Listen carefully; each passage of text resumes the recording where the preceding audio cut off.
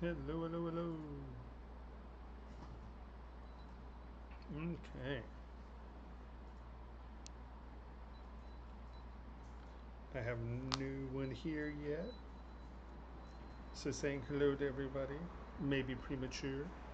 I have no idea how my levels are. Hold on. I guess I have to test to see if we are on. Twitch is fine.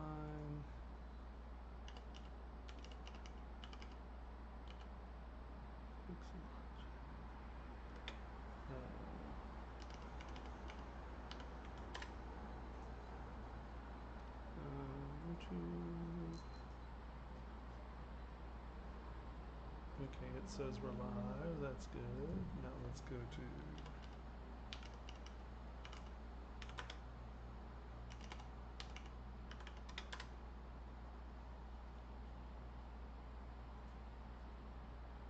No, Facebook, right?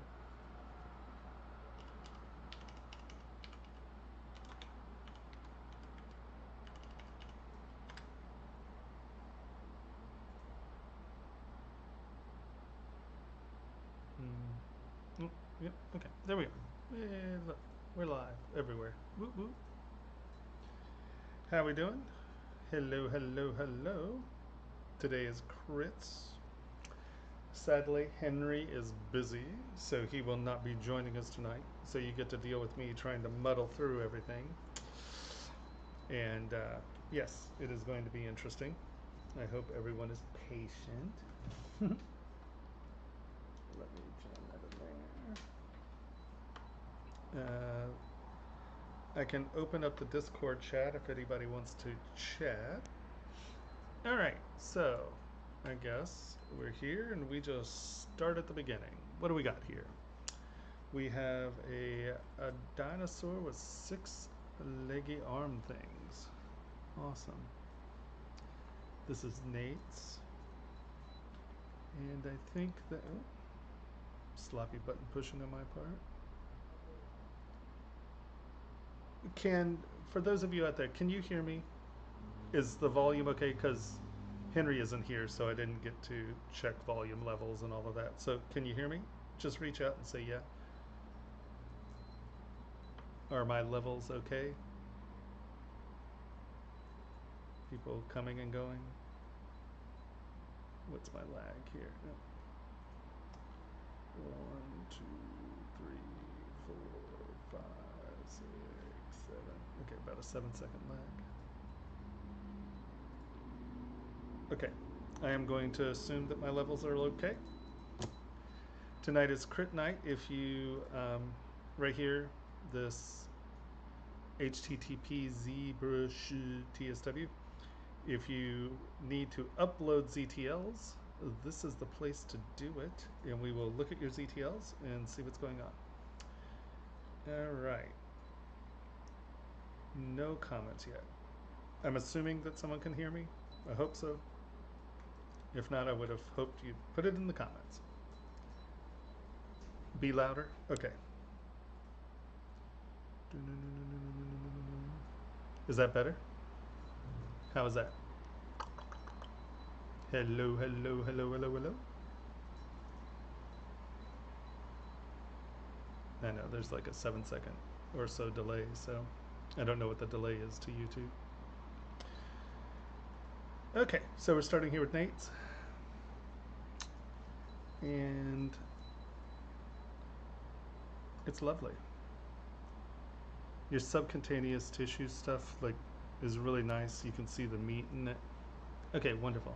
Thank you very much. I appreciate it. Your scales, I like how it does go through the skin to the textures. Your textures are really nice.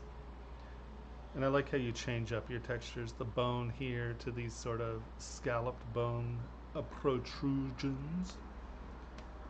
Your posture is really, really good. It's very dynamic. Let's take a look from the top.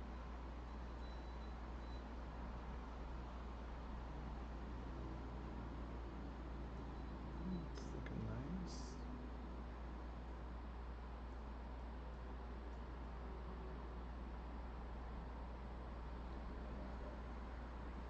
You did a really good job with your integration with the armpits. Um,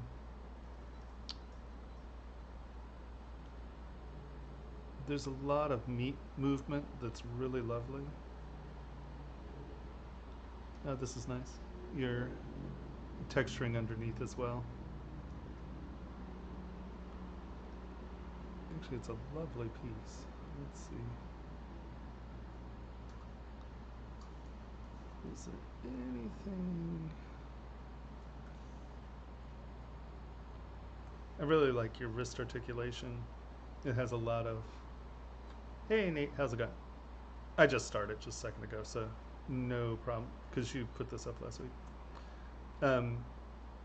So I literally just started. So I was just saying that your subcutaneous tissue, like being able to see the muscles, but there's also fat between them, or there's that muscle fat between, and you see it moving underneath. Your skin works beautiful.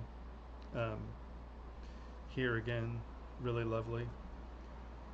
I really like how you change up your scale, like sort of flesh to the dinosaur bump, and then your protuberances have the different texture, yet it still has some reminiscent texture to your bumps, and your horns, are these weird lumpy horns. I mean, all in all, it's really nice. I like your hand posturing. Your motion is actually really nice as well. I like how the tail doesn't have an S curve. It's a little bit more like those armor plated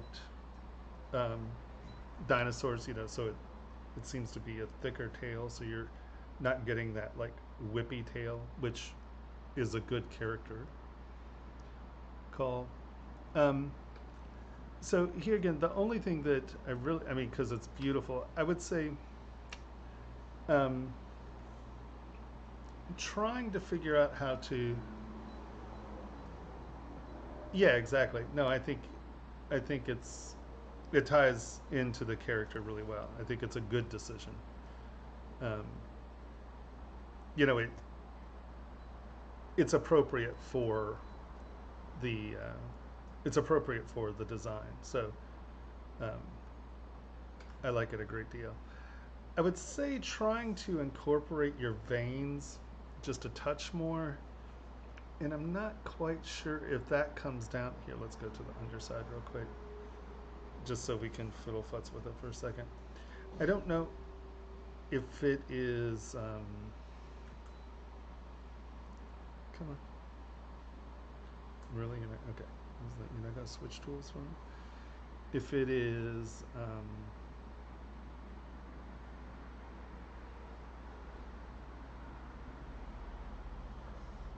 see how my brush is just a little softer on the edges, and it makes it feel like it's just sitting a little bit under the surface. I know it's real subtle, but I think that trying to figure out how to get the veins to, I think a softer edged vein brush will make the veins feel a little bit more subcutaneous, so they're not just, because there's still that, like the myofascial tissue between the veins and the outside, and I think just a slightly softer alpha, because this is pretty good right here, but it just gets a little ridgy, because whenever you get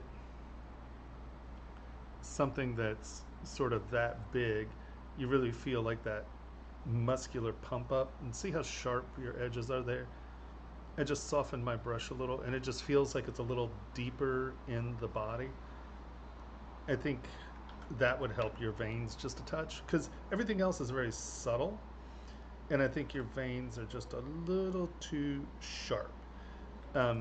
And now the other thing, and I mean that's just purely taste, I just think they stand out from the subtlety of the rest of the texturing. I think they're just a little too punchy, or a little too hard edged. And then also, if you plan to print this, like if this is for printing, I say this a lot, everybody hears it, you probably know what I'm going to say, I would come back with SK Trim Polish and just knock some variation into your texture a little, just so it's not, you know, 100% texture, just so, like on the elbows, maybe you rub some of this down. You know, just so there's a little bit of break in the texture. If it's not for printing, you know, hey, Miko, Miko, Miko.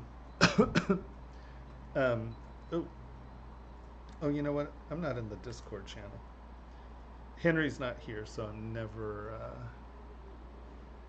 prepared. Oh, Jesus. Come on.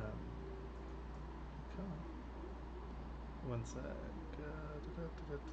Voice channel. There we go. Twitch streaming. Okay. Okay.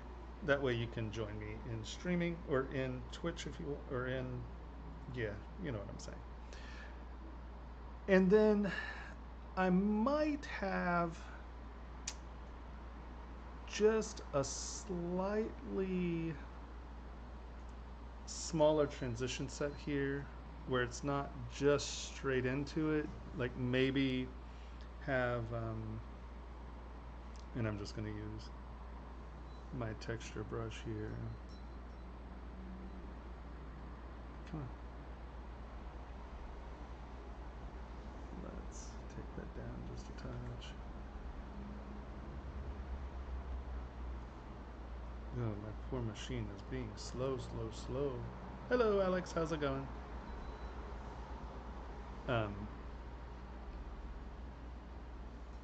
First I'll turn lazy mouse off.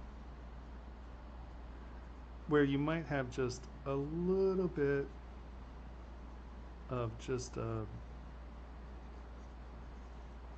slightly bumpier transition here, where it doesn't go straight to the scales, but where you have sort of like bumpy flesh first, you know. And once again, it's just something to think about. I'm not saying it's a definitive answer. You know, unless you're trying to make them feel like plates, which, I mean, obviously you're heading in that direction. But it might be interesting to have just a slightly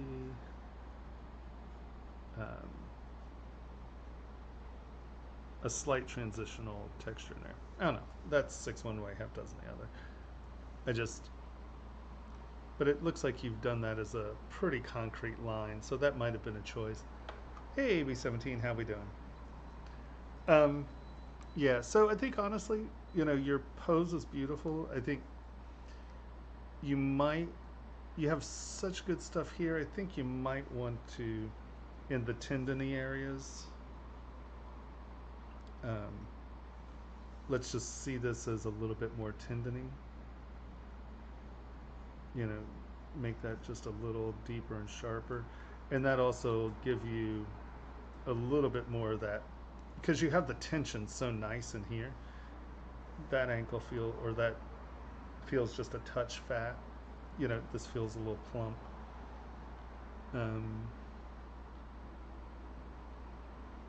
Your pose is good. It's interesting. You know, it's not too contrapposto just because it's a fat armor tail. But the curve's nice. Yeah, no, I think it looks great. And for those of you who didn't see it, he did do painting.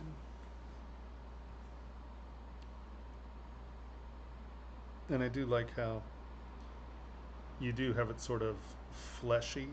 You know, this is meaty, fleshy, and it goes into the armor plates.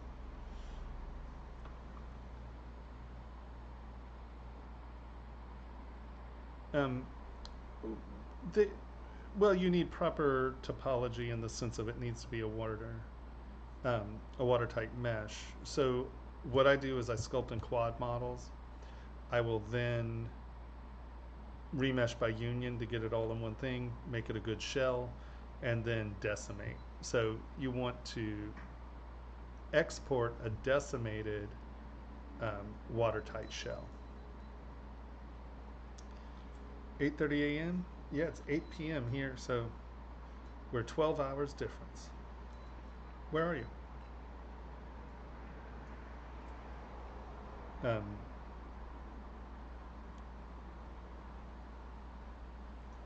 Love it, Nick. You killed it. You have any questions on that? Any questions? Anybody any questions on this one? It's only just really, really subtle stuff. I think you really have, you really did a great job with them.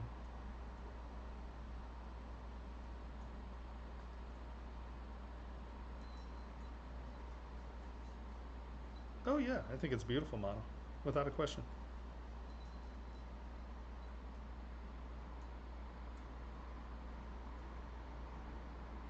It's a six-legged dinosaur meat guy.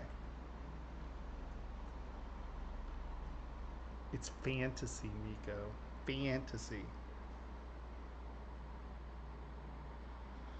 Well, Antonio, it comes down to time. Put more time into it. I bet that I've been sculpting longer than you've been alive. That's a 50-50 toss out there. Yeah, no, that whole thing about, your 20,000 hours and then you're, competent at something. It really just comes down to just doing it over and over and over and keeping doing it and keep doing it and keep doing it. We're always like, oh, these kids are so good, oh, the kids. It's because, a kid doesn't do anything but sit around and draw all day, so, or sculpt all day, or, fiddle futz all day. I mean, that's all I did. So it really is just putting the man hours in. I think that is the number one thing you can say. Alrighty. Yeah. Okay. So let's see. Who's next? I'm just going to do these in order because Henry's not here to tell me otherwise. I'm sorry if some of these are not in the order they were brought in. Alright, what do we got?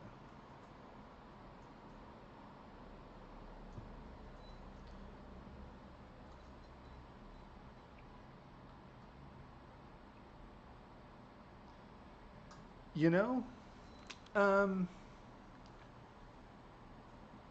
there is, God, what's his name? There's a brilliant book on ants, and it's like the end all be all of ant books. And I learned a lot about ant anatomy and stuff. Um, Gosh, what's his name? One sec.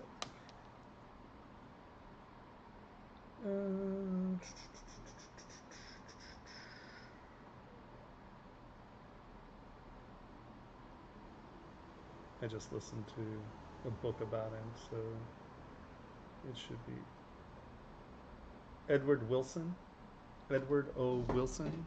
Hold on.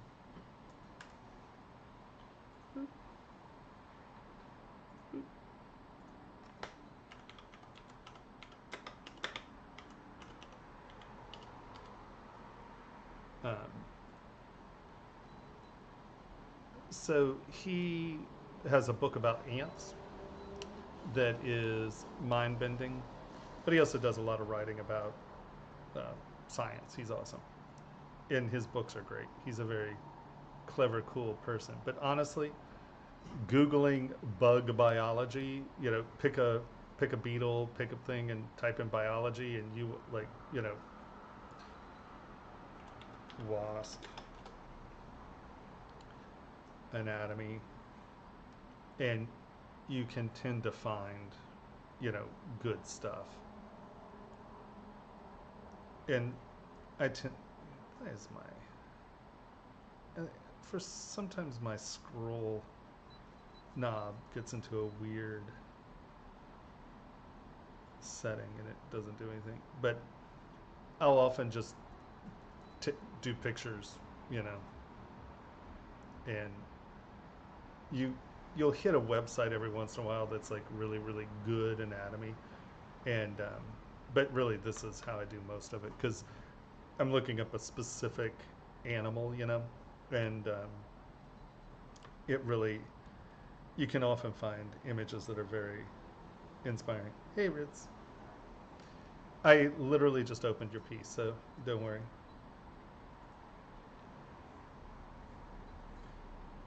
All right.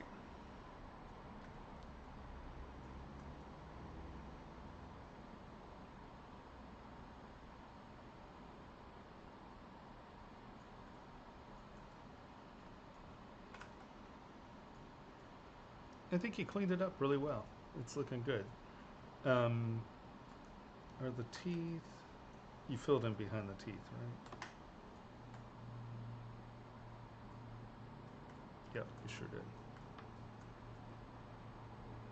Yeah, honestly, that was one of the only major issues was the gap behind the teeth.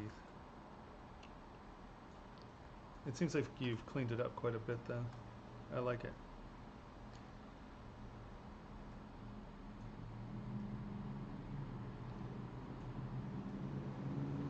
The one thing I would consider, you have this like nice hard edge here, and it looks like it's two faces, you know, on this dome. You might want to think about having this edge just here at the tip sort of feel the same as right where this has the same feeling as these, and then that way this actually looks like this cranial dent, and it ties the two faces together a little bit. um,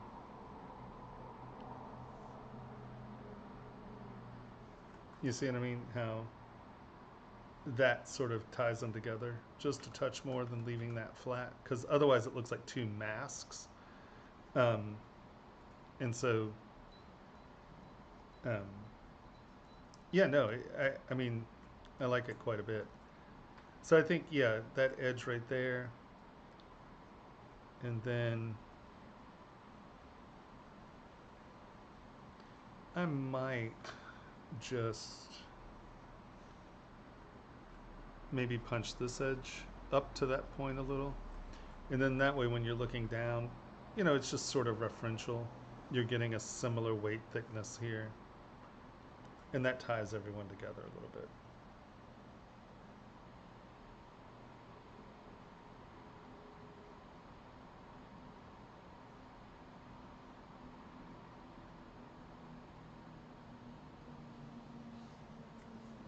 And maybe just a little bit of line there.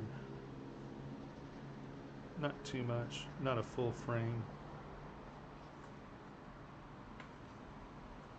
But something that, because, you know, you have these sort of frame lines, right? And then you have this frame line. Put a frame line there. Like I said, maybe one there, maybe one there. Just so it doesn't look like it's two masks sitting on the surface, where it feels like it's a little bit more integrated in the whole part. But you did a great job with pulling it together. Can you show your brushes? Um, like these? Or all my brushes? Right now I'm a little brush heavy. Uh, I don't know if my brushes are really something you need to see. I've been going through and trying to find a handful of brushes, and so I have a lot of brushes in my brush thing at the moment. So this is not how your brush folder should look. uh, this bad brushes, bad brush. Is that what you needed to see? What's really funny? All right, Nate. Thanks for being here. I'm glad we got you in first. Um, yeah, no, it's a mess. Like I said, that's probably not how you want your brush folder. Like I said, there are a handful of brushes that I don't really make my own brushes, only because I just haven't sat down to really learn. And Pablo makes such good brushes. I downloaded or I picked up a couple of his brush kits, and so I'm trying to, um, like I, um, like I really like the settings on this bone wall, but what I do is I just change the alpha, and so this is just a really great brush for me to make really fast alphas, and as long I just set it in there and I know that it's going to work, I know all the settings are there. So like some of the fabric brushes and the clay brushes, and so I can tune it and get the 5 or 6 brushes that I really want out of the sets. But I've been busy, so oh, I'm glad someone's out there working it. Yeah, but SK, the SK brushes, Sakaki Kauru's brushes, I strongly recommend. He's a really, really great brush maker, and oh wow, that's a really big lag, isn't it? Yeah, Sakaki Kauru's brushes are awesome. I don't know if anyone out there has the link to Sakaki stuff. Um, Henry's not here today, so he has all the links programmed where he just hits them and they come up. I'm not that well organized at the moment. Sorry, guys. No, but I think he killed it, Riz. I mean, like I said, I would just put a little line here and maybe on the outside edges, just so you're tying the form in and it doesn't just look like 2 face masks. But other than that, I think you did a great job. Now, I would say this, just looking on the inside of this, um, I would probably, hold on, let's do this. Because right now, see, you have this, these are pretty pointy. Boop.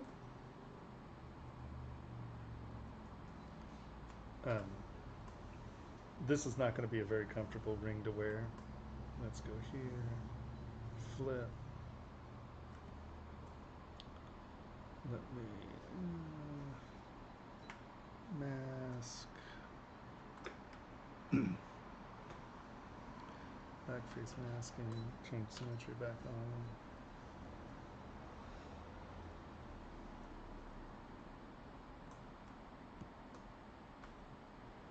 Nope.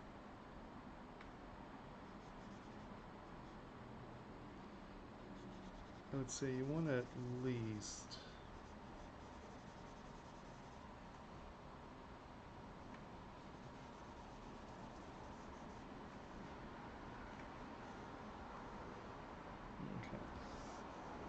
turn this on transparency.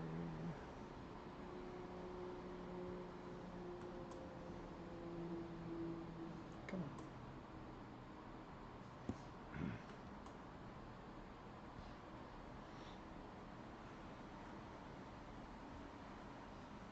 Okay.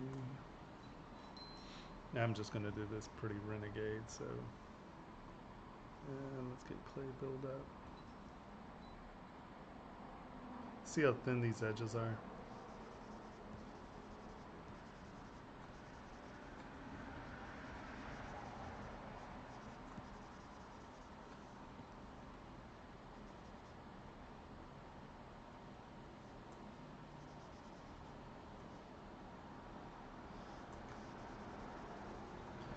You want where's my band? There, hi Jacob.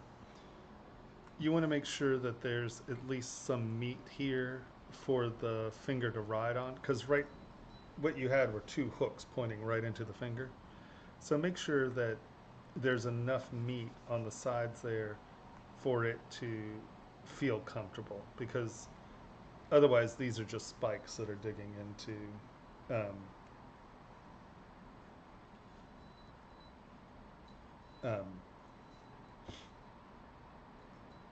does that make sense?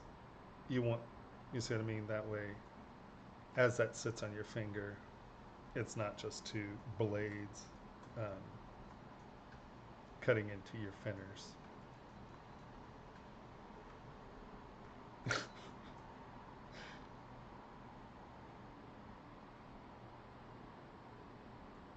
Yeah, you just need that special brush. That's all you need. That one special brush. It's called clay tubes. Learn to use it. That's the only brush anybody needs.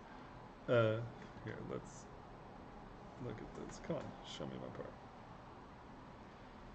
Yeah, you got a little.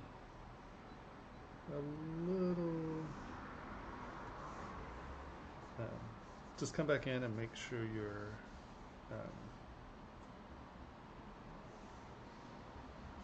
finger's round.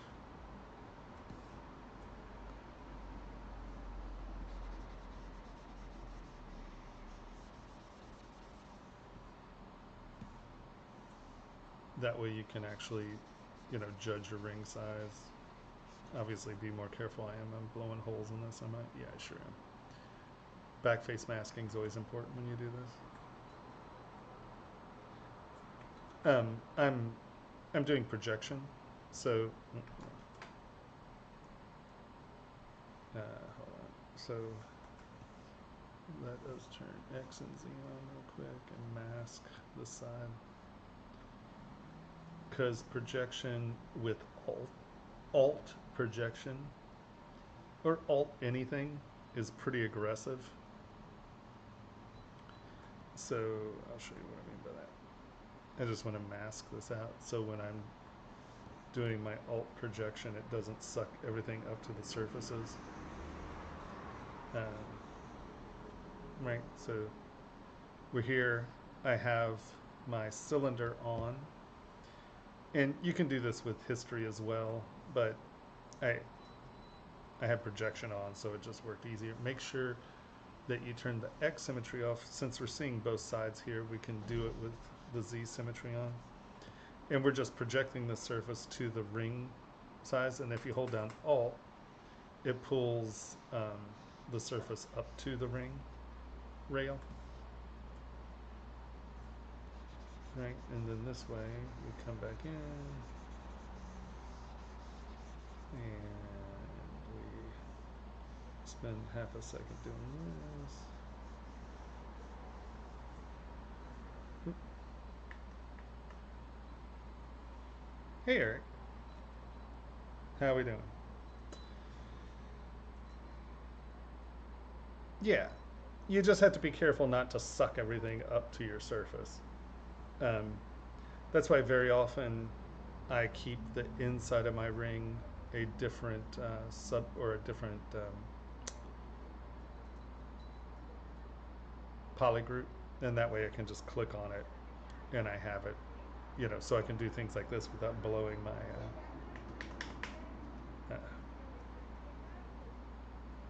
oof. Machine is being slow today.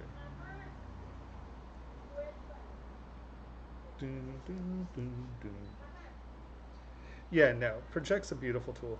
Now, I also, like, if I have to sort of pay more attention, I'll do it with history.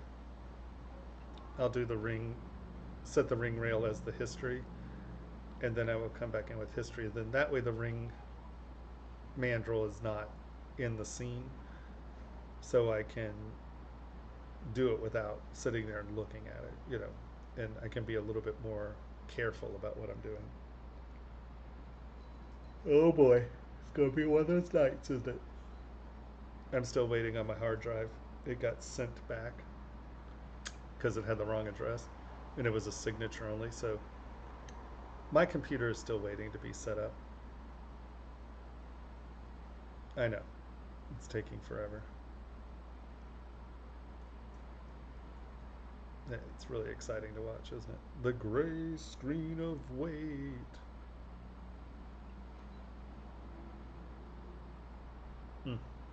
Killing me. Oh, this is probably saving to my really slow external drive too. Could be it. I see it flashing over there. Not helpful. Anybody have any questions while we're sitting here waiting for this to save to a really slow external drive?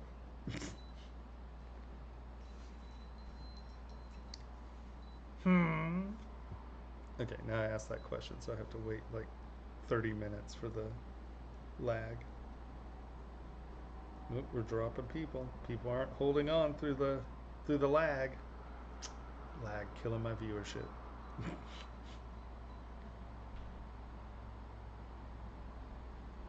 Okay. I know this is compelling video.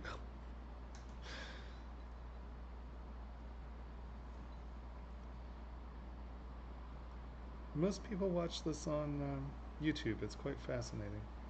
Did you see that, like the poll they did recently where it was seeing what, I think it was like 16 to 28-year-olds, they're rating which social media platforms they use.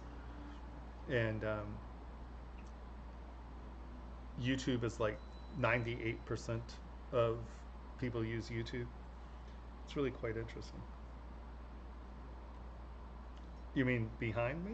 Yeah, those are real flowers. Oh no, these aren't. That one is. This is the cat stand. The cat attacks that, so yes, no.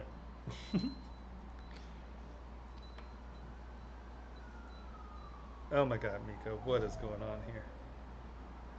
I'm blaming you for this. This is your fault. Not only is it your fault, it's just, I tried to stop this, but I have all this loaded. I don't want to stop it. Wow. You're all holding out. Hold out. It's happening. Jesus Christ. It's just so frustrating. The gray screen of wait. I can't tell you how every day I'm using this, basically a laptop. Every day I use this without using my computer, it stresses me out. It's so slow. And things like this happen. And today it's been excessively slow for some reason, so. Yes, I bet this doesn't happen to Mike Thompson. Wow, look at that. Woo, super exciting. Okay, so once, that's the one thing you have to be careful about, because we did it from underneath. If you cross underneath, it'll project up to that. So I'm just holding down Alt, and you can see that it pulls it up to that surface. Right? You can see how it's pulling it up into it. So that's just a quick way of getting your rings back to their ring rail. But like I said, you have to be careful about which angle you do it at and stuff, because it will, see how it sucks it up. So you just have to be careful with that. There you go. So that way, as you're wearing it, you have more room there for comfort, because the other one would have hurt horribly. But yeah, looking good, my friend. Do you have any questions?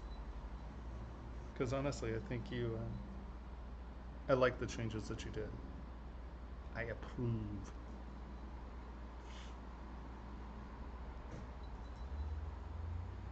Okay.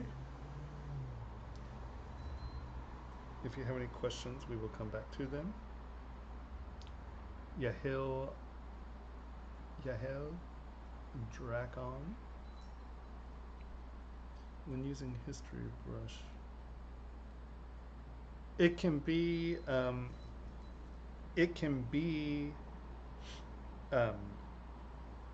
history brush can be a different brush or the same brush. It or subtool. Here, let's go to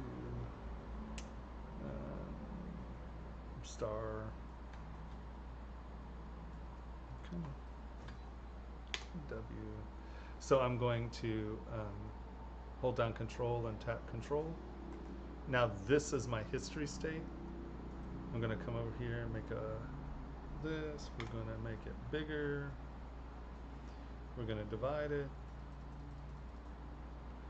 And then this way, I go to my history brush and let's make my history brush bigger. And you can see that it's going back to the star. So your history state can be in the same subtool, right? And I often use history brush in the same subtool. Like if I know that, here, we'll make this our history state, and I know that I'm doing something that's sort of crossing over and such, and I got this, and you know, we're kind of doing this. This way I can grab the history state, come back in, and clean these edges up, right? It allows you to do that. Now this seems a little not interesting, but where this is cool is that, you know, see now my computer is just like killing. Like if you have textures, here, let's go noise, surface, noise,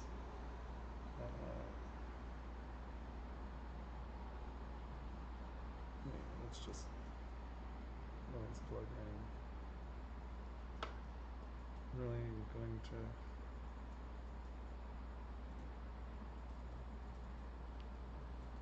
oh my god, really?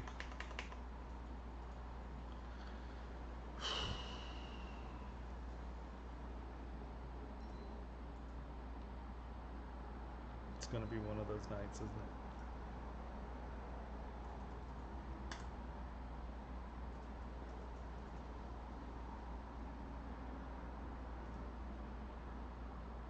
Look at that. What is it doing?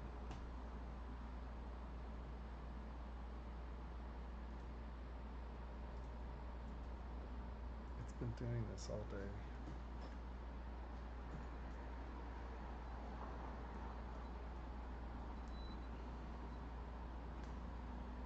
Oh, yeah, well, you can cross-pollinate completely different tools. It's not even just subtool. It can be in a completely different. Oh my god. Okay.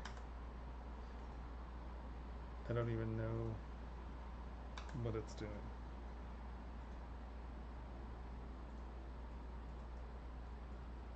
Look at this. It is just.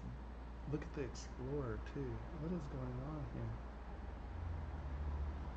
Why is my Explorer blowing out? See, you're causing trouble.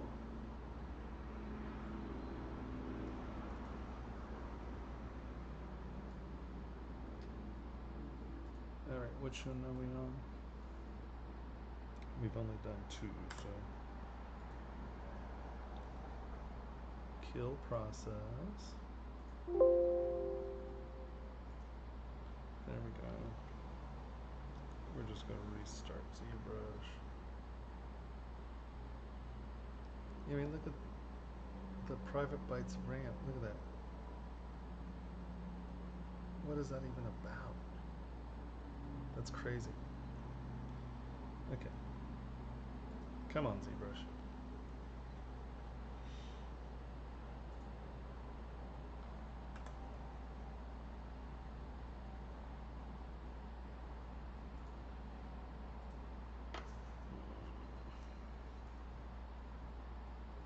It is Y2K. Actually, I think it's Why Me Today. Okay, yeah, thanks. You just crashed. Let's see if we saved. It was trying to save and then it blew up. Did we get a save in there?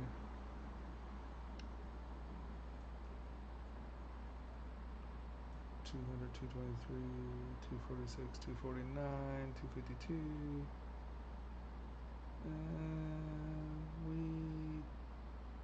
We did. Good. That way I don't have to reload everything.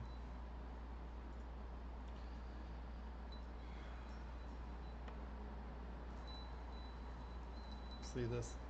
This is a wall of joy.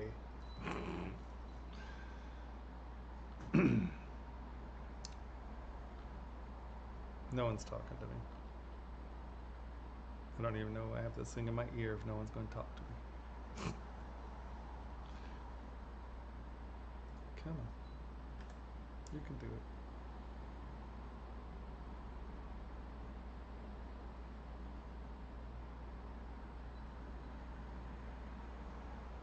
Come on, show me my chat.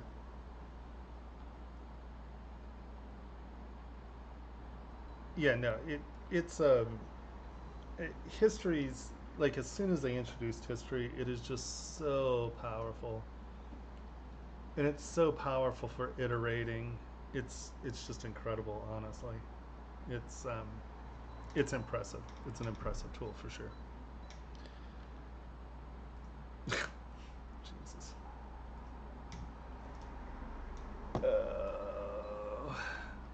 See, Henry goes away and my computer decides to fall apart. I blame Henry. It's Henry's fault. It's all Henry's fault.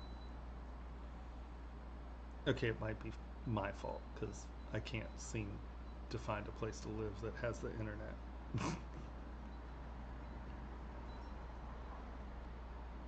Maybe I should have brought these tools in one at a time or something.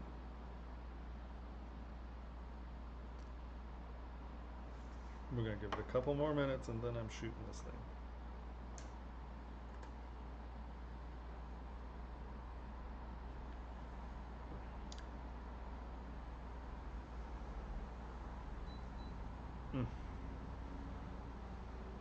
It's going to be like that.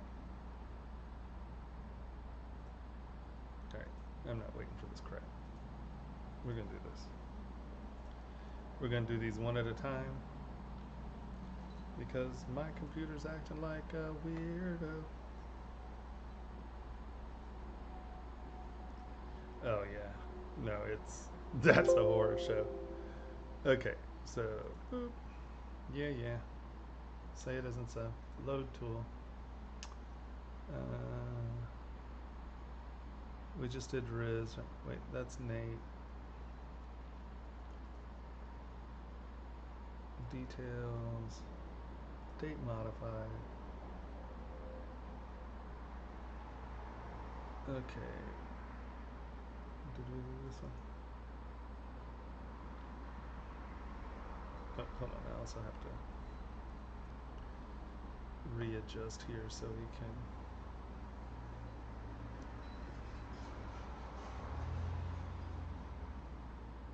Is it literally? Is this like the one tool that's crashing here? Okay, here we go. Alright, let's do this. Boop. And then we need to do. Wait, where did you go? Now I want to do that. There we go. Now I want to do that. And then I want to do that. Okay, there we go. Woo.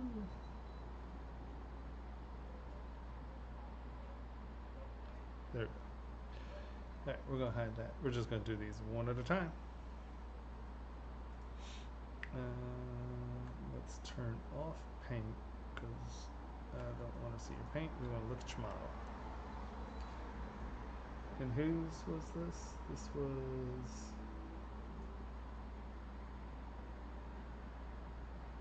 Yotishi Kumar. Alright.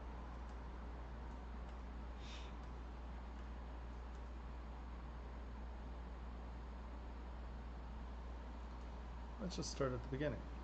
Your rocks. Your rocks aren't looking bad. They're still just a little soft. I find that here's another really good use for crumple. Yeah,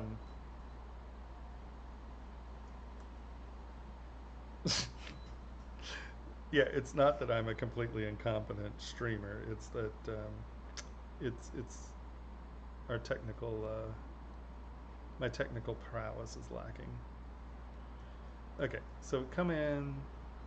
Once again, we have to hunt through my billion brushes right now. Where's crumple?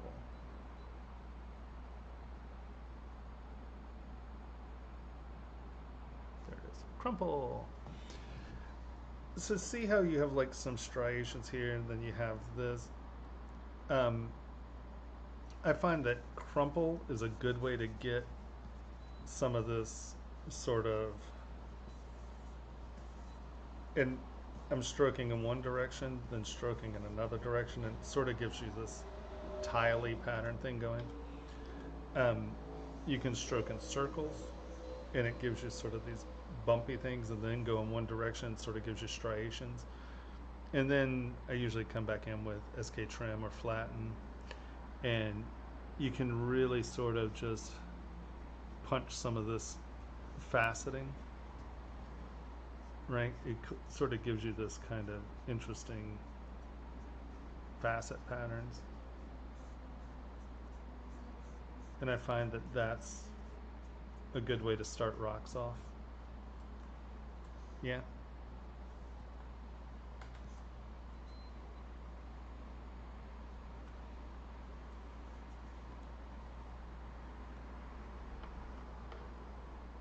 Yeah. No, it's super fun. I will, when we get through, we'll do a second round of downloads. So I would try to keep it a little crisper, and even on this, you know, even if you're just using SK trim or H polish or flatten, just coming in and making this stuff, because you're trying, at least what you're selling me here is sort of rocks with these facets in them. And usually rocks with facets tend to be sharper, you know. That way they just don't look like lumps. And then your radial symmetry looks great. Your hammer is awesome. So let's get to our guy here. Uh-oh. You don't have these separated out, do you? So you're not being used, you're not being used. Right? Is anyone else not being used? No. So let's go here. New folder.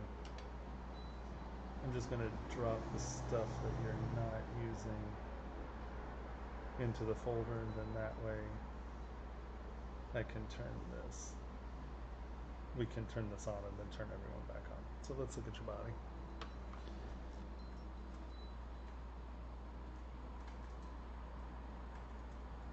Okay. You know, you actually got your armpits good. That's usually number one problem, is people missing their armpits. Looks good from the back.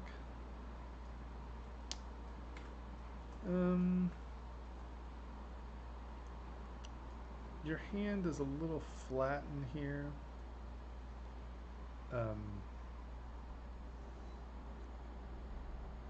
Usually a thumb. Now let's go down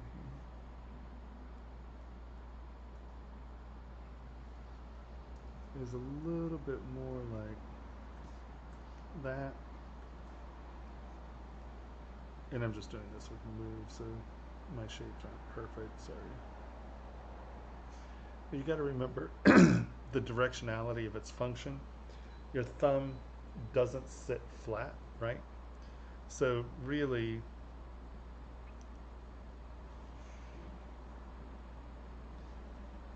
well, I should just grab.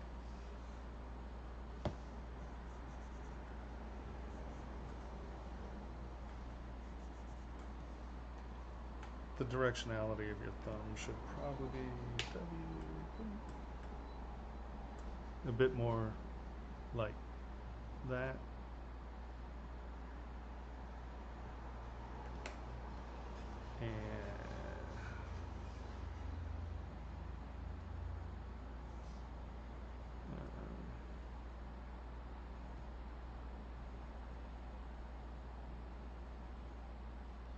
And it's also, it's a little back and under, because this is look at how it is, right? This sits here, and then this functions underneath, right? If you look, you can bring it out here, but this is your standard function. So it's not sort of sitting like that. It's definitely down under. So just remember that the shape of your, this little area here, I'm going to just break this up into rough shapes. Where is my clay tubes? And see, Henry's not here to talk about hands. This is a facet, basically, that sort of lines up with the side of the finger.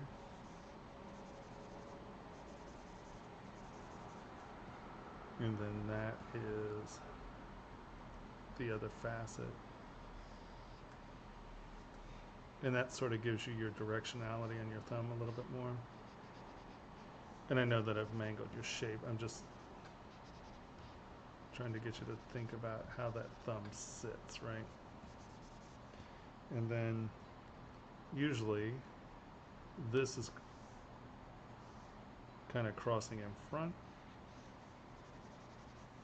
and then your thumb comes in and under that, and it's sort of a scoop there and then a scoop there.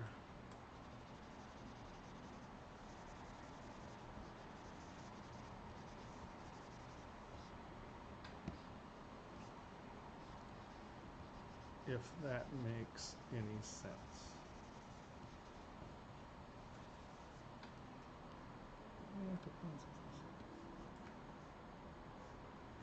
Why is this having so much trouble?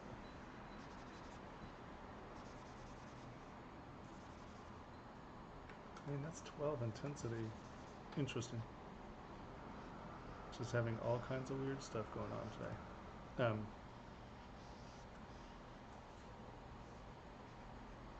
Right.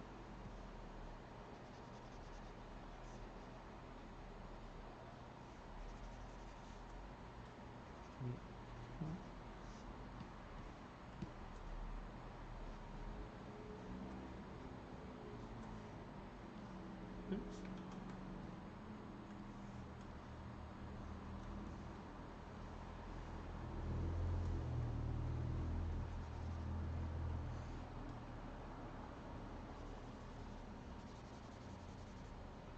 That is so weird.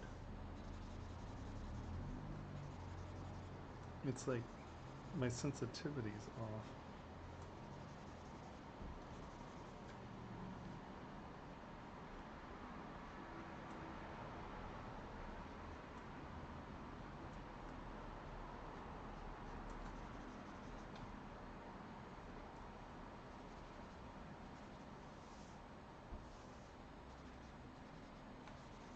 Okay.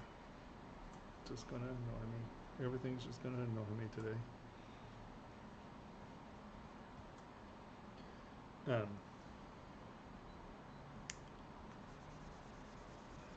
And see, it's moments like these when Henry can say, Tomas, you don't know how to do hands. But it's really about this being in front of this. It's not a flat thing, it's actually down and under, especially at a relaxed state. Alright, now, oh, I didn't mean to have symmetry on. I wanted you to see the other side. Okay, so we have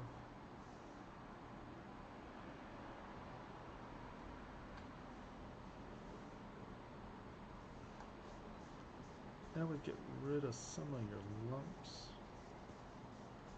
Because your anatomy here, once again, is not bad. It just got a little lumpy.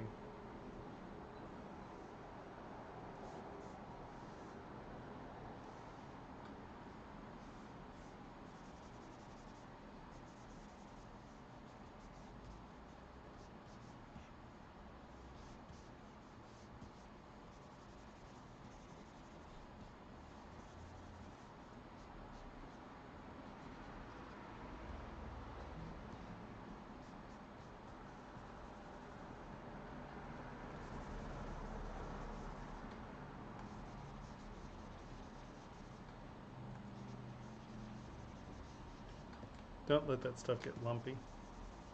Because you can see even smoothing it down, that's totally going the wrong way, but you know what I mean. Because your anatomy's good. Like, you know, this shape and stuff is actually quite nice. You just have these odd lumps that you want to take care of. And feet.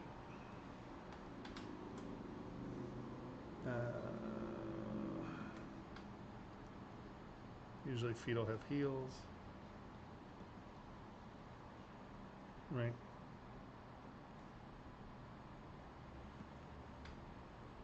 Ankle.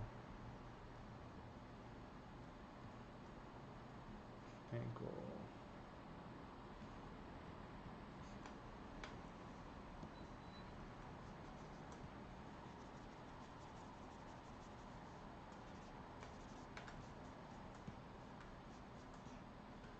Tendony stuff.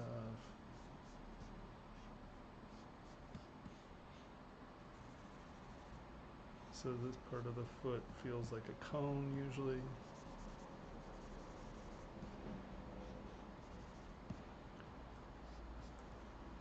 You have an arch.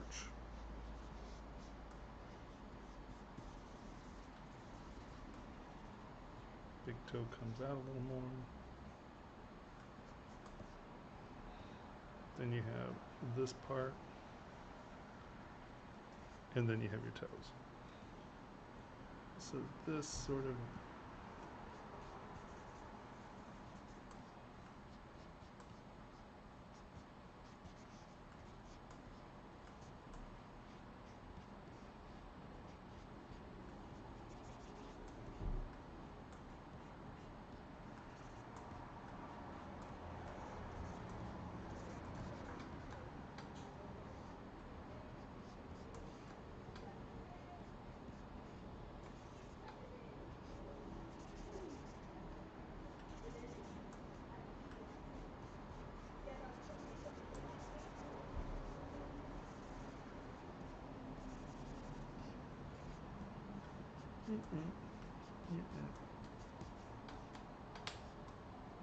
see how that feels a little bit more like a foot.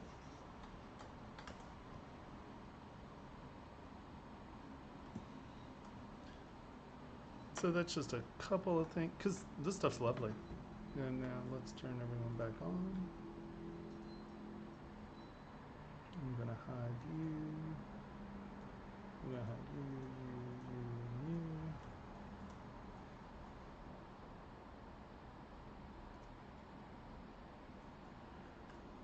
Your fabric's not bad, but this is where I tend to use SK Twist, which is one of Sakari Kaku's brushes. It's actually a hair brush, but I use it. I've completely, absolutely, and utterly commandeered this brush as a edging brush. And so make sure these things have some gravity to them, because these are actually pinching over and under. So, you know, these will actually have some crossover. It's not just a soft edge, because this is pinching in. Right. See how that has directionality to those folds now? So just kind of wrap your head around the folds where they're actually cutting in and out. And now this is where Pablo has some lovely fabric brushes. Where are they? Wow, I really opened a lot of brushes. Here we go. He has like these fold brushes that are really nice. And they also have like these where you drag them in, and you know, that's sort of these wrinkles.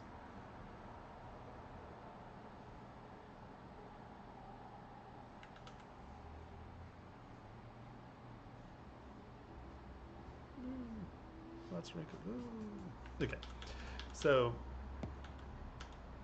I would work on your folds a little bit, but I mean, it's not horrible. It's good. And now let's look at our face here.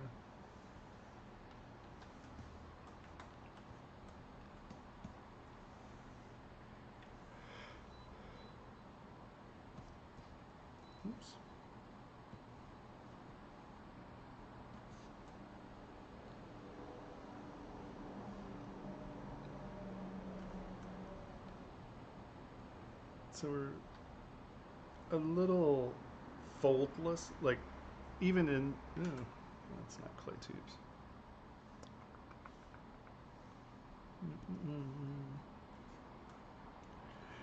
Fabric's hard. I mean, it's hard to, the real thing is just take silk, take fabric, take wool, take cotton, drape it over a chair, look at it, and sculpt it. It's the best way to learn how to do fabric is to actually look at fabric. Just get some of these like meaty transitions to have a little depth to them instead of being flush. Here, hold on. Let me turn symmetry off.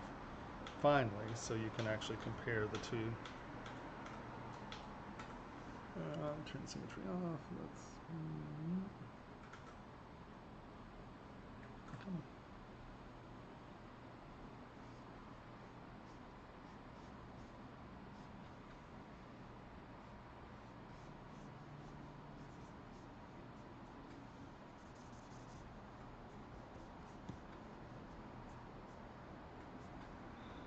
And then, even if you have, I'm not sure where his lip line's supposed to be. It could be all the way down in here.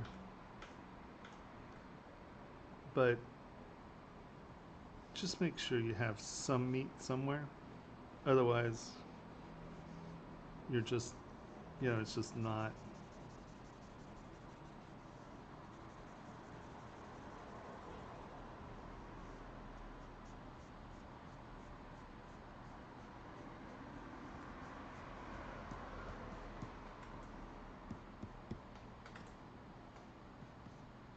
And like I said, you get to obviously decide on where it is, but you want to make sure that there's something going on there. Also, usually, unless it's an expression, these are actually going to be touching, right? As opposed to having a line there. And let's...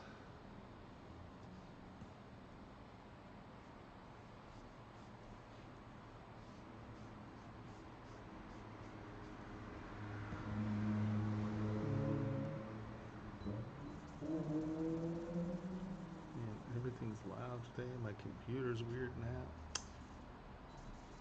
See, Henry takes a day off and the world falls apart. See, Mika, you can blame technology. I can blame Henry. No one believes that it's true, but... And then eyelids. I'm just going to knock this back for a second.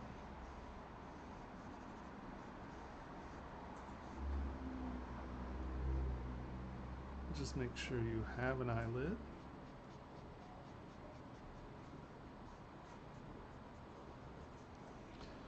And let's give it a little ridge here just so it becomes obvious.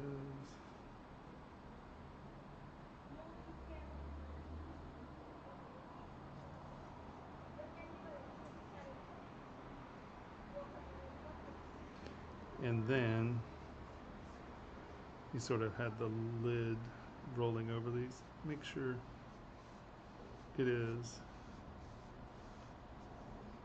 meat that's going over something else. And that's why, if you're not quite sure, doing your first lid and then deciding on how the second lid is sitting on it or the brow meat is sitting over it.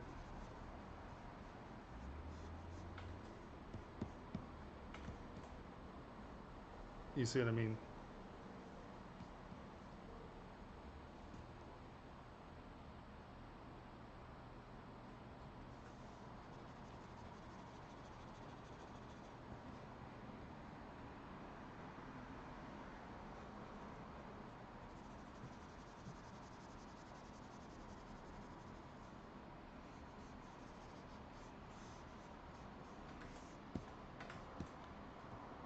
Does that make some sense?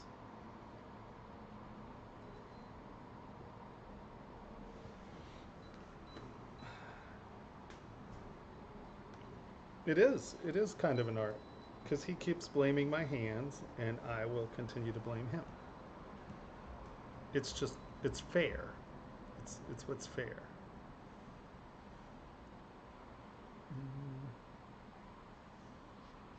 Usually the back of the ear has this little cut, and that's the hollow of this. This is sitting pretty far, which just, it's not really that the ear's in the wrong place. I think it's that you've cut this in. Don't dig the ear into the skull.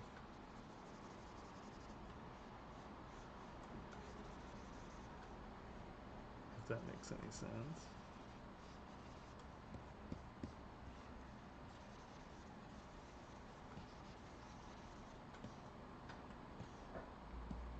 Ears a little. I'm not saying that people don't have ears that look like that, but it's a little flat.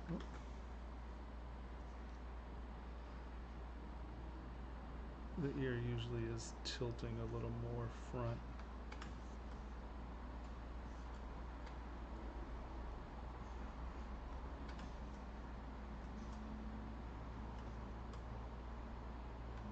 Not to the side.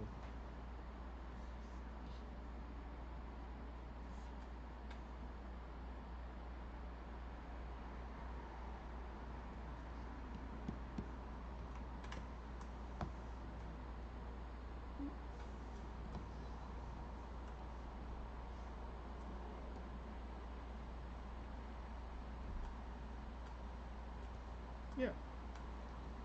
Just some ideas. Do you have any questions on that?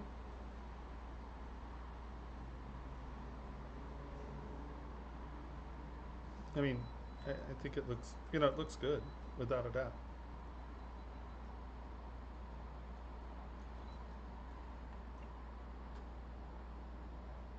Yeah, you just have to remember the ears sort of, they're not pointing sideways, they point sort of to the front. And, you know, if you think about what they're doing, it sort of makes sense, right? You have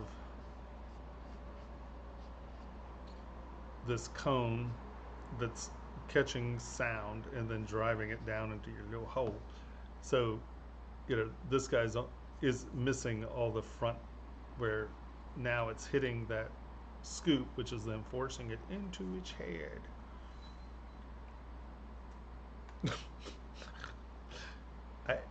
If you did remember, I did qualify it. I did say, I'm not saying that there are not people who have ears that look like that. So, to be fair, there's always outliers. You have any other questions here before we move on?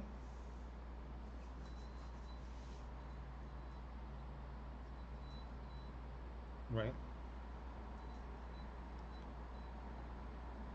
No?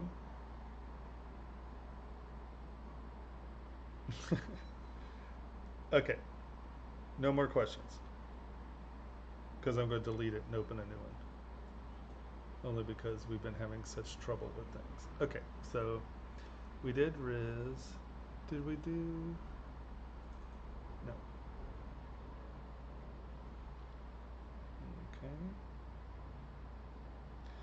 The head does look small for the body, but at the same time, it's sort of that. I mean, look, the arm, the upper body's really long.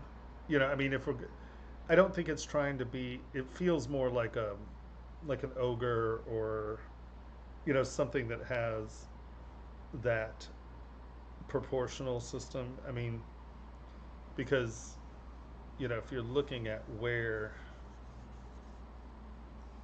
that's not proper proportions, right? But if you look at how big this is, because the head's actually fairly in proportion with the width of the hips, it's that this is dramatically bigger and longer. So I'm assuming that this isn't supposed to be a person, right? It's like an ogre or something like that, because your nose is weird and you have no lips. But I'm feeling an ogre-y sort of orky vibe here. So that's why the head being small doesn't necessarily bother me, because if you take the legs and you go one, right, this is supposed to be 4 head lengths. If we look at that head length, you know, it's pretty close. And making a head small on something like this ties into that character, I'm guessing. They're like, no, it's supposed to be, you know, Brad Pitt. Okay, now we have a problem.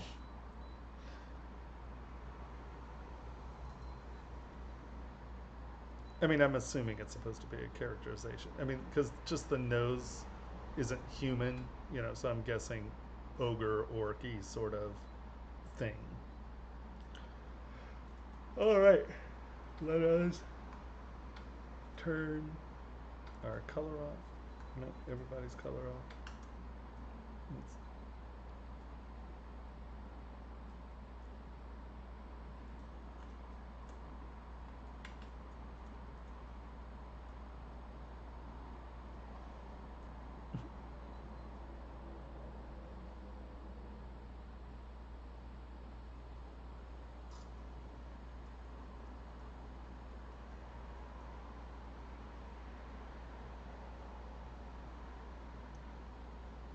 Let's use fun.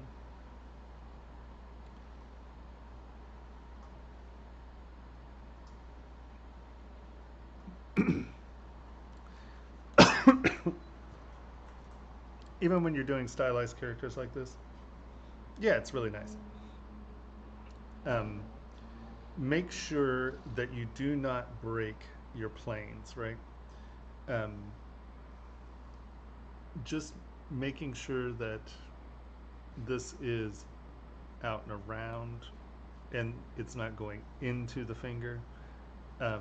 I would probably get this on the trigger because it seems to be, you know, like an action pose, so I would say that would be on the trigger.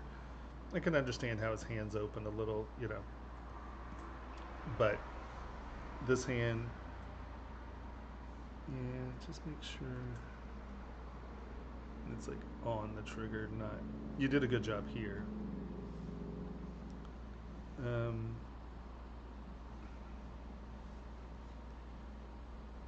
I would probably try to have just a little bit more meat there so it feels like it's pressing into the hand, you know. You want to do a symmetry, yeah. And like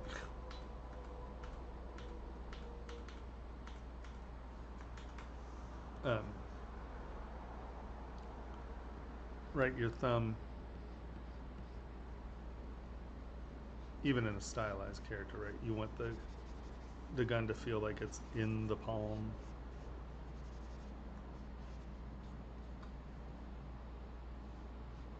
I'm just adding a little bit of meat there, and maybe a little bit of meat there. And now it feels at least like it's sitting in the hand, right? So just make sure you're not just cutting into the model. Here again,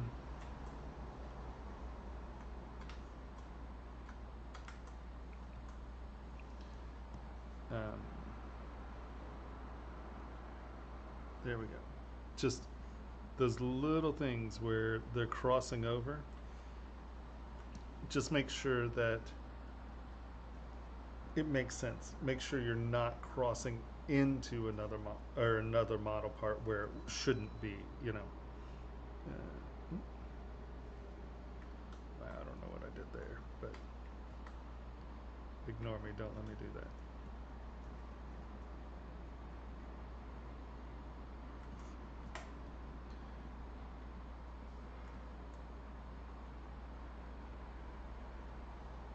Because he's fun.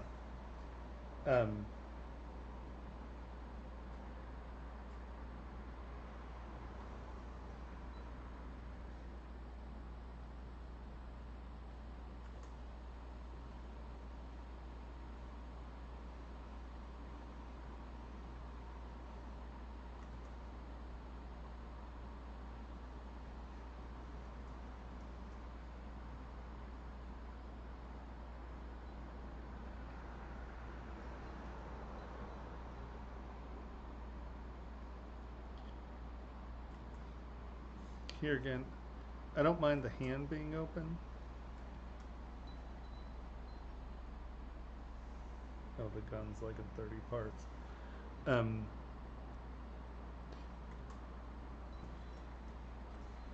going to move the hand, and I know this isn't, it's not right. I just think that by having it sitting in his palm like that just a little bit more, it makes sense. You know, it's not a problem that his hand's open because it's resting in that meat. So you might want to just reevaluate that. Because even stylized, you want it to sort of make sense, right?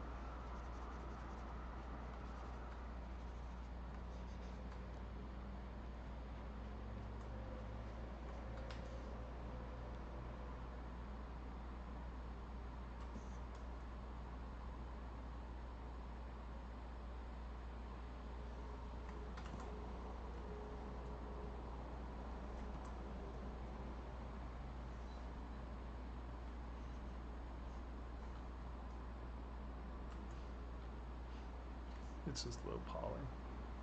I was going to say, make sure these lines are crisp.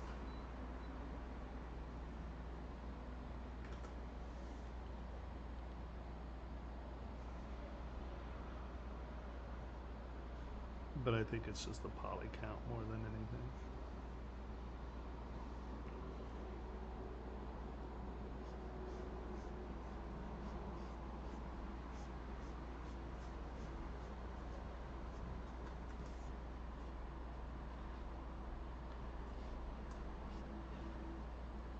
No, he's a lot of fun. I like him.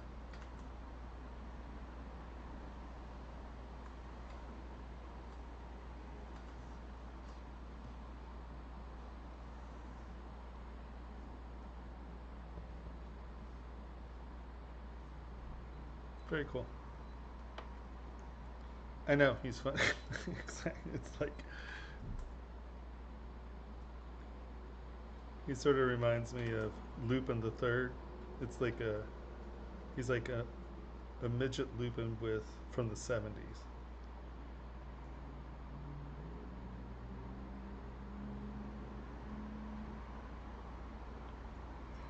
Looks good. I like him. All right.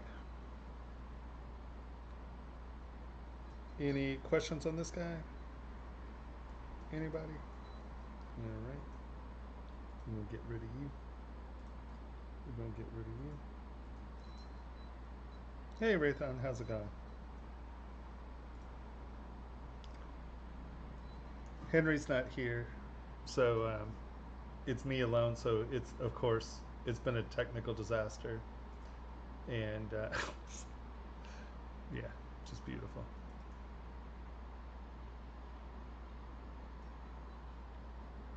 Things are crashing and lagging and chugging, and no one's talking to me, and I have this noise canceling hair thing in my ear, and there's no point.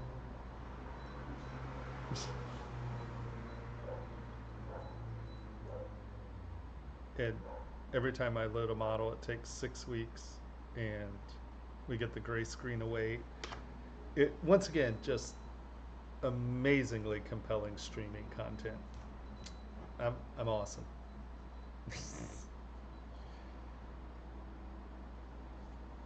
Yeah, I think it's really, if I turn,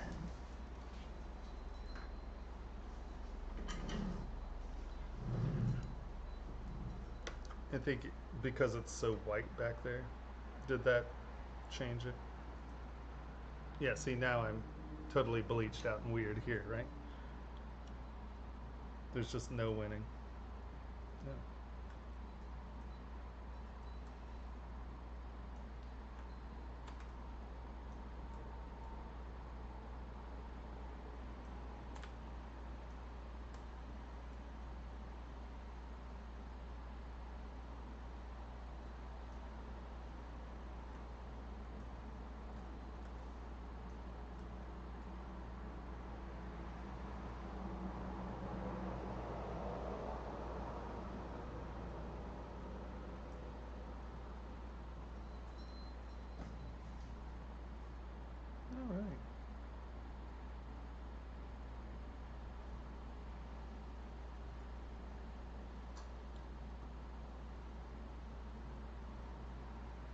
not being pervy. I'm looking at her hips.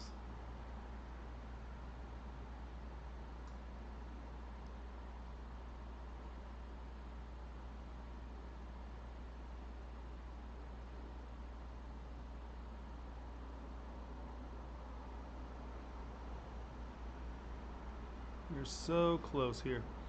So once again, talking about having things overlapping and stuff, these areas here, because when you get a model that's this nice, you want to just make sure to get everything tight, and that's where the move topological brush works really well. And you just want to make sure that, come on, that when you have these things, they actually resolve. They don't, you don't have weird crossovers. So you want to just make sure that, like, when things are going under something, they go under it. Like this little intersection, like these little intersections here, how you see these crossing over. Just take a little time and get the things that are, you know, just make sure that they're not actually cutting into one another. Oh, did we just crash? No, no, don't do it. Ah.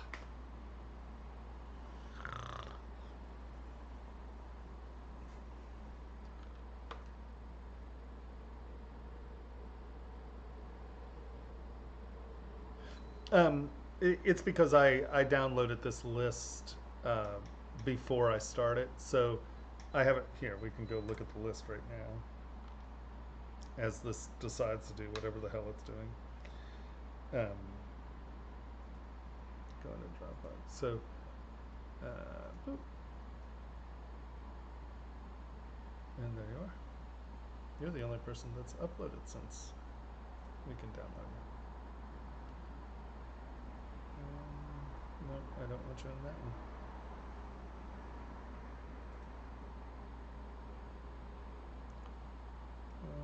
Where are ya? Pixelogic Crypt uploads. We'll go here. But Keith, you uploaded a ZPR. Upload ZTLs. Because I don't want to go into your environment. But I will just pull the tools out of this. When you upload, make sure to upload ZTLs, not ZPRs. Alright, we're going to give this a few more. There we go. So, once again, as you can see where these are crossing over, just take the time and make sure that they're not cutting into one another, because that's the difference between like a AAA model and one that's not quite so AAA. And I mean, like, your face is wonderful. You know, this stuff's great. The clothing's good. You know, the nice wave in the fabric's nice. You know, her leg anatomy is good. The shoes are lovely. You know, but that hand's really small. Is the other hand really small? I love she's in like 7 billion pieces. Come on, give me a hand. It's not a hand. Give me a hand.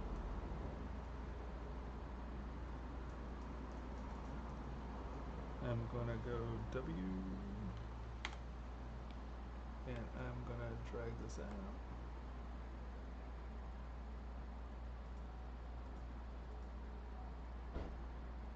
Duplicate. No, no. No, I don't know. Cancel that. What are you doing? That's fascinating. I knew that you could duplicate a folder from here, right? You duplicate a folder. But look, if you don't have it open and you hit duplicate, it has to duplicate the folder. I've never noticed that. That's cool. No, we don't want that. But if you open the folder, you click on this and you go duplicate, it duplicates the hand. That's interesting. Okay, so this is our one hand. And let me just rotate it around here. And look at the size difference in our hands. That's dramatic. So make sure, I know this is going the wrong way, but I think that you can see, here, let's mirror it. Mirror. Delete higher, delete lower, a mirror.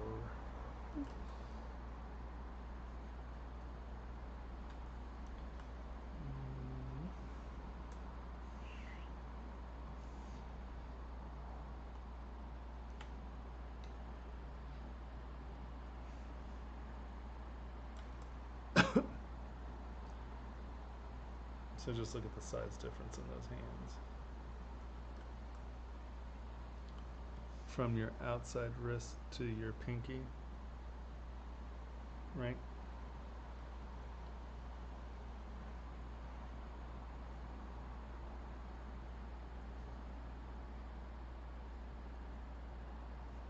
You shorten that up to get it to go around the sword. So what I would say is you probably want this hand to be, let's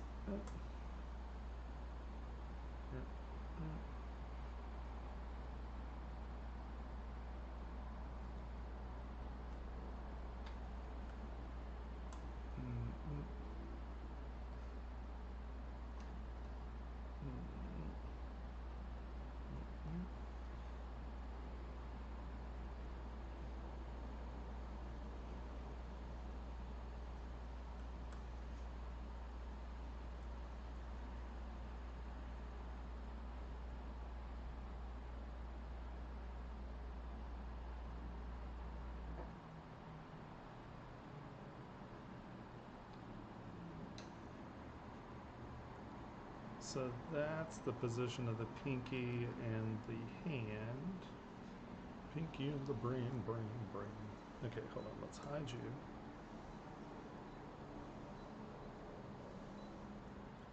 And let's come back to you. And so that means that you want that to kind of be, I know the wrist is pointing in the wrong direction, but if you want it there, she's cocking her hand, right? You can't make it, so you need to move the sword to the hand, not the hand to the sword, if that makes sense. Because you made the hand super small by squeezing the pinky up to the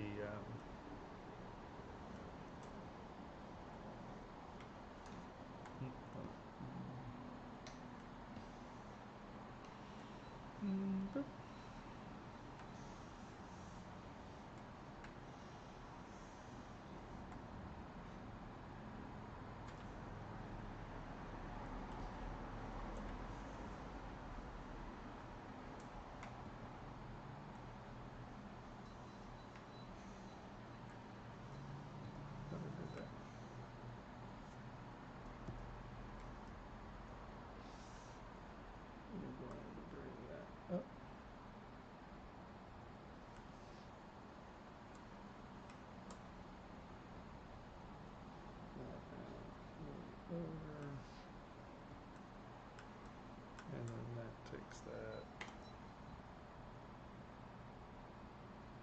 So it's pinioning between this joint and this joint, right? Now, actually swords, good sword technique is really these three fingers is where your weight is, and that's where the whip comes from. So then it's the pinion between these two, right? But how you have it right now, you need to make sure if she's holding it like this, it's make sure it's hitting that joint and on the front of the thumb. And that's going to give you the position of that sword.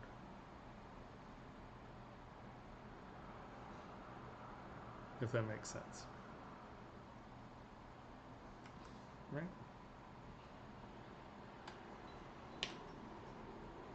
And at least that hand is the right size.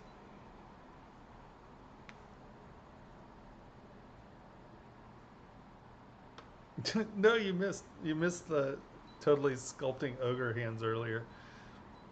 I was like, where's everyone to harass me? Yes. So just reassess that hand placement and make sure you don't shrink it. Now let's ditch some clothes and look at the body. Where are clothes? All right, so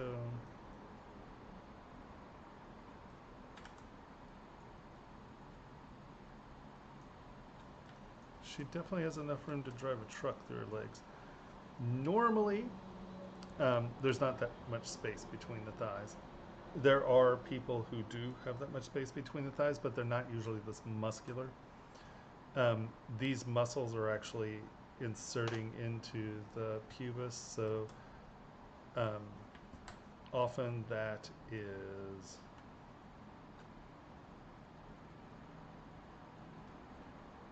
a little bit tighter in, but I mean, it's not something you can move. That was a bad call on my part.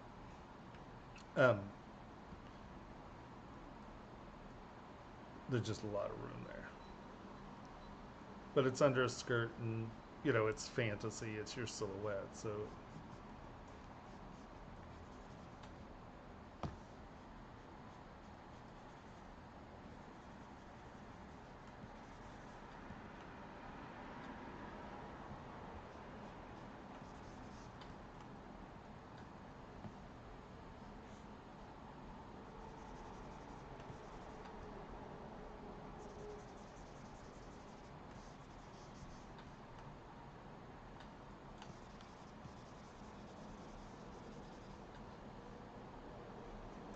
That's not the right angle, but usually you're going to get something a little bit more like that. But once again, you're going for the silhouette, so it's not horrible. Like I said, it's fantasy. Where's top?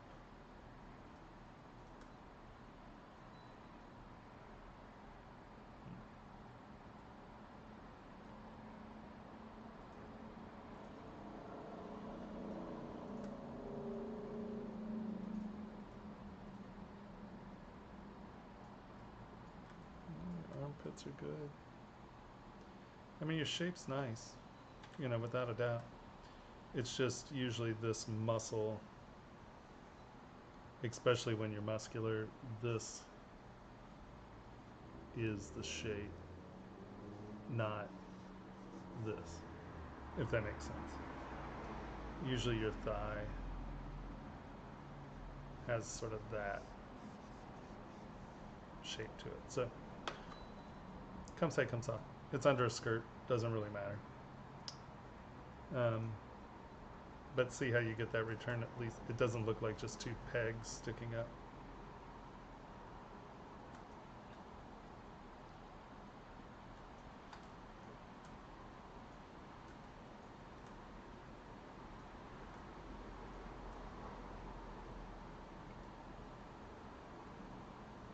Yeah, I think that's really, yeah, the inner thighs, the hand. Be careful with the hair.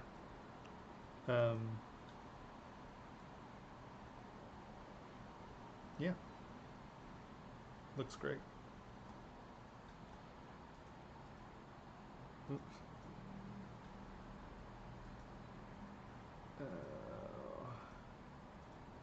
That's always the problem. Normally, anything I'm not using, I put into a folder so I can turn it off because when some ding dong comes on and turns everything on, you get silly things like this.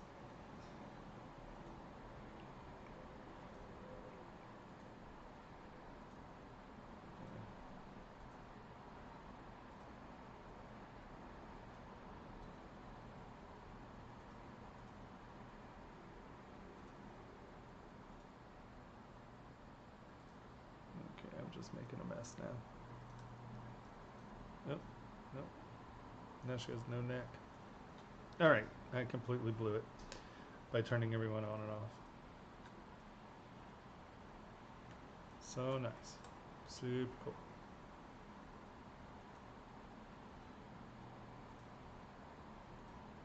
Okay. There you go. You're out of here? What was that? He just like hit and run?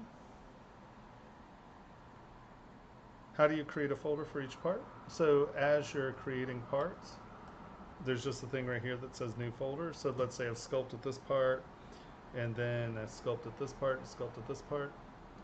I can just go new folder, and I'm going to say head,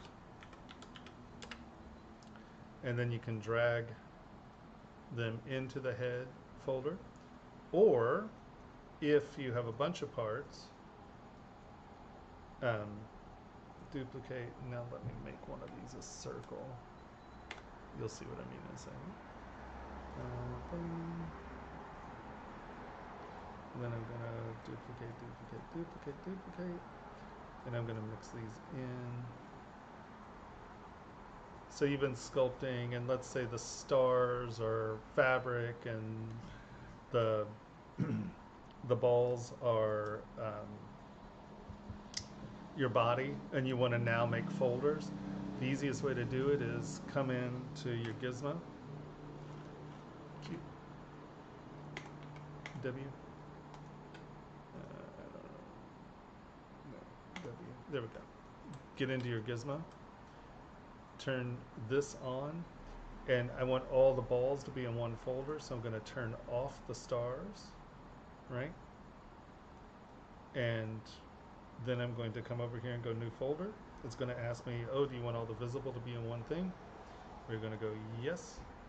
And now we're going to go balls. And now all the balls are in one folder. So let's do that again. We have all these things open, but I want the stars to all be in one folder. I have only the stars visible. I turn on my pizza boxes, which is transpose all selected subtools. We then go to new folder. Boom. Would you like all these to be in one folder? Yep. And now we go stars. And then that's an easy way to go through. So actually on her, let's say these hair. So I know that, you know, I'm like, these are not good. So I'm going to go, okay, I want those turned on. And you can go through and select, you know, find out which ones they are. Now these are already in folders, so it doesn't work, but let's say you have all these things open. If you just go through and click them on, turn the ones you want on, and then, or turn the ones on you don't want on, and then just go new folder, and then you can label it bad parts. But yeah, that's dashed away. It's a great model. Thank you for sharing. Good stuff, for sure.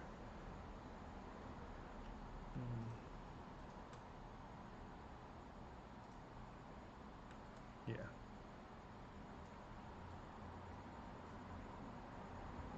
I just wanted to see how you had it polygrouped. That's interesting. Okay.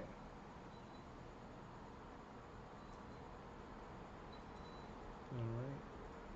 And now let us go load tool.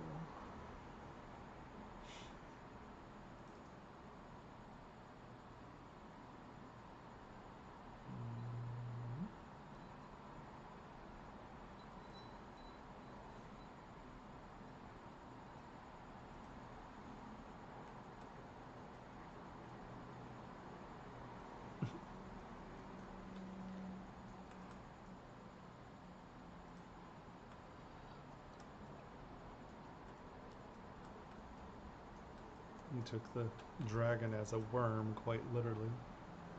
They called dragons worms for a long time.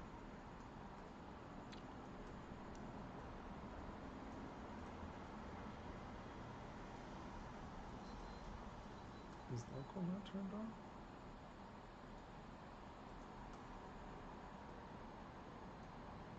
Interesting. One sec. Transform. Local is turned on. Why is it not working? Oh, there we go. It was just rotating from center there for a bit. Okay.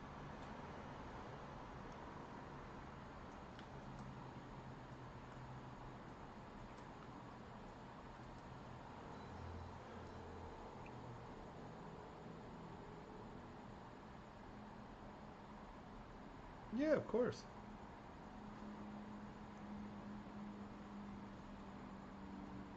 And you do owe me a phone call.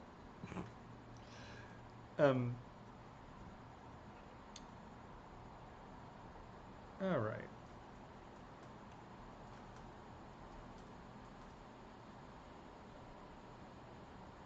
It's a wow. You have lots of subtools. So I would strongly suggest you use folders.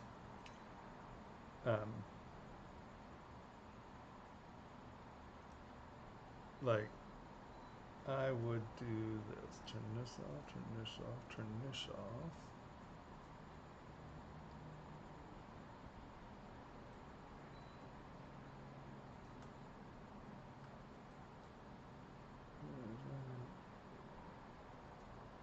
Turn that off.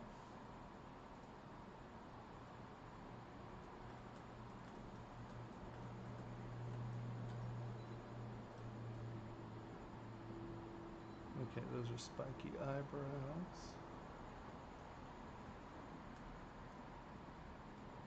So let's turn off the spiky eyebrows.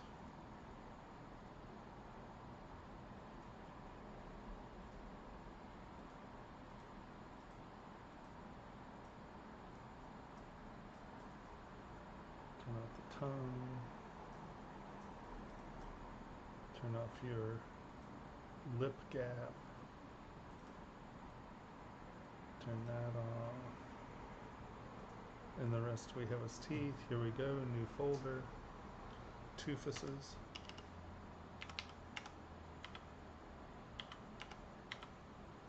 Toofuses.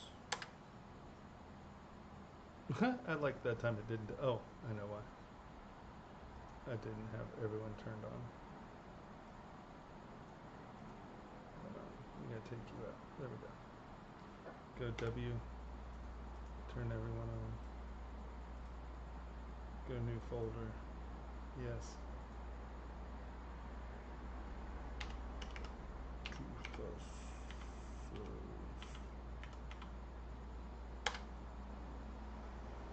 There you go. And now, all your toofuses are in one folder.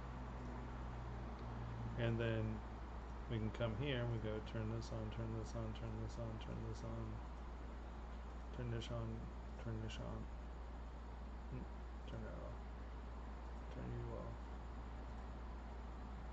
turn you off, turn you off, turn you off, turn you off. And now we come up here and we go new folder, and those are brow spikes.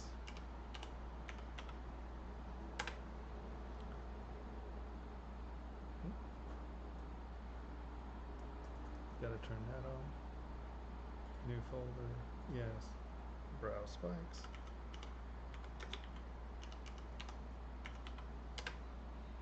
And that's how you start to go through and organize your model. Organize your model in the folders. That was a better example than the last one because these were not in folders. Okay, so let's get back to our model.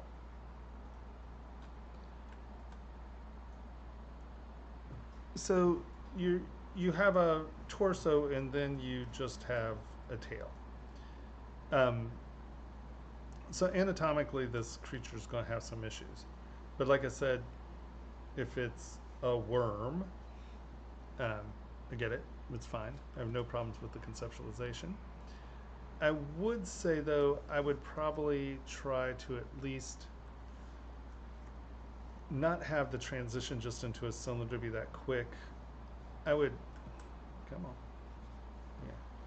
I would maybe just give it a little bit, like, you have a rib cage and stuff.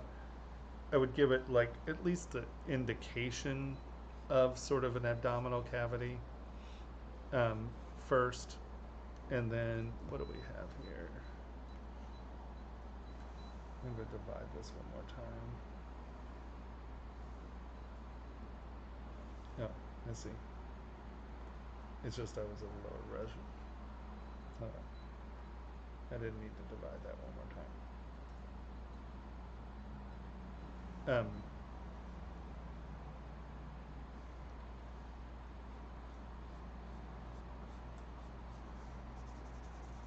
Just because these are shapes that we're kind of expecting to see, you know, this muscle set coming in, your delts and stuff, and then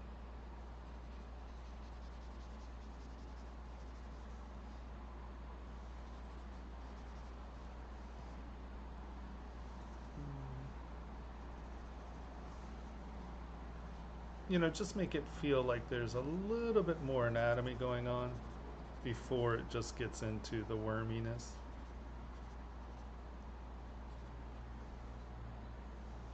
If that makes sense.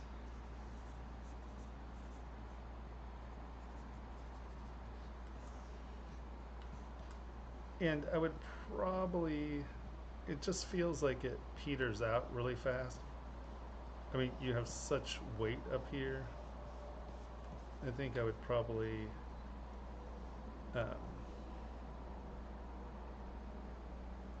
beef this up just a touch, just so it's not going into nothing.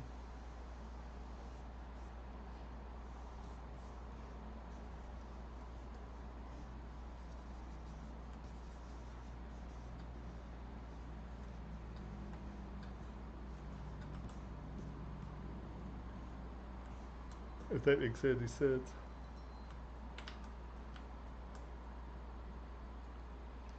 And then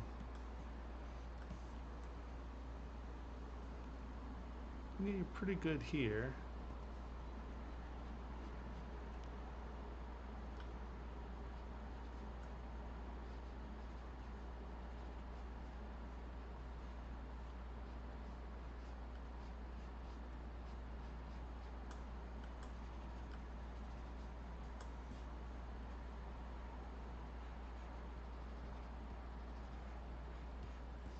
I just figure out some sort of musculature here, so it looks like it can generate enough for,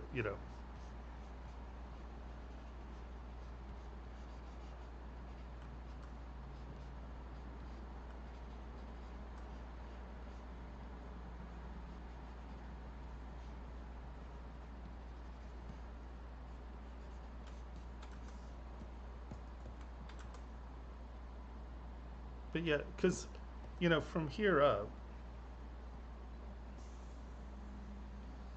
yeah, it's pretty good. I would try to figure out how you're going to transition this into your snake or your worm um, torso, and I just think it zips out really fast, or it did. So that's what I would think about. Like, your wings are nice, your bat wings are nice, the wrinkles between them are nice, your caricature of the face and stuff is very nice. This is an interesting solution to wings and such. So, I mean, you're on the right track. I would just keep going with it and figure out where, like, what you actually want that anatomy to be. Yeah.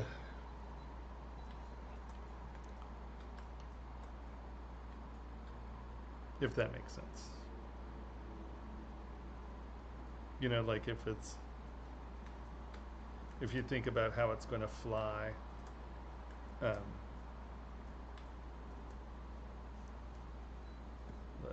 do this.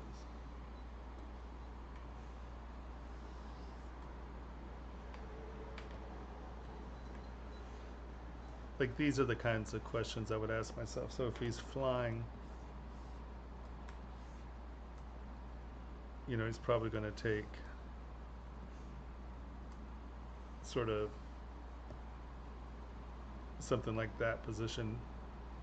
So I would try to make, the torso or something fit, how beetles kind of lock together. I would figure out a way that, you know, he sort of locks into himself so it's a little bit more streamlined, so he almost turns into, one of the Chinese dragons. Um, yeah, but he's very cool. Oh no, it's totally not too late. You can totally upload a model. It's still early. It's not even 10. Yeah, just wrap your head around what the actual anatomy is turning into. But it's looking cool. Delete all. You have any questions about what we talked about here?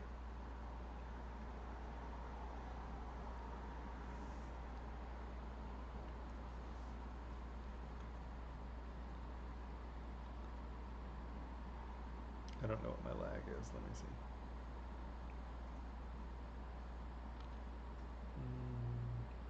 1, 2, 3, 4, 5, 6, 7, 8, 9, 10, 11, 12, 13, 14, 15, 16.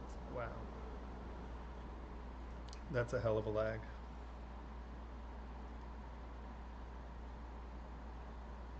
It's never too late to learn, but it is very much too late to have a 30-second lag.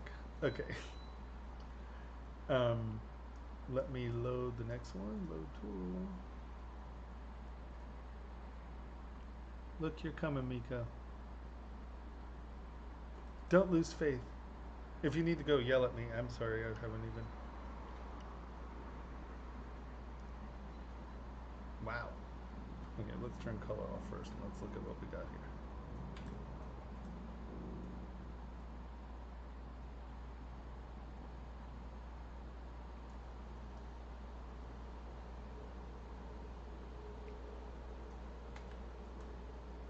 Interesting.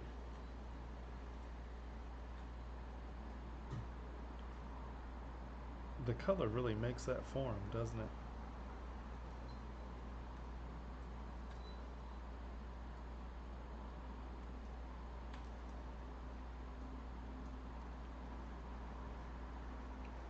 She's a little cross-eyed. Our eyes actually sit like a 3-degree out.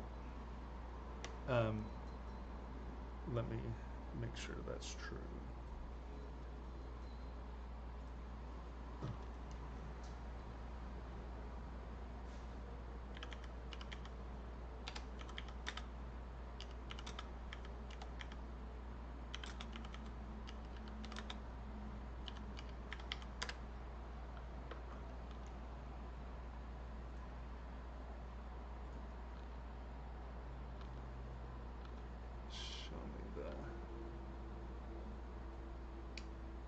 Yeah, they're not 90 degrees. They kind of point out a little, if I remember correctly.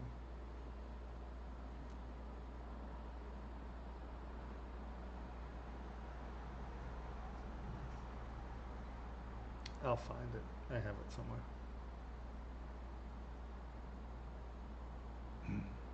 But like, your eyes aren't 90 degrees front. They have a slightly open, and that's why when they're not open,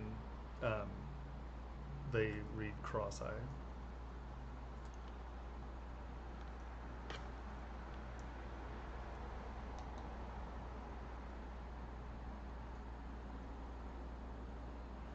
Very interesting. I'm sorry, I'm yawning.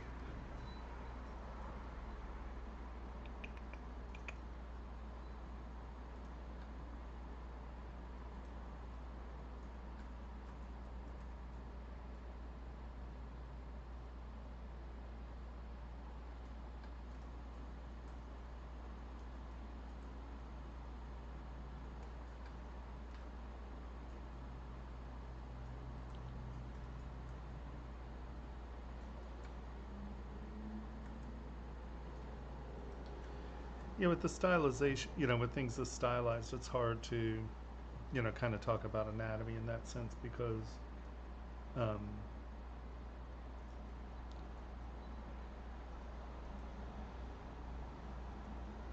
you know, having eye sockets like this stuff's fine if you're dealing with. Let's say you might want to um, raise this up just a touch, just to keep that angle going, just so her jaw doesn't feel like it flattened out. Whoa.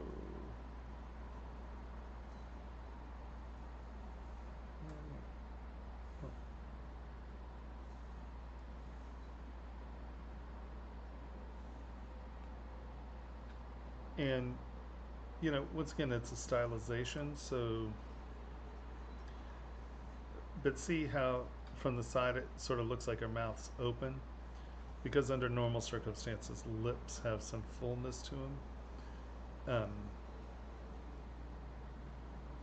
But this is a overly stylized character. And I don't mean overly as a negative, but I mean it's a very stylized figure. So, you know, because see how from the side now it looks like she has lips instead of her mouth looking open, but it does change what she looks like from the front. So, you know, that's a come say, come saw kind of thing. It's your character. At that point, there's nothing really to say about it other than, yeah, no, exactly. It's obviously not meant to be super realistic. That's why it's difficult to talk about anatomy and stuff, because it's stylized. You know, it's like, you know, this is a negative space, not a positive space, right? This is between the two sternocleidomastoids, right? That's actually coming from there, you know, but this isn't anatomy, so it's hard to talk about anatomy as far as that goes. I still think that filling in the lips just a touch, it's not going to change your front view that much. I mean, if there's a reason you want them flat, great, but it vastly improves this view. Right, those now look like lips.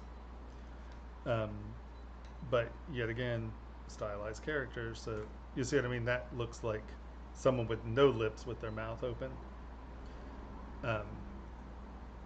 So that's just something to consider. I don't know that it really matters in the grand scheme of it all.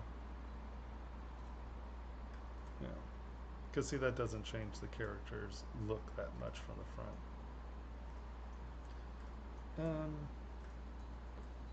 As far as your fabric and stuff goes, let's turn this off. Nope, that's not what I meant to do. Here, let's bring this down here. New folder. This stuff's unused, so we're going to turn it off, and then that way we can turn things on and off and not have them be affected.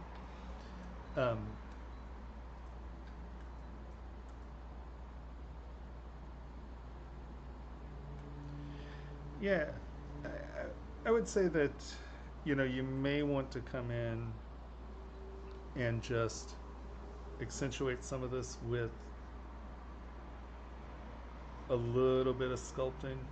Now, I say this because, well, I'm a sculptor, and these look like planes that have been thickened, and planes that have been thickened are great. I just think that, hold on, let's duplicate this.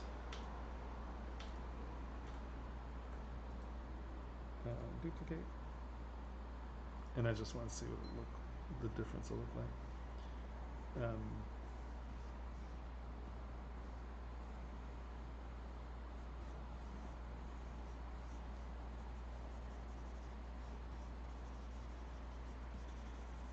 And this is just me testing something. I'm not saying this is better or worse or whatever. I just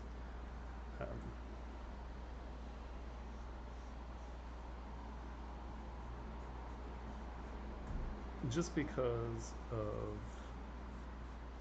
how the light plays off of the fabric or off of the planes. Um, giving them some sculpture as opposed to them just being flat planes will create more dynamic reflectivity.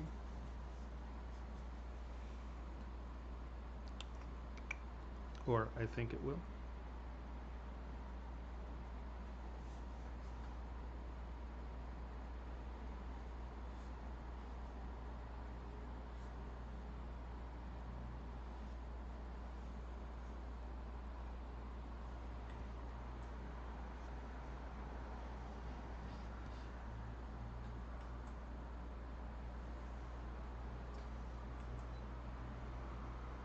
See, it just gives you a slightly more, and I mean, you don't need the texture, but it just gives it a little bit more character than just a plane, right? And that may be exactly what you're looking for, so, you know, once again, this is just purely my preferences.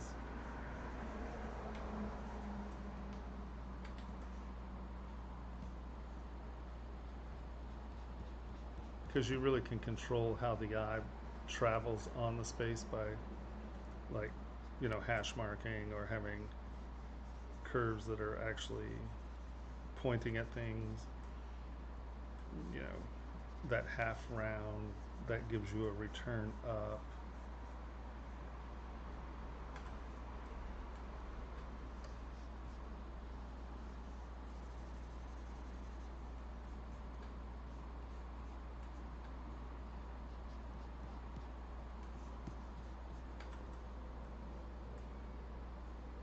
I don't know, I just think sculpting makes things more dynamic.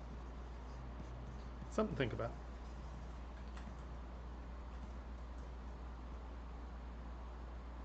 But yeah, lips and the cross eyes are the only things that are really, and like I said, maybe bringing this jawline up a touch. Because from the front she has a lot of pointiness to her. And if you make that jawline something that's a little bit pointier, it just feels like it has a little bit more of that motion that you're implying in the face. Right?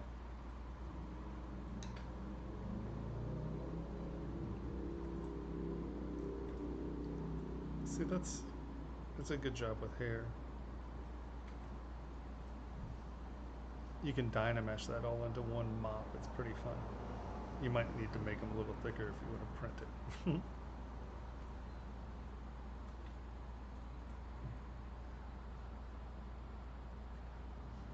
But yeah, it's lovely. Those are really, the lips and the eyes are the only two things that I really, lips, eyes, and jawbone. Like, do I have this to like save every like 8 seconds? What is going on? Or do we really just, are we really blowing through time like that? Gray screen of wait. Are you ready, Miko? You're next. I know you're excited. Oh. All right.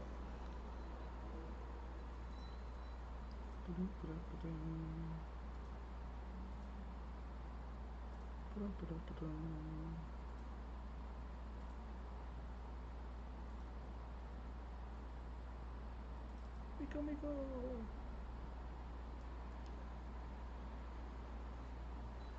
While that's loading, I am going to come over here. Gonna come right here.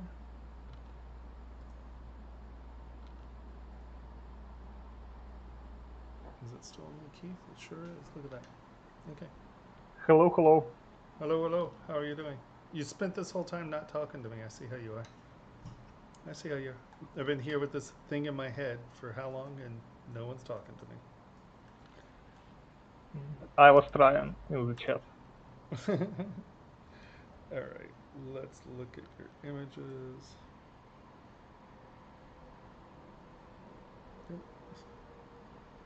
What is all of this? I just want my pictures. I love when. Why does everything just. I don't want collections are out. I just. It's super helpful. We're gonna like take these things and put them in there. Thanks. Super helpful. Now I gotta remember where we downloaded them to. One sec.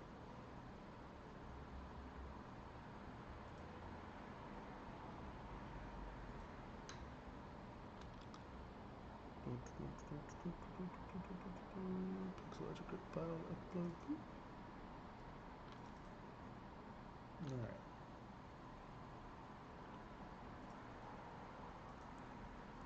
Interesting. As he got older, he filled out a little, got a little puffier, didn't he? I think it's because they were taken in different moments of his life. Yeah, no, that's what I mean. He got a little puffier. Someone beat him up. No.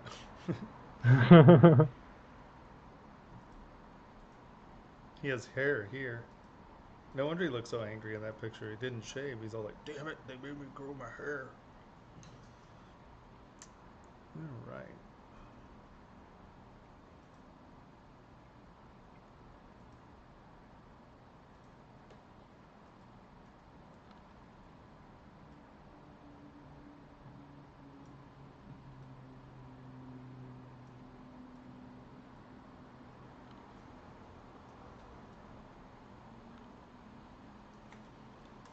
Still think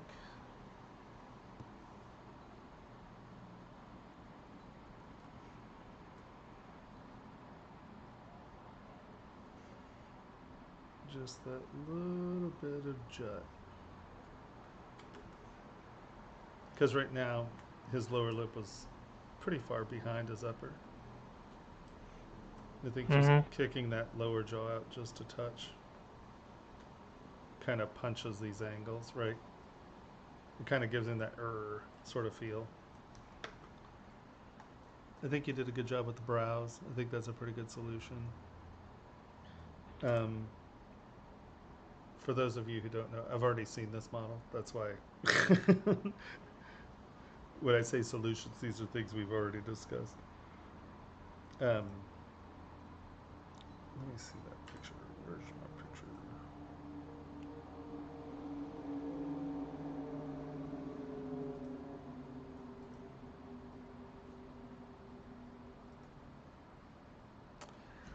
I think the dent in his nose is actually a little higher in the sense of he's a little bit more filled out in here. Like the ball nose is a little bit higher up, and then the dent is in here, right? And I know that's not the shape of his nose, but I think the dent comes here and the ball nose is a little higher. Let's go back and look at our pictures. You said, I mean, this is a pretty.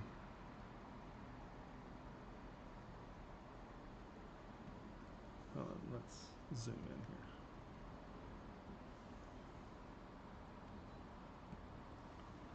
You said, I mean.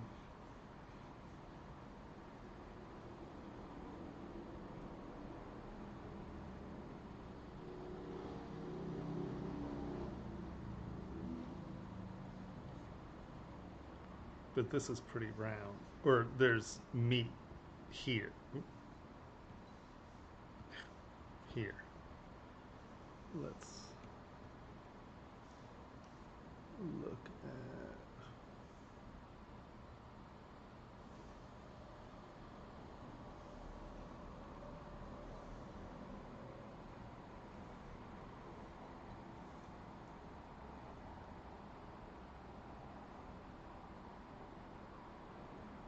And then that's the pinch right there.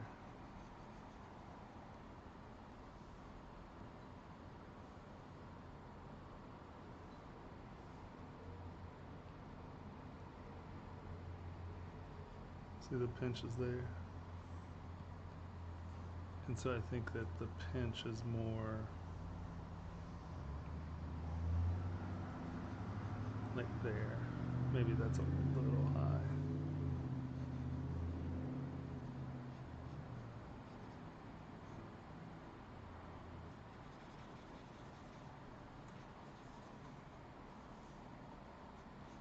I have the shape of this wrong, but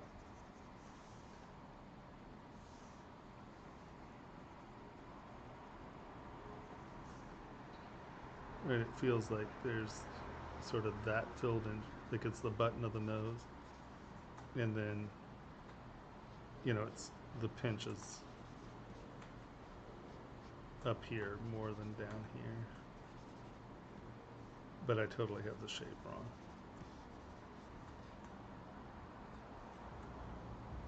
But you see what I mean, where it's that bone right there, or the cartilage there, and then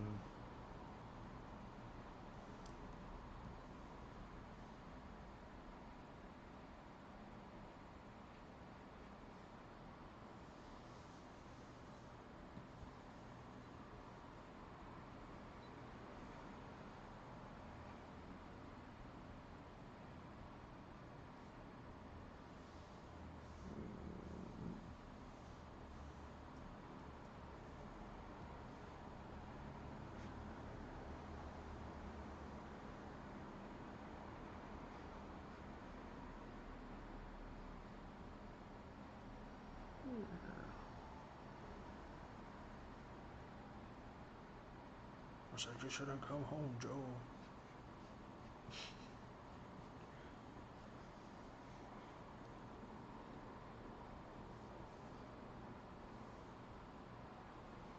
And it also feels like this is, hold on, let's go back to where we were, because I'm just making a mess of things now.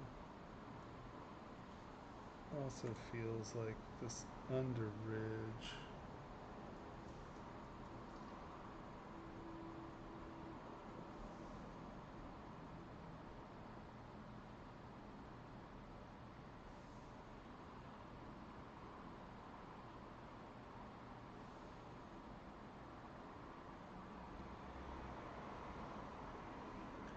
it feels like there's a pretty distinct ridge right there where you're sort of getting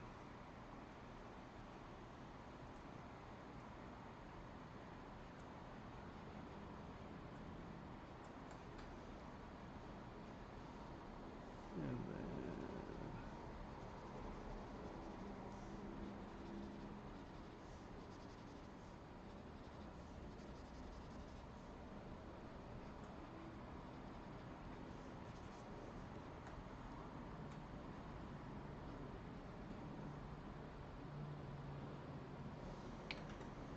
come on.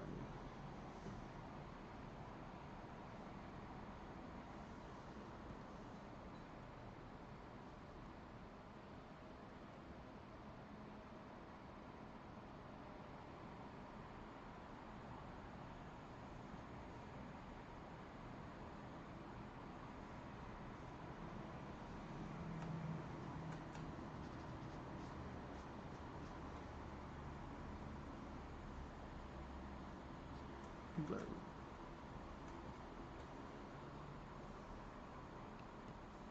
does that make sense? Yes, apparently. Right, it's sort of there instead of there, right?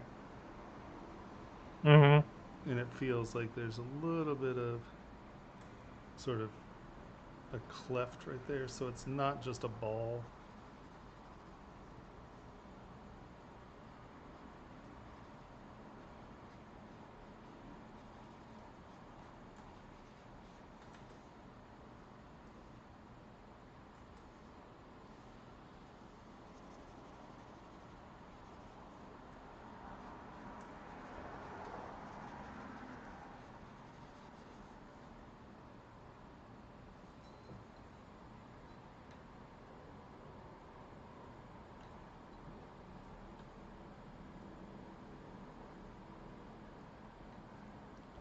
Yeah, I just feel that his nose feels a little bit more like that. Not quite so pinched in here at the nostril. Yes, it's much better. See, it's beefy here at the nostril, not a pinch. Wow, what is that? And he looks good in a bikini.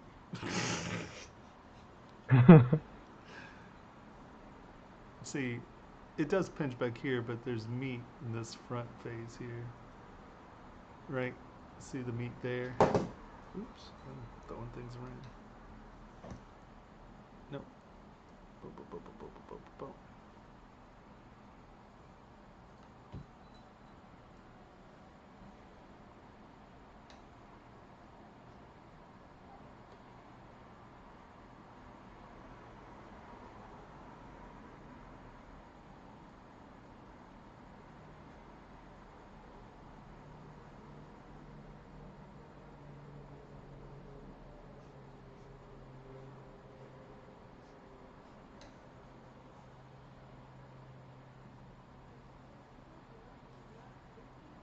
Right.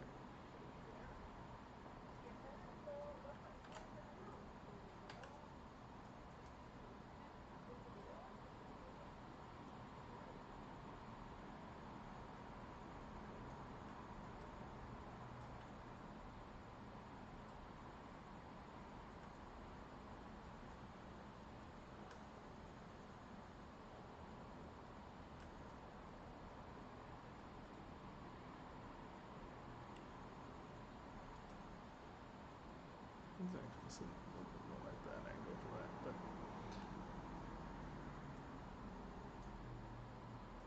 and see that's why the pinch looks so dramatic on that picture, because he's looking up some, so you're actually looking down behind that nose meat and you're getting that pinch in there behind that front nose meat, Mm-hmm. because the front nose meat, you know, it's literally is shaped like,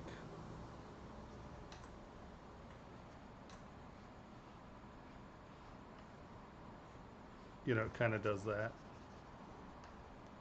And so when you're looking at him here, the one you're kind of looking under, you get that nasal cleft and you get that feeling of that ball front. And that also raises that point up in here. And then these are those guys.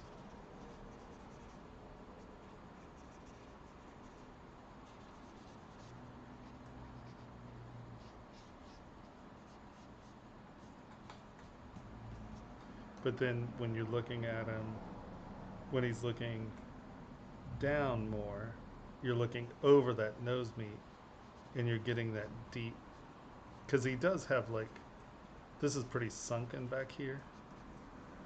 You know, his nostrils are kind of thin and tall. So there is this pinch here, but when you're looking at from the front or from the side, you're seeing the meat of it. And then when you're looking at him from there, you really get the pinch.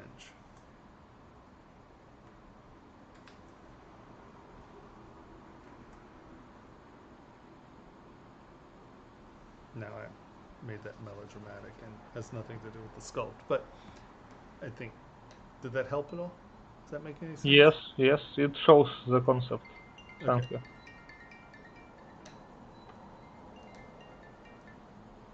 Um,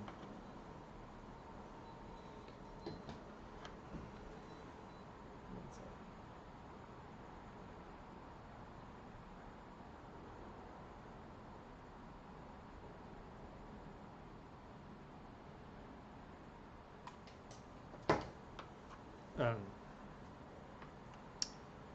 The lips look good. The eyes are good. What are the teeth?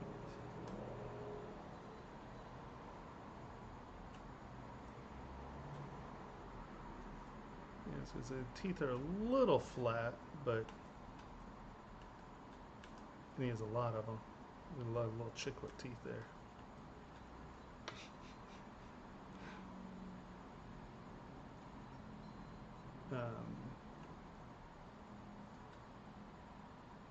But nothing horrible.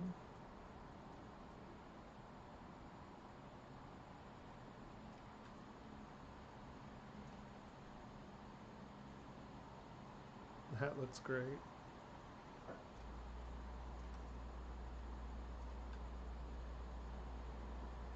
The neck might be a bit fat.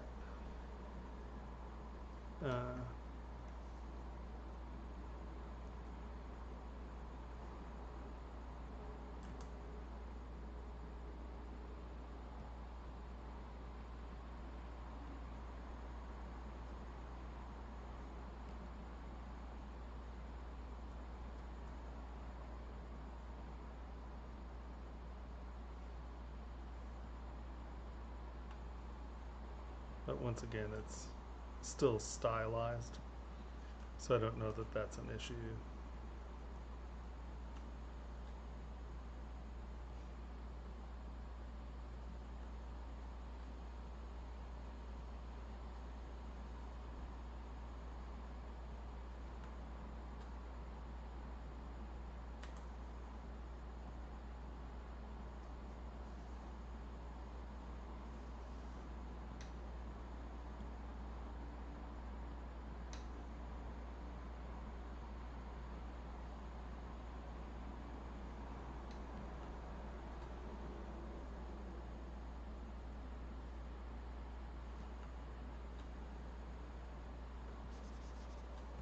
He may be just a bit rounder in there. Not too much.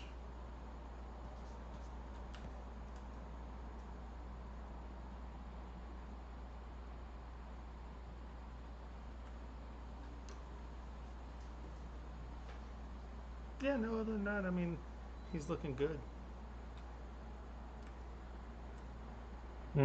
I'm like concerned about the neck because the thin variation like looks a bit strange for me, and I was trying to create a large one because I was concerned that it will not stand on itself if I don't use the base. Yeah, that's what I'm saying. You know, at the end of the day, it's a stylization. You know what I mean? So it's not. Mm-hmm. That's not really.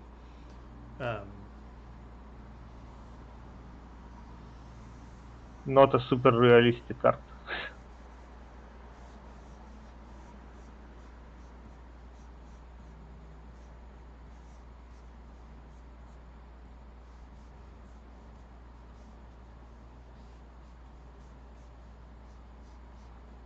You know, because normally that's what your neck's doing, but it's a stylized statue, so I don't know that that's necessarily an issue. You know what I mean? Especially Mm-hmm. once again, you know, the monolithic supremacist statues. That cylinder neck is something that, you know, that's a common thing, you know, in the stylization. So I don't think that, you know, I don't think it's necessarily an issue. I just don't know how it would stand if I return to that cylinder neck. That would be more realistic. It's funny. I think that, you know, just going with that, you know, embracing the style. I know I'm the one who brought it up, but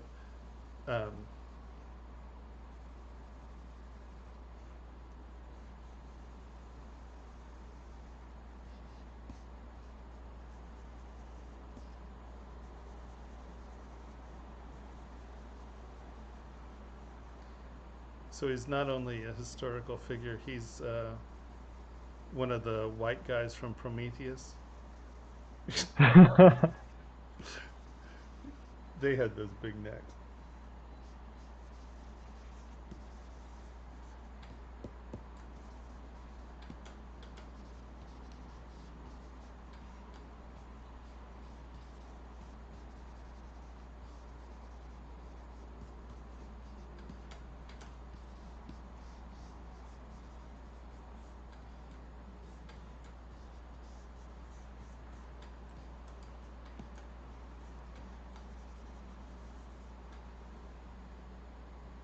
Where's my hat? There we go. Right, you know, by making it completely stylized. I mean, that doesn't. Mm-hmm. You know, because by doing that, you're embracing that style.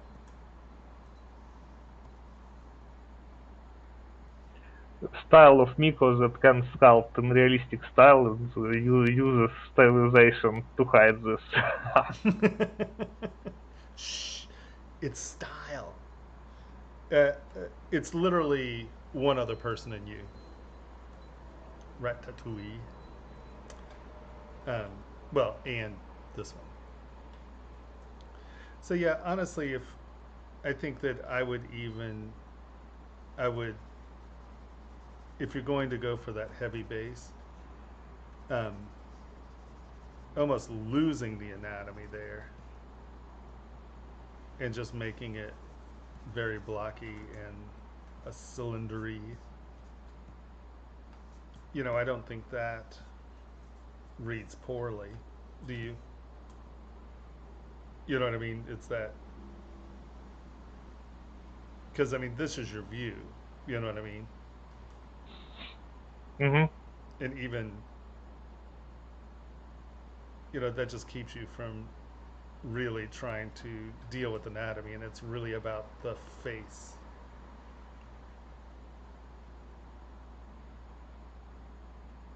Someone asked, what does it say? Yes, it says like no pardon, it's coming. It's from the piece about the revolution. Birds. A kind of quote.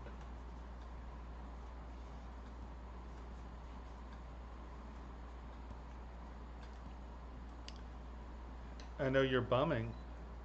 You don't have a uterus. Didn't Putin just start the thing where if you have 10 babies, you get like 16 million rubles or something like that? Did you see that? It's very old news, like it's happening for years now. Well, I was For gonna years. say, didn't Stalin start it or something? I mean, it was like it's been going on for a long time. I'm like, how is that news? Oh, I don't know. It's I thought it like was like actually one of Stalin's rules. I was like, that's funny. Or, you know, not rules, but offers. I'm like, new news! Stalin made a rule. It's like, all right, I guess you could call that new news, maybe. So funny. it's likely this if this program existed in Soviet times, it was halt for some time in the start of the existence of Russia in the modern variation, but Sure. it was resumed many years ago. Yeah, yeah. No, it's an old thing. I thought he just like restarted. 16 million rubles for 10 babies. That's a, I mean, that's like a minimum of 10 years, though. You know, I mean, it's not like you're getting that anytime soon. 10 babies, a lot of damn babies. Uh, You like get about 1 million for one baby, there you go. So you need to but start you having can spend babies this money only on the on baby. family related Right. things, yes, or to buy some property that will increase your flat or something or house to live with the family. Yeah. Madness. I'm going to start having babies. I'm already fat. No one will notice if I get pregnant. Actually, I think a lot of people might notice. That would be impressive. Um, can you split them between mothers? Yeah, no, I think they only pay the mothers. The sperm donor doesn't get the money. uh,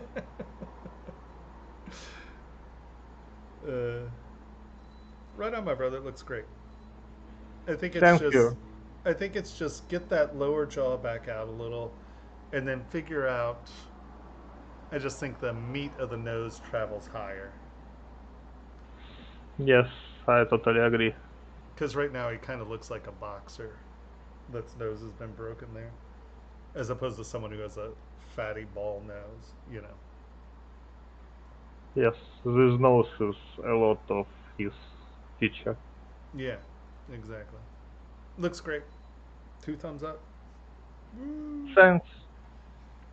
Start earning money. Go have babies. No way. Yeah, that would be no. 40 million yen for 10 babies? That's a substantially different thing. Don't worry, Keith. I can pull the STLs out of ZPR. It's not huge drama. All right. So what we're going to do? We're going to go load tools from project, and I'm going to hit key. Now the only problem with this is that if you had a whole bunch of different tools, see how like these are tools that you had in there, it pulls them out as well. So boom, boom, and we are here. Boom. Turn off color, and let's look at what you got.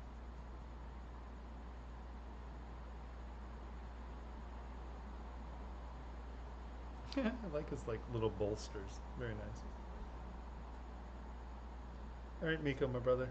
Always a joy, my friend.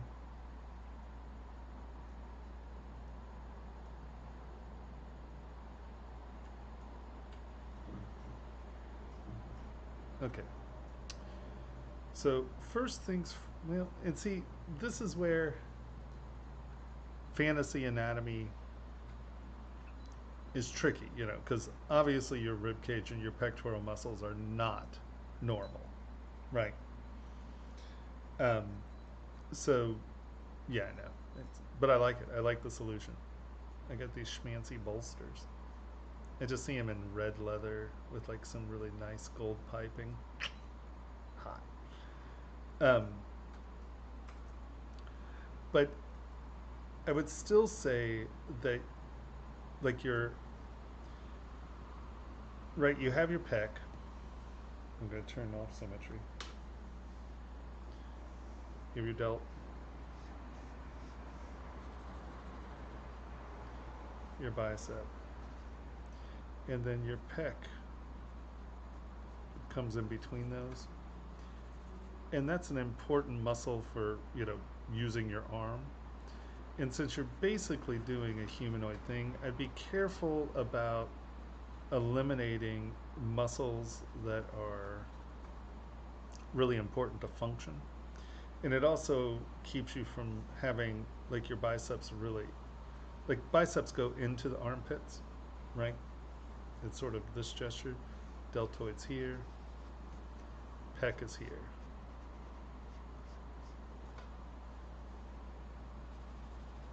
Right? And so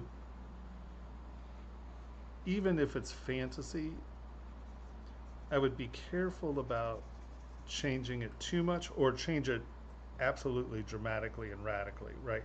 But then if you're going to change it dramatically and radically, oh yeah, no, I get it. I'm just saying it's just much more about order. Um, if you are going to change it dramatically and radically, then think about what's happening. Like, so if you're saying that the pec muscles are attaching to the wings, or are large and blown out because of the wings, then think about what that means. It's like, okay, so you know, is the pec muscle coming under and bulking? And once again, I'm not changing your thing. I'm just trying to get, an image, like anatomically what's happening. So if the pec muscle is large and kind of goes to that, then, do you have a secondary pec for the forearm, in the sense of, something in that vein? This is going back and under, this is coming up and over. Think about the anatomical issues, and if you're changing it drastically, you can do weird stuff. Just think about what it's doing, because like right now, your arm really isn't, pulling forward. The pec isn't functioning as the arm's pec, because it's not really connecting to the arm. It's sitting out here in front. Once again, that's fine. I just want to see some anatomical reasoning behind it. Obviously, your rib cage is a different shape. So you have these pecs that are kind of doing this. Well, how is the arm attaching to the body, right? And is it only the delts? Is it, but wrap your head around the anatomy a little, like what you want to happen, and think about how they're intersecting, and think about what's happening with each. And now, like your leg muscles, let's go back here, let's turn everybody off and look at muscles, right? So even with bulky muscles, usually you're only going to get this kind of separation with a full flex. So I would think about sort of the subcutaneous tissue that's in between the muscles. So you're not just getting this flex definition in a standard position, right? So think about the overall shape, and then the muscles are filling it. You don't want it to get where it's just lump, lump, lump, lump, lump. They need to kind of ride in to one another and do what they do.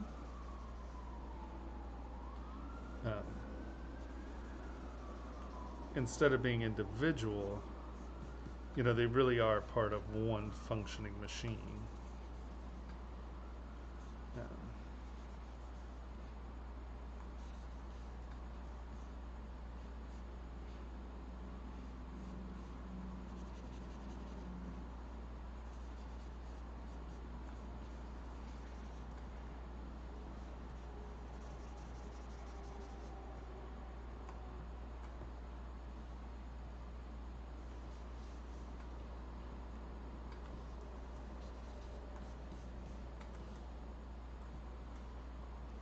But do you see what I mean by trying to make them feel like one unit first? Get everyone's kind of in place where it is functioning as the leg first. And as long as everybody is in its right place, you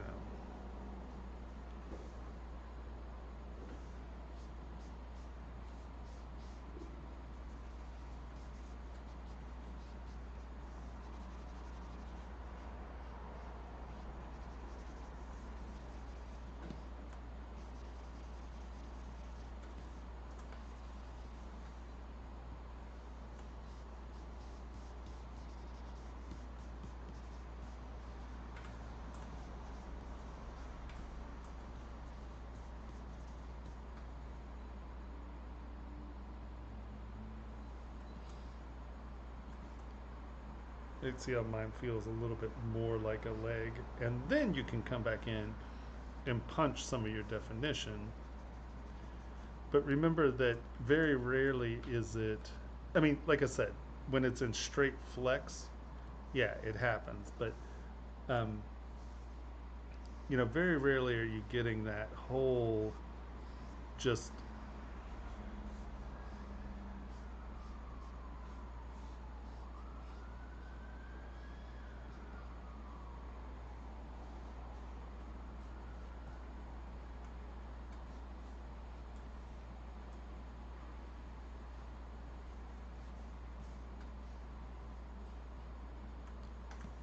so instead of doing them as things that are cutting into big V's, you can have the V, but think of them as things that are layering over and cutting into each other, where, you know, that's going behind that.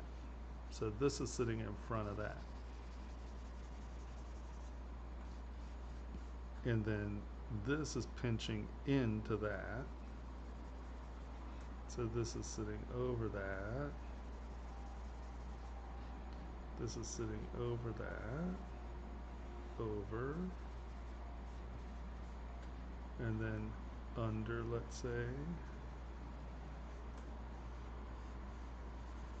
And you can see I'm not cutting huge trenches in things. I'm just defining sort of which direction things are weaving. You know, is this under, is this over, is this under?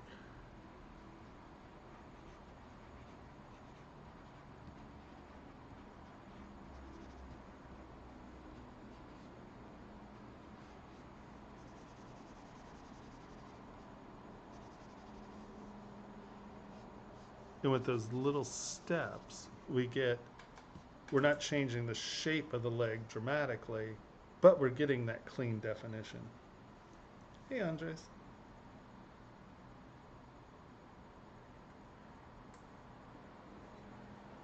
Of course. Henry is very, very busy today. He's been at work, they've been hammered, so he had lots of paperwork to do, and he was like, "You're on your own." So here I am. I'm on my own. That's why I'm so unorganized at the moment.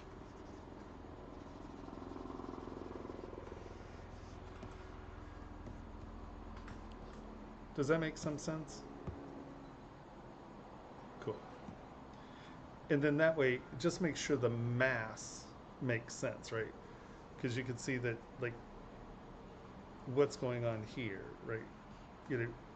You're trying to pump the muscle, but it's really much more about doing just like finding where those layers are,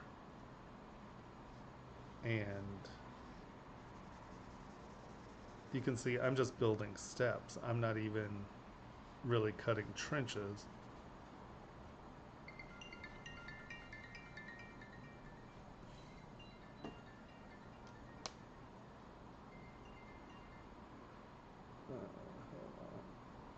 No one ever remembers I'm streaming.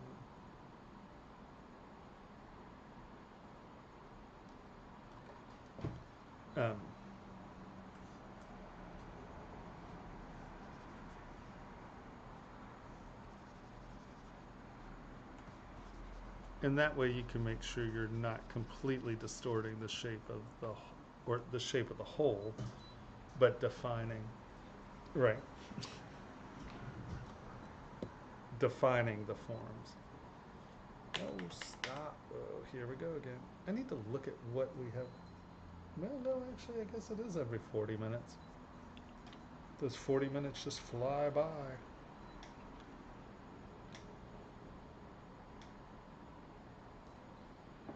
Dun, dun, dun, dun, dun, dun, dun. But see, they take a lot less time when you don't have a billion things open. All right, now let's look at our heels here. Once again, let's kind of think of what's happening here.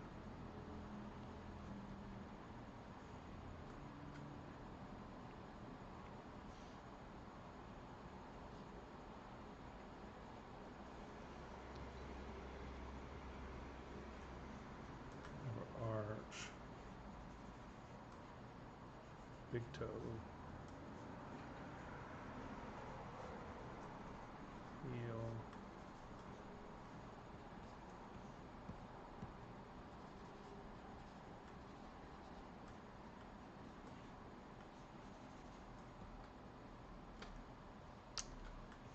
So if we're looking at that bone,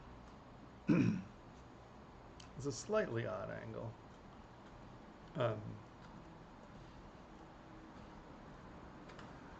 Right, if we're coming down,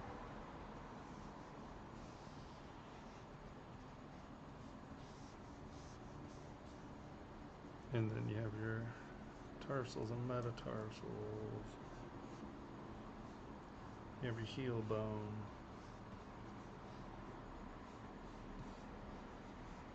your big old toey toe bones.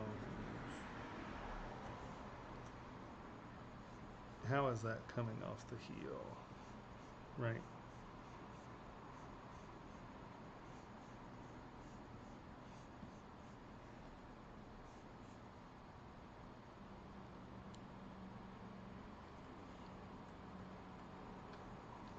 I just think I'd probably, let's tie this into the foot a little bit more.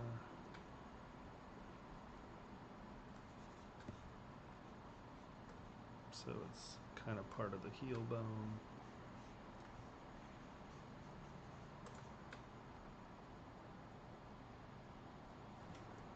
Got your tendon.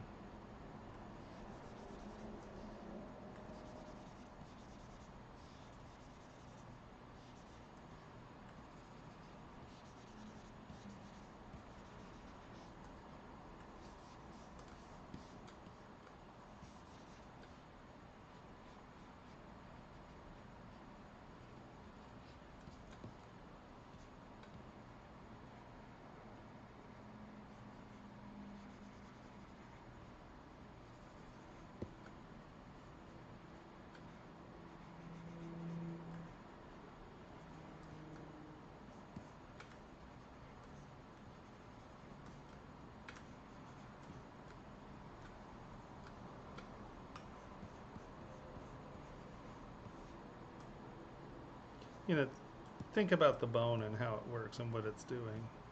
And I think that you can come up with something that isn't just like spurs attached to the back, you know.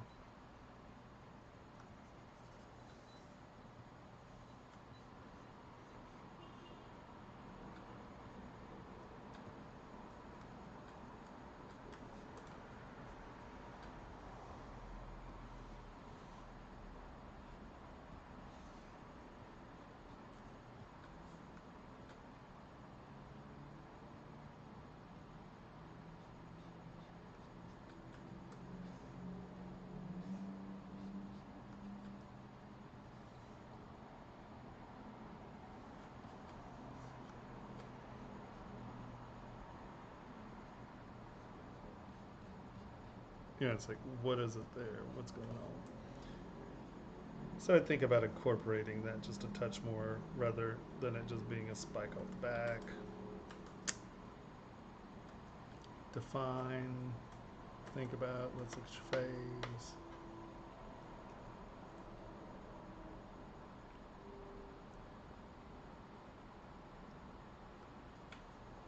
It looks good. Let's turn everybody else on. I don't know what kind of freak has earrings like that.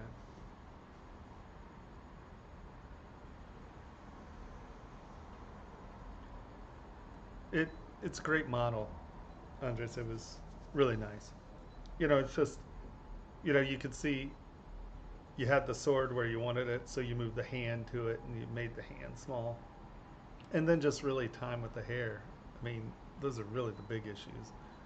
It looked great. Oh.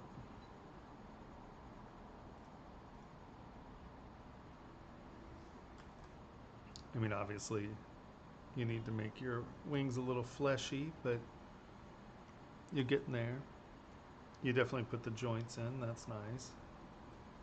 I would say Obviously, you haven't put as much time into the wings, but um, make sure to think about the wings. Oops.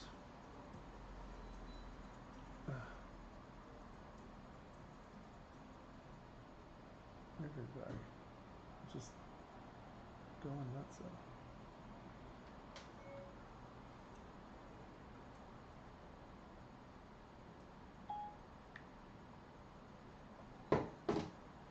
Um, so if you,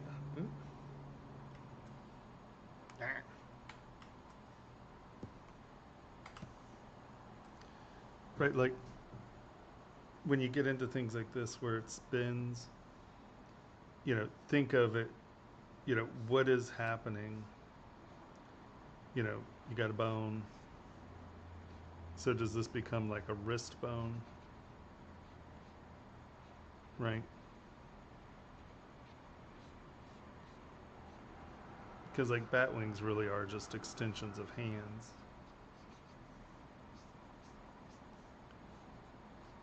Right, so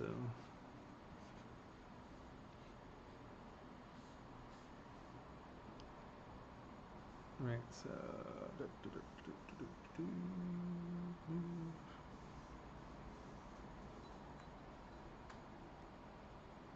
so we have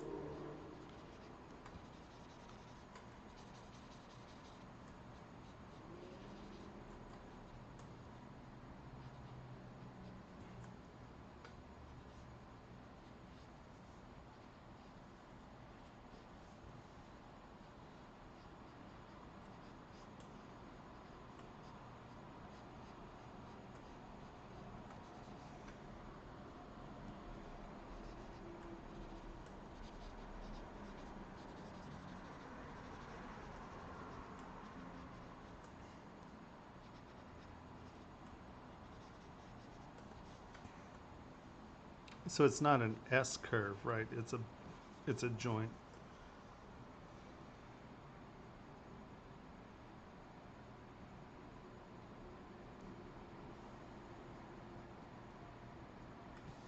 And so if there's like a bend in the bone, think of it as like, the bend in your forearm or the bend in your leg. And then it's your wristy thing, which then turns into your handy thing. But it's not going to be, just an S curve.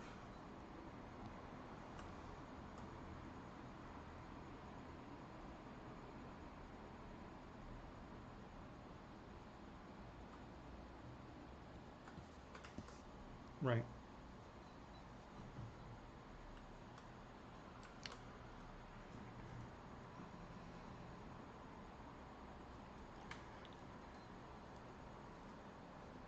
Yeah, so I think that's a lot to think about. Do you have any questions?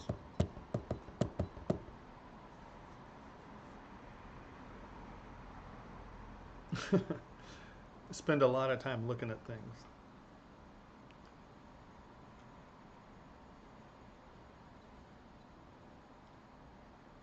Okay.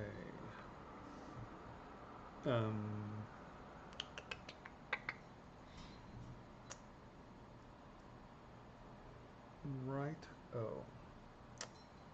I know we have like a 1,000,000-hour leg, so I'm going to let you. I'll wait to see if you have any other questions. Okay, so let's grab this.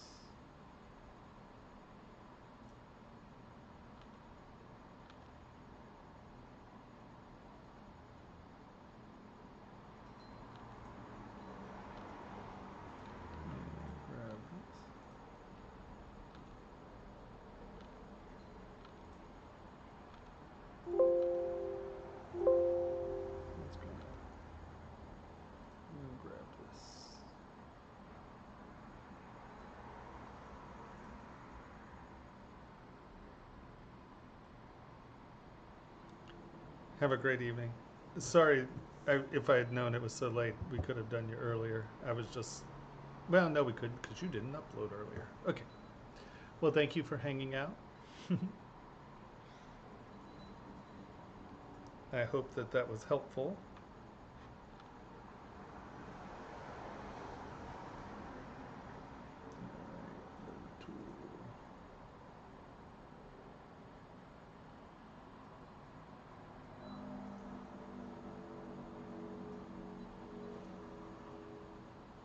Is it still down? No, it's still downloading.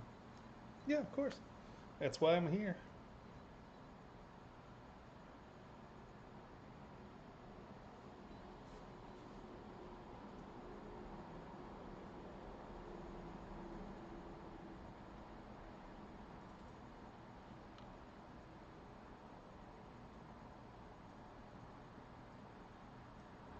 Okay.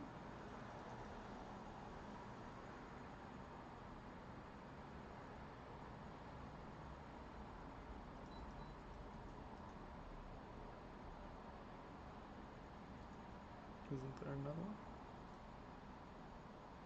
Oh, I'll just open it from here. Okay.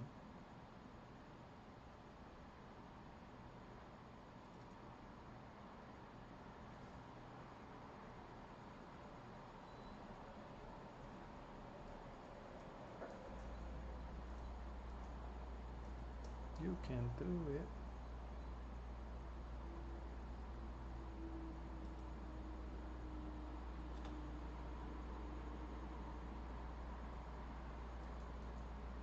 Maybe you can do it.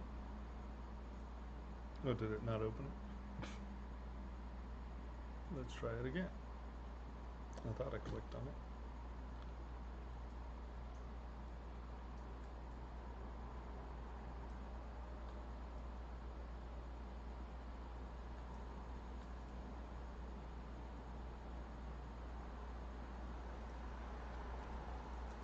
Okay. Hello. Hey, how we doing? Really good, you, Tommy. Not bad at all. I'm gonna make you some company since Henry isn't here with us Thank you. I today. know I've had this thing in my ear all night and nothing's coming out. I just have half of my head is noise canceled. It's very odd. All right. So let's do this. Duplicate. Okay, so besides the part of like anatomy and whatever you think I should change about the model itself, Mm-hmm. I try to print it, right? I wanted to make this to be able to print it, and then I did it, and some of the armor and the hair Mm-hmm. strands, they they were too thin, so they really didn't print right. Sure. And beside of that, I also I have the base, which it has like a it has two tubes, and both of them it didn't fit into the feet. They didn't fit into the feet? Yeah, I used a Boolean operation to be Sure, able sure, sure. to, but it I guess it didn't work or it didn't print well. One, Okay, I let's don't do know. this. Split the parts. Let's look at what you got here.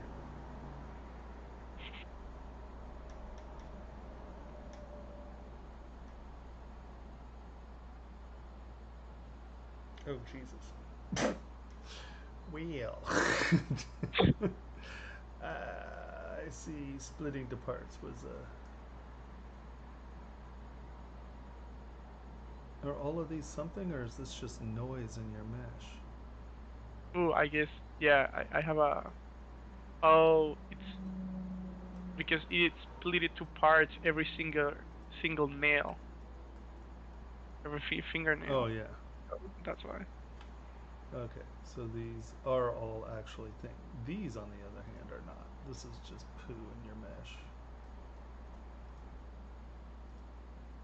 So should I dynamesh everything before I print it? Oh, you have to. Yeah. Uh It oh. has to be one solid mesh, or you're going to be. Here, let's do this. This is all garbage. This is residue from booleans and things like that, these little slivers. So first thing we're going to do is get rid of all this. Here, we're going to prepare this for print for you. It's not shocking that this didn't print.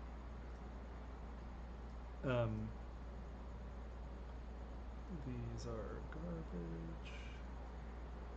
Garbage. That's a part. Okay, so this is garbage. This is garbage. This is garbage. This is garbage. This is garbage. See, it's all right here. Yeah. Turn that on. New folder. Yes. Garbage. Okay. So this is all fabric stuff. Okay. So what you need to do before we start print. So you have two heads in here. You have two bodies and two heads in here. So then, yeah, two of them are not supposed to be there. Yeah, I merge visible. I don't know why they're there. Oh no. Okay, no. One is the body, and one is the like the entire suit. Right. So one's the jumpsuit and one is the. Yeah. Okay. Yeah. But we do have two heads in here. Okay. One is retopologized and one is not. That's the Okay. Yeah. So before you print, you got to get rid of all that crap too. So let us.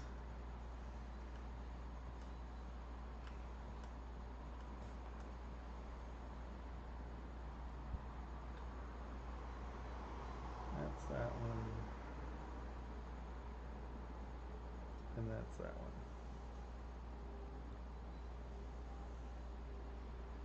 So yeah, that one should be the good That's head. the final one? Yes. Okay, so let's get rid of this head. Right? Okay. We're just going to toss out garbage real quick. These are eyeballs, I'm assuming. That is something. Right here, let's turn everybody back on. What was that? That's inside her head somewhere. What is that? No, that's for the base, I believe. No? What's that? No, it's in the center of her head. So no, I don't know. I don't know what's that. So that's garbage. All right.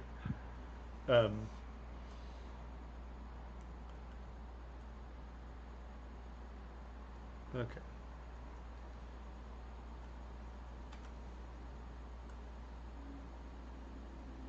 I can see where. Okay. So when you start prepping this for print, you got to wrap your head around what's going on, right? So this has to be one solid shell at the end of this, okay? And so we're looking at this guy, right? And not bad, but any of these things that are crossing into the other model, right? You really want to cross into the model. So, you know, come on, give it to me. There we go. Come on. No, frame, jerk. You're really not going to frame for me? I mean, that shouldn't even be flying like that. So.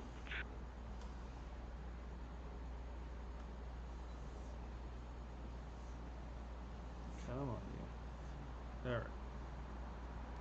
So when you start to create these pieces, if you know that you are going to be doing it, get down here. If you know that you're going to be doing it for printing, you want to start thinking about these as solids. So There we go. Now I want you.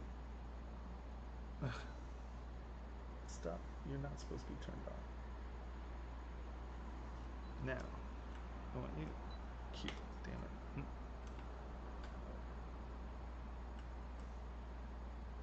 All right.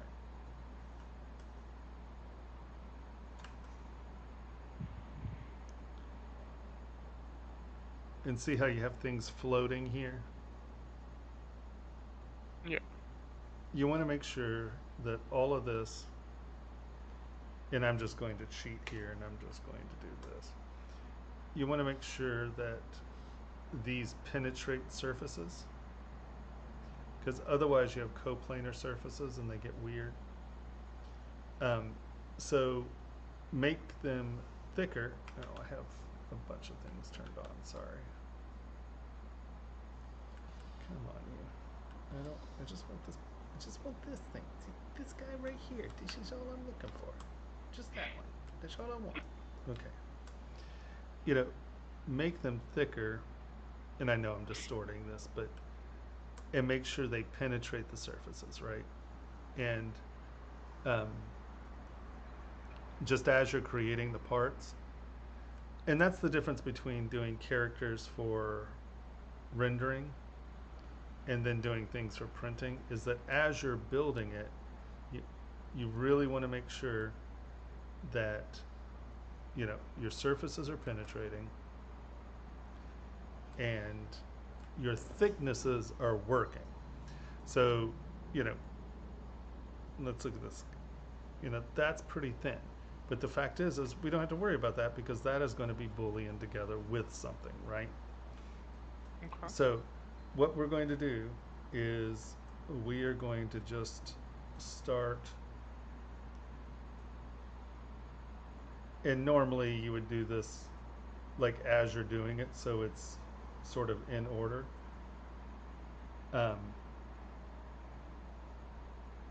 Because you have 11 billion things here. So I'm just going to take this, I'm going to merge down. Let's turn that off. And let, what are these? That's bolts and stuff. We don't need that stuff. We want, what are these guys? We don't want those quite yet. We want our fingernails. Merge down. Merge down. Merge down. Merge down. Yeah, always get them tired of that. Okay. And then merge down. Merge down, merge down, merge down, merge down, merge down, merge down, merge down, merge down. Okay. So we have her body and her fingernails at the moment, right?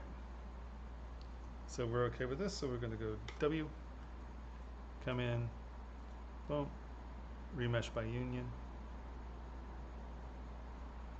Now I would always duplicate this before you start doing this, just so you have the original part. That's important. And we're like, okay, so now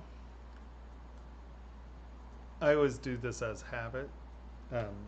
Q, you can always, so it's not watertight right now. I'm not too worried about that because we still have a billion things to put in this. But I would do this in steps, right?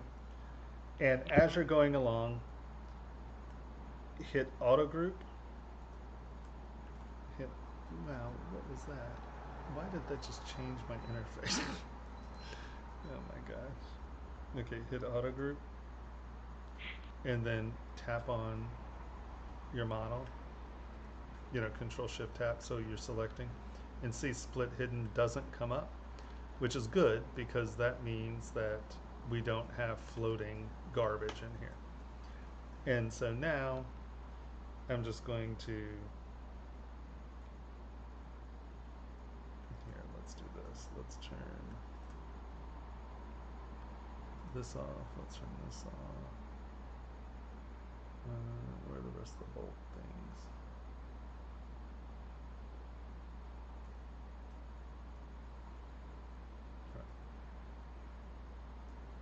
So that should be,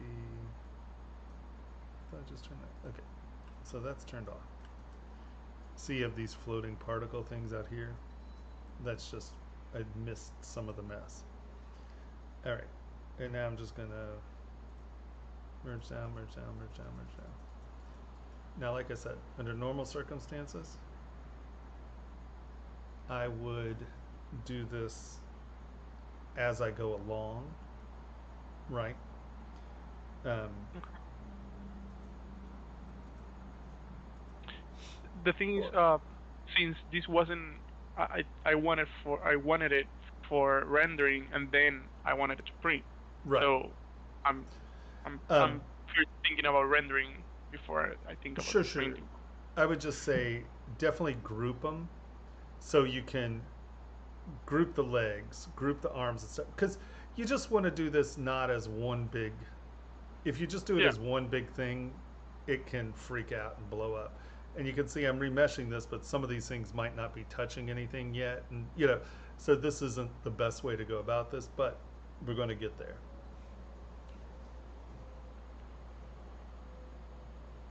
Of course, Andres. Okay.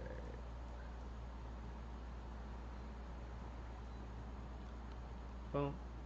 And then we go accept.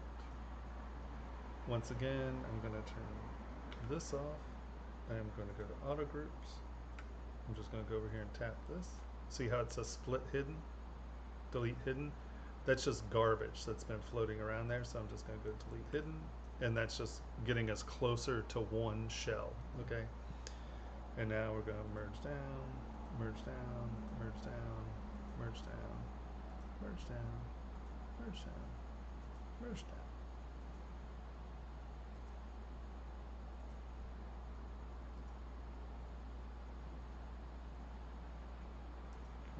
Just here, we need this guy. This is what I'm looking for. Merge down. And so now we're going to W, remesh by union. And remesh by union is just Boolean unioning, right?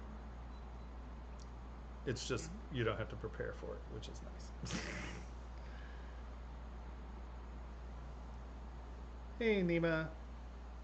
All right. I'm wondering, how are you gonna fix the thickness on the clothing after you already merge everything down? Well, under normal circumstances, you'd do that before you merge the stuff down. But I'm going to still show you how to do it.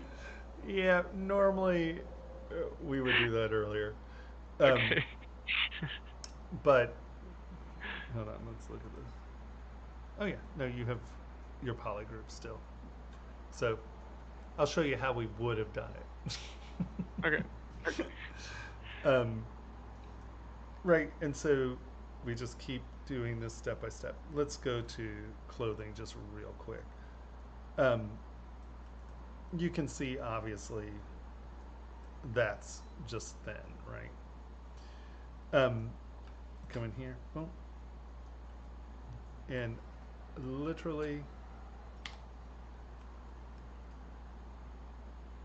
I just kind of get in the middle down here and just drag it in. Oops, that's rotating, not dragging. And you can see that it's becoming thicker there. Now, what I tend to do is get it in. Here, we're going to pull this in just to make it thicker. And you can see that it's starting to intersect here. This is floating, right? But we now can come in, hold on, and sort of smooth this back so it doesn't look fat on the edges, right? Okay. Where's trim dynamic?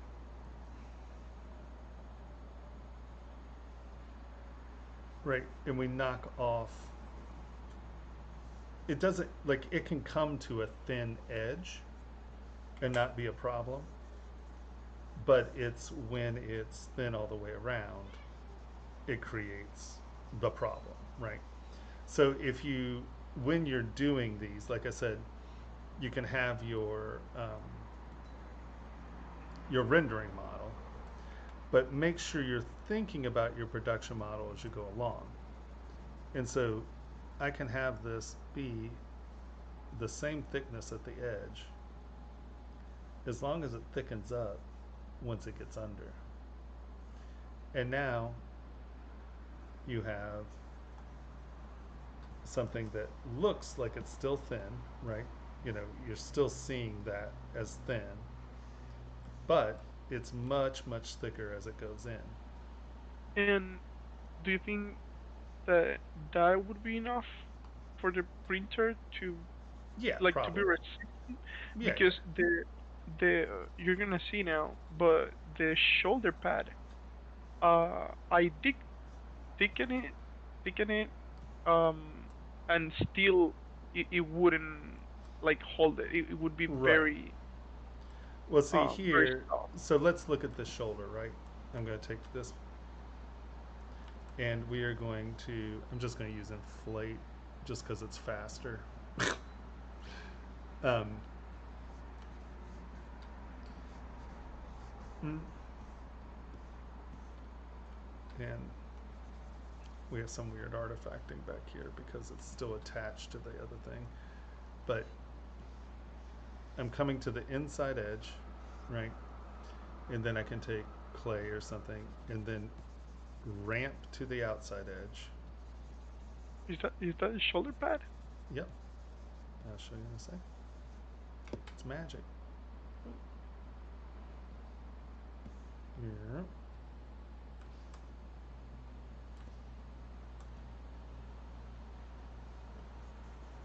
What just happened there? Did I blow it out too much that we're looking at the inside of it?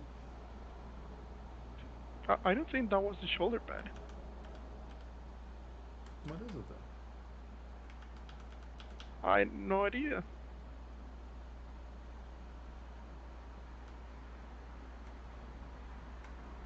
Well, Oh, that's the okay.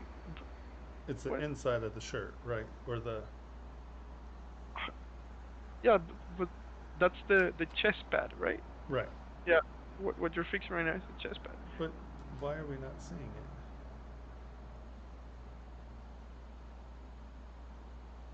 Okay, that's Oh weird.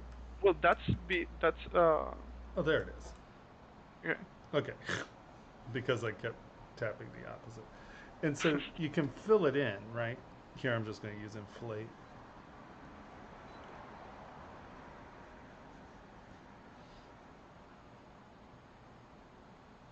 And I use inflate all the time for things like this. And you want to make sure that this side is masked. So when you're doing it, you're not blowing through the front.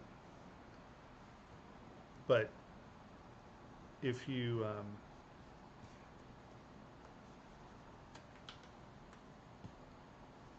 yes, much easier before you merge, by the way. Weird. Sorry, I got ahead of myself with the merging there. But clay build up. The thing is once it's in just a little bit, you know what I mean? As long as you have the two outside edges clean, um, when you're looking at it from here, right, you're just seeing that outside edge. You know what I mean? So as that's filled in, um, then you're getting the thickness. You know, the torso is filling in that to the point. Oh, Jesus. Right in here, let's take this one. And we are just going to fill this in and have it taper out towards the edge.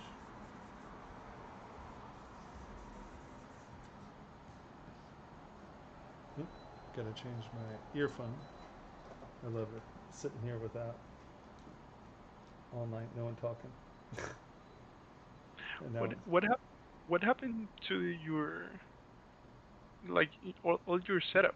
one sec. Why is this one not turning on? There it is. Okay. What's that now? What happened to all your setup? It's packed up.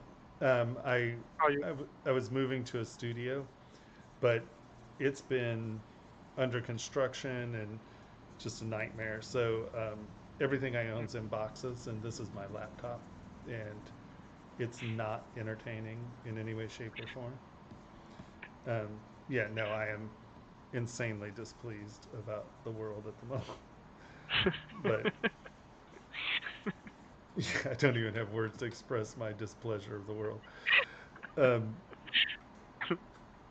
here, I hate when I change my mask and then I don't change it back. Okay, we got that. Boom. And so now you just carve that back. I love how nothing works for me ever. Okay. Right, we're just selling that outside edge there. And then that goes back.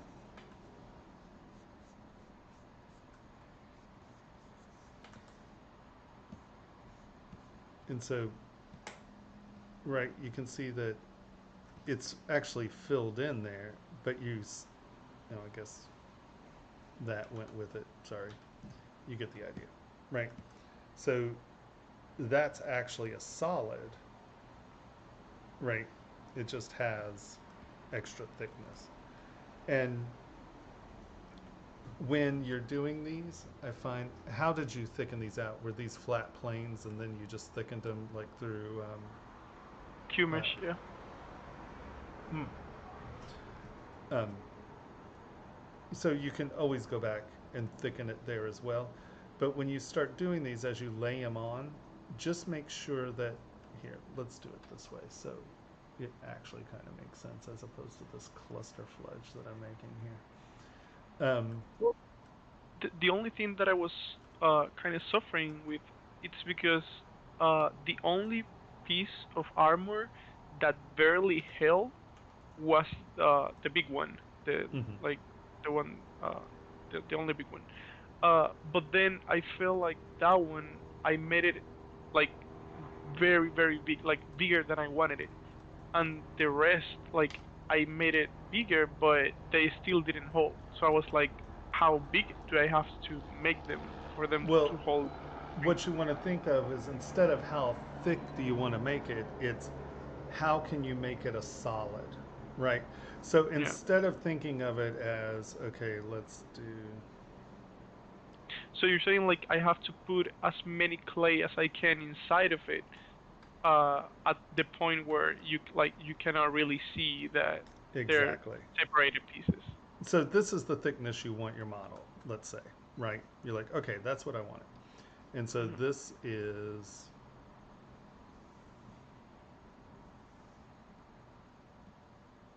this is my first shoulder pad, right? And then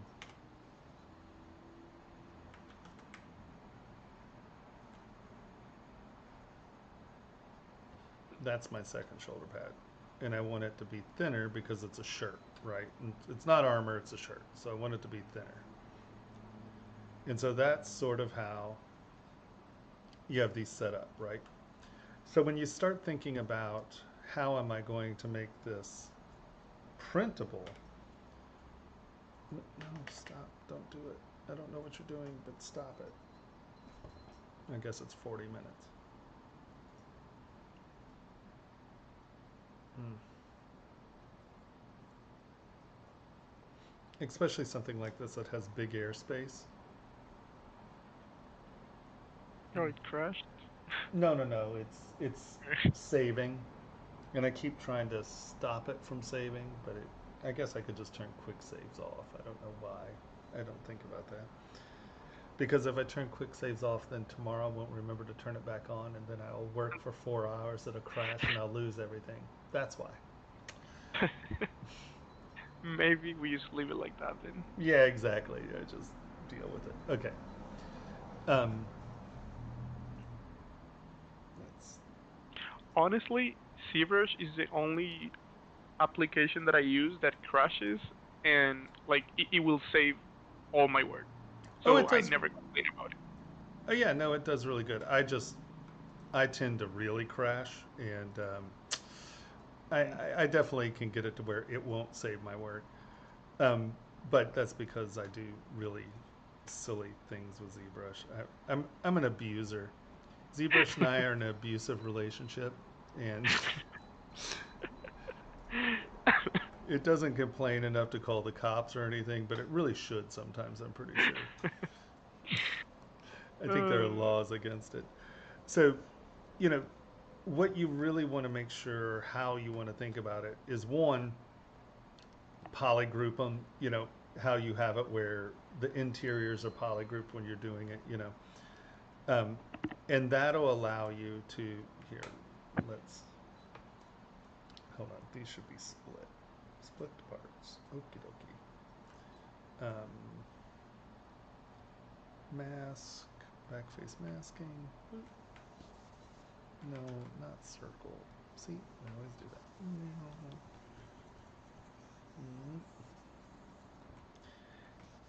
And so as you're developing your parts, if you think about these few little things, it makes it easier. I love the backface masking, like just sometimes never works.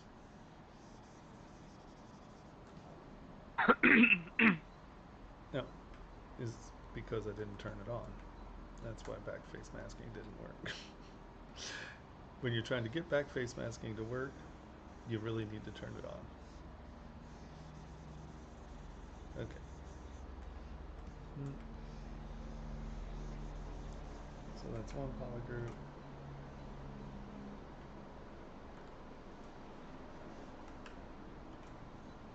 Alright, so you have that.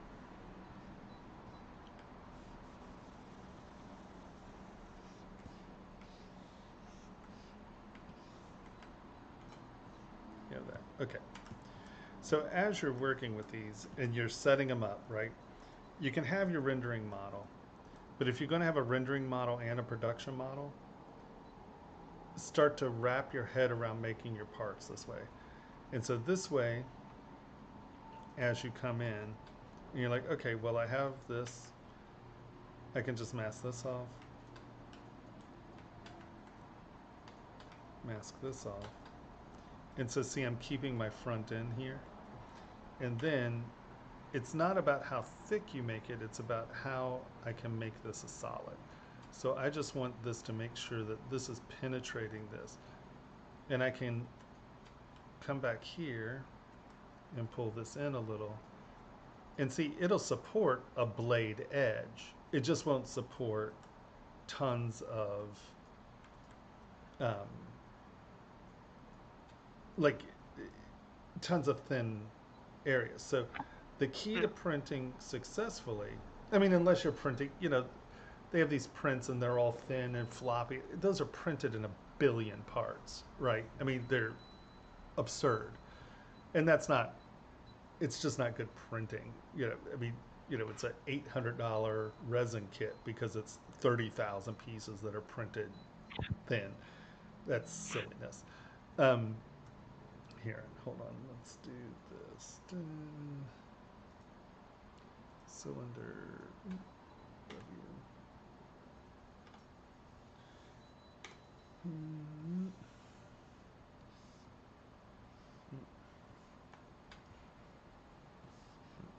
Okay. And we're gonna pretend this is doing that. Okay. And now we're going to go boom, boom, mask. And then we want to keep that front edge.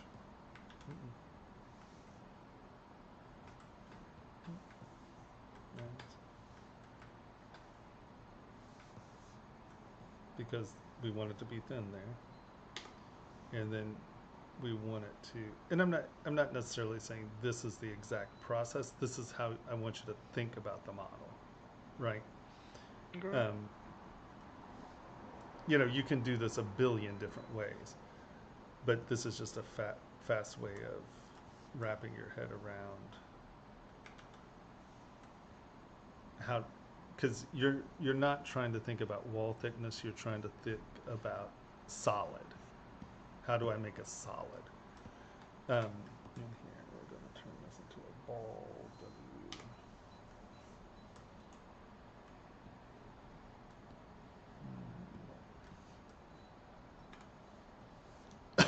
'Cause the first thing that came to my mind when I was doing it, before I decided to make it thicker, was that I was gonna put like a giant ball of clay, like a Dynamesh clay, and I was just gonna do like what you were doing the first time, but I don't know why you didn't make it like that. Like, why wouldn't you just throw a clay ball inside of it and then just You move it can. till You it can. reaches everywhere? Oh yeah, no, you can, but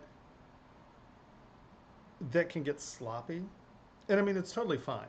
But what Okay. you need to think about is making a solid and how that is going to retain its outside edging.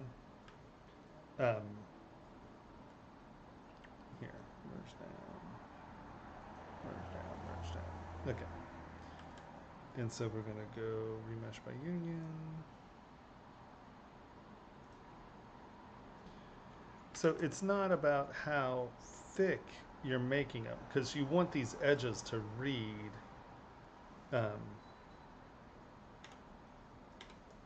You want the edges to read thin, right?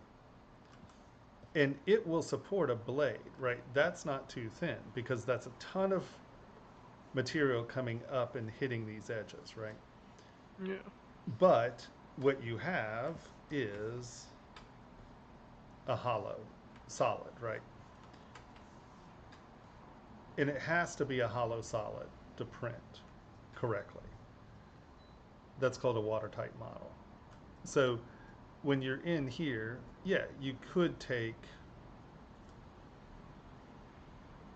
if you hadn't merged them all together first, um,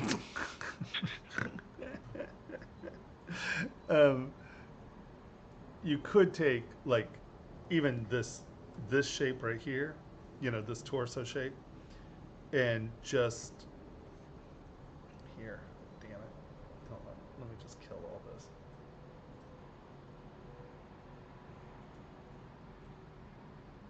Is that the full one?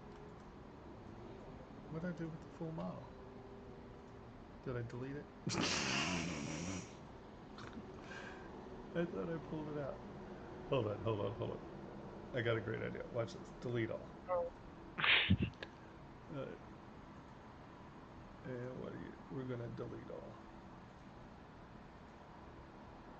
We are going to load tool.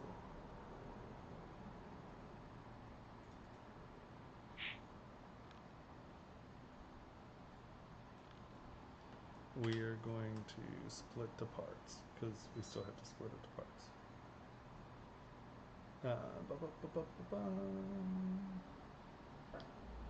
Split to parts. I know it's a billion parts, but it's okay.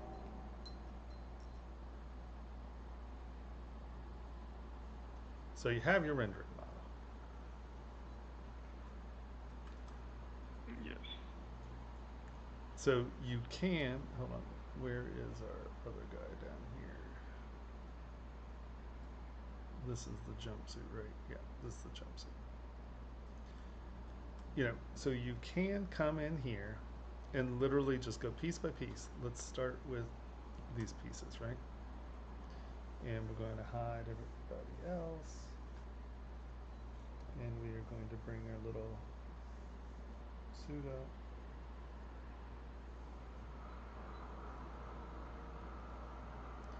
And we're going to make this transparent.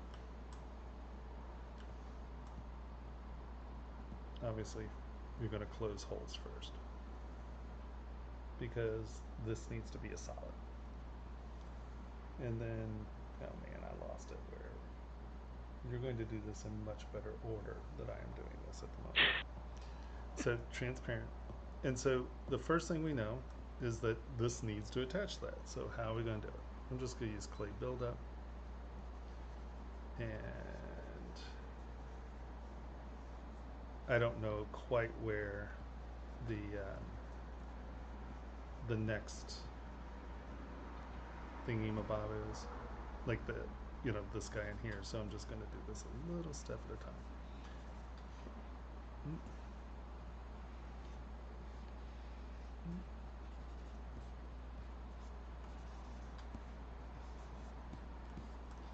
Bring this all the way to the edge.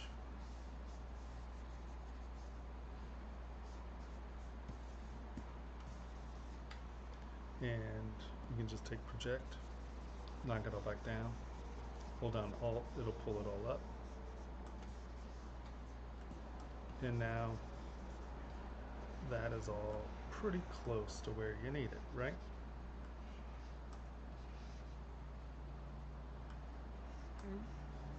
Does that make sense? Yep. So now, that being close to where you need it, we're now going to find, where's our second one? I think that's it. No, that's not it.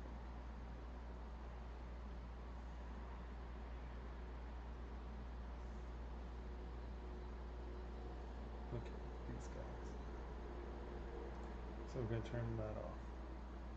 And we're going to have these guys in here. So, once again, I'm just holding down Alt and bringing those edges up. So there's just a little overhang. It's not that big gaping hole, right? And then we're going to bring this guy up.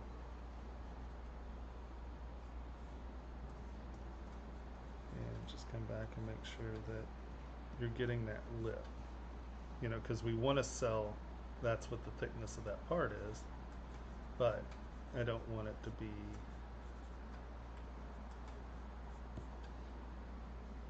overhanging. Here again, you can come in here. And you don't have to do it through everything. You just want to do it around the edges, because when you boolean these, everything that's inside that will happen. Now, here, you do want to come in here, look at your poly groups, and is that a poly group on the outside as well? Yeah. Aren't you a pain in the butt? Okay. So. Yeah, that part didn't print well at all. Right, because it's so thin. So we're going to bring this in. We're going to bring this in.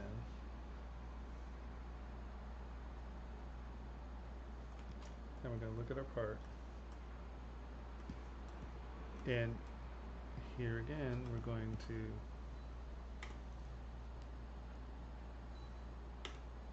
go away.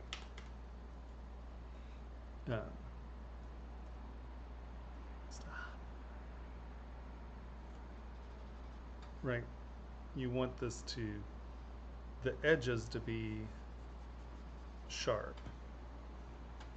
And then you just want this to thicken out behind it. And then in a case like this, you can, you just want to make sure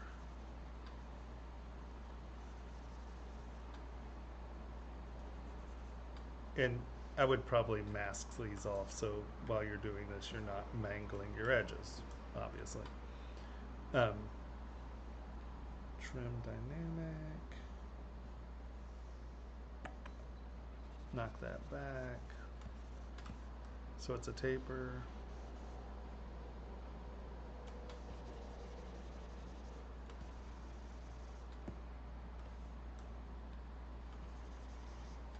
Knock that back so it's a taper.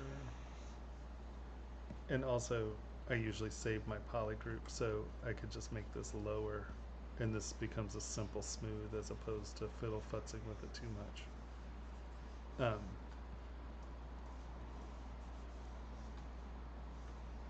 right, where it's thick behind it, but it comes to that edge.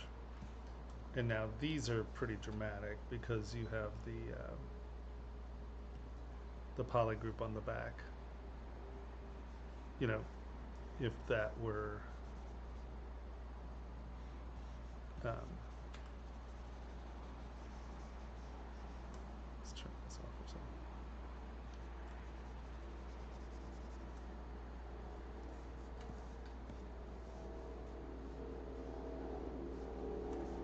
Right, so that's plenty thick. But from the side and front, see how it still looks thin? Because you're just keeping the thickness in the belly. Okay. And, you know, same thing here. You're just tapering down to that edge.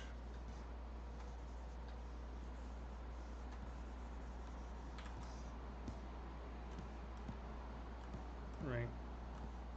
And then that way, when you have all these things on,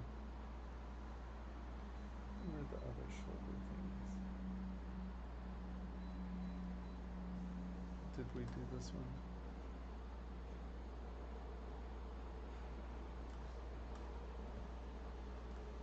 Yeah, we did, I think. Yeah. Because see, there's that airspace isn't there. You now come in. Where's my... Alright, I'm just going to merge visible. Just because I'm sick of looking for all that crap.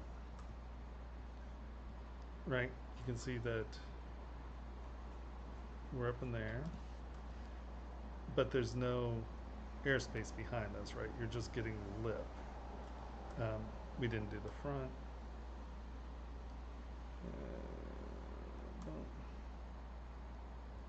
yeah, I have to separate you out. Split hidden. Transparency.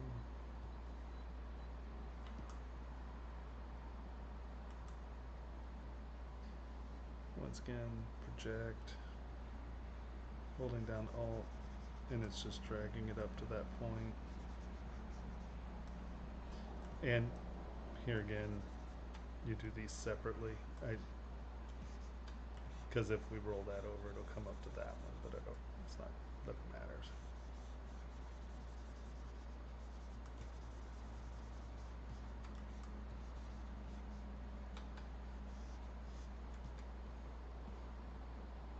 So this is what I mean by it's not about thinking about wall thickness, it's about thinking about it as a solid. Yeah. I see it. And then when you merge down, remesh by union,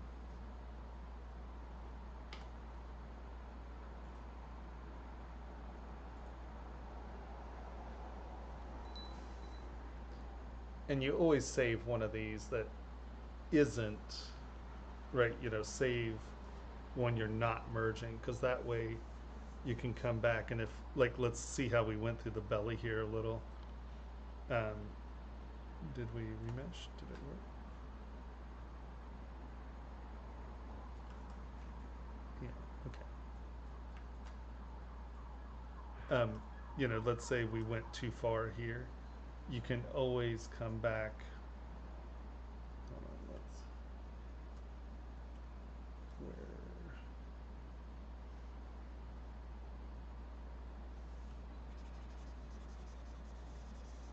you can always come back to this model, go history, come back to here, use your history brush, and you can go back to where that was, if that makes sense. We should have done. I did that the wrong way, but I did it the opposite direction.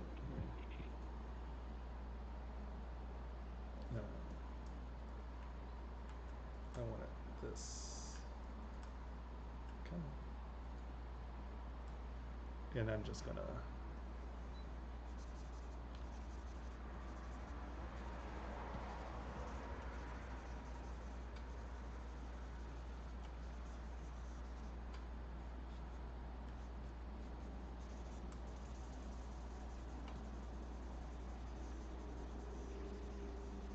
Right, that's where your thing is. You make this your history state. Yep. I just made the wrong one. The history. No, that's not history brush. Right, and then you can just come back in and go straight to where you were. And same here, like, we could come in and just creep that back and in so it's not, poking. But now, what you have is a shell, right? And you can always come back in, and these little undercutty things you can smooth out. But so now you have this much of a shell, and then you just take the next piece, add it in, and you can see that, like, even in the hip areas, it's not really about, oh, how thick is that wall, it's how can I get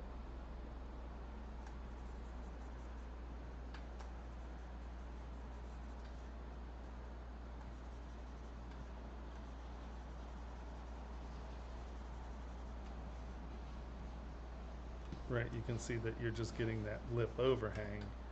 It's not about printing a huge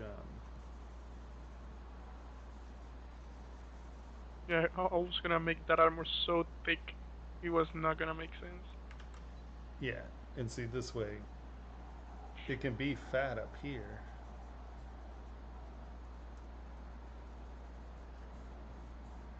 it just has to look thin at the edges, and that's easy to fill, right? Yeah. Because you have all of that coming down and in, and like from here it looks thin, from here it looks thin, but if you look at it this way, it looks like, a filled sail. But very rarely are you going to see that, right? You're just trying to sell that that's a thin edge, if that makes any sense. Yep.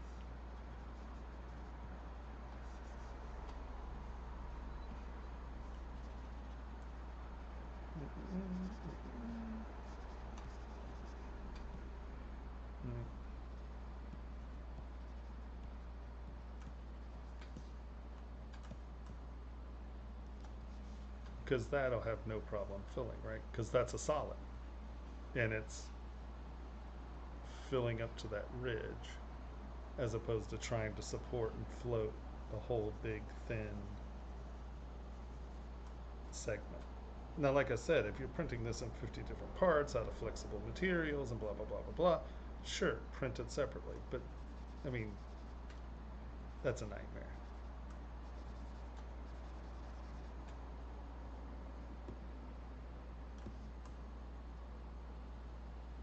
Right, so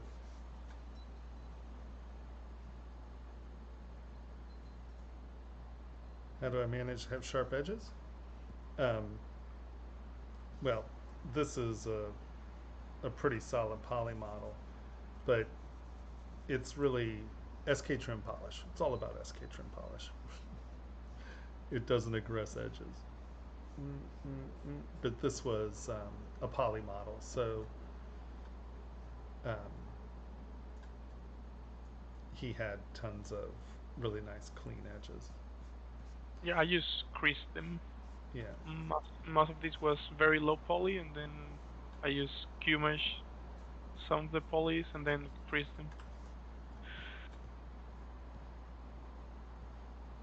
but does that make sense? Yeah, yeah, totally. Yeah. But if you're thinking about that from the beginning, you can start to plan these things. Like, often in clothes, like, I never make them like this. I make them solid, right? Like, I'll join them up in here so it's a cylinder, and then these are coming down as opposed to doing that. So that way I'm always hitting solid masses. Okay. Yeah, because I was thinking that this process was a lot longer than I thought, but then I'm thinking, okay, I never had printing in mind until I did have it, but I didn't know I had to do anything in the Right. process of Yeah, yeah, making no. it.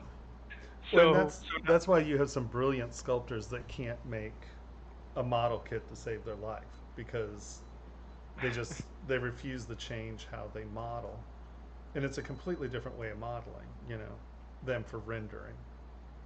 oh, Um, you know, controlling your geometry becomes,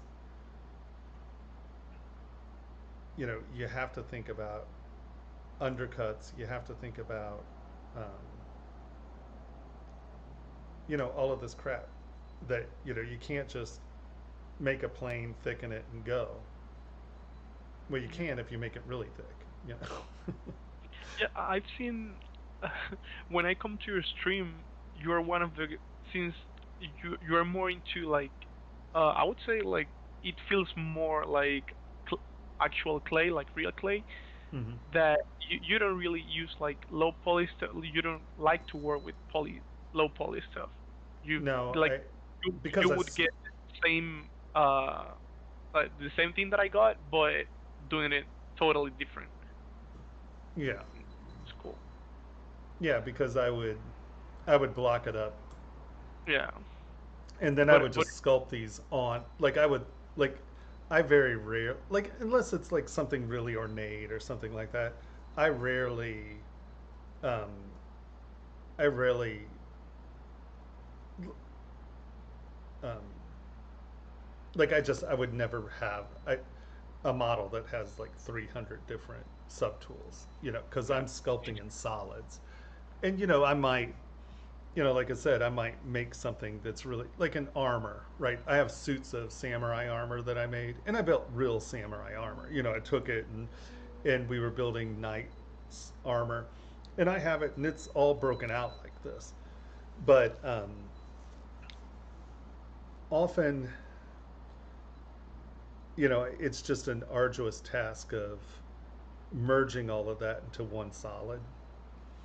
Um, but it's good to have all the pieces. But I would come in, I'd pose the guy, maybe get the armor on, but I now have, like, I have those suits of armor and stuff broken up into forearms, at the joints.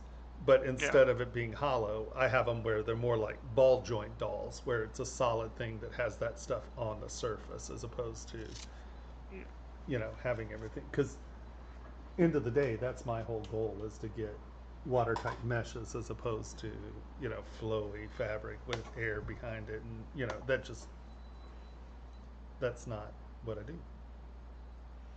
But it's funny because Eric Keller took my class, and, he's one of our teachers now. But he does a lot of science stuff and bugs and this and that. And he was like, Jesus, you use this program so differently than I do. And it's like, Yeah, yeah. it's very fun to watch every like different artists and they all use uh Oh, yeah. It's it's just yours completely, is so absolutely, and different. utterly different. Yeah. I love Warhammer Battle too. Hell yeah. So Tommy, you don't I know you like you have your own that's why you moved. You have your own jewelry now in LA, or that's what you wanted to do. Yeah, that's what we're in the process of doing.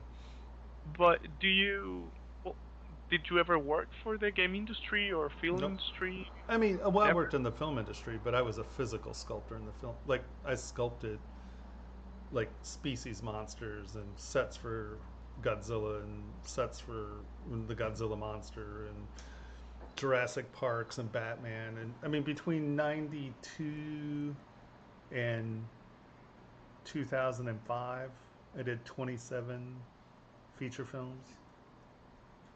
So you really made your entire career without having to do retopology? Never? Oh, yeah. No, no, Ever? no. Never. Never. Oh God. Yeah, no, no, no. Yeah, I retopologize. I use this thing down here called Z-Remesher. Because Yeah. every time no, go ahead, go ahead. Oh, I was gonna say, yeah, no, I was a physical sculptor. It was before, I'm old. Literally, we were sculpting before digital animation was real. I went to Cal Arts and they taught us onion skinning, you know, where you're flipping paper. Yeah.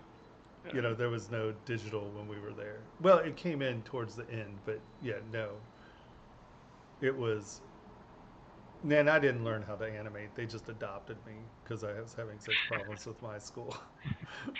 I have an animation degree and I've never animated anything ever. Um, Wow. I love Cal Arts. It's a good place.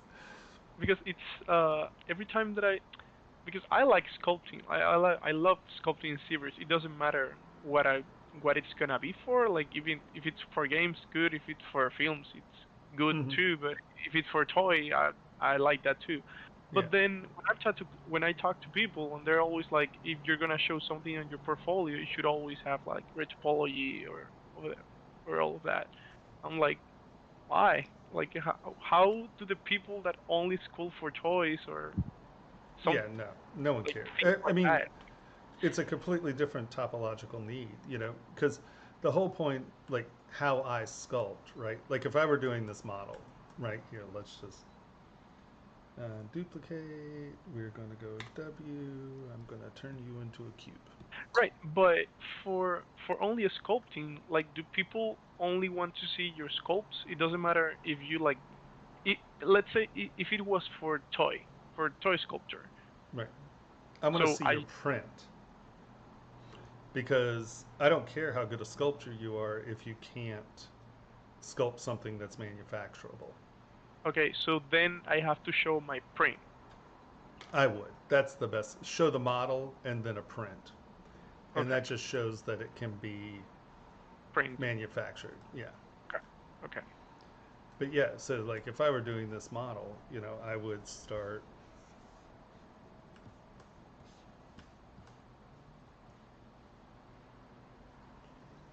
and see modeler. Hmm. Hmm. Are Hmm. you about to make it from scratch in like 20 minutes, and then I'm just gonna feel bad? Yeah, probably. Um, hmm. Hmm. Hmm. Hmm. Hmm. Hmm. Hmm. Hmm. Oh yeah, I remember. Explain this to me once.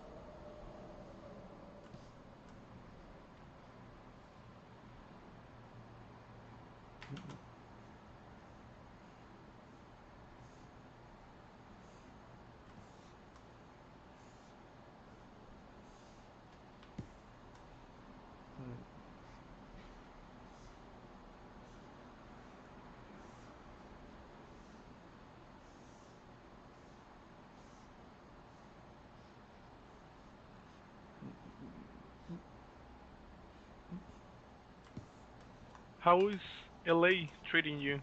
I know you don't like it. You Eh, said it a few times, but you know, it is what it is. It really it what did it there?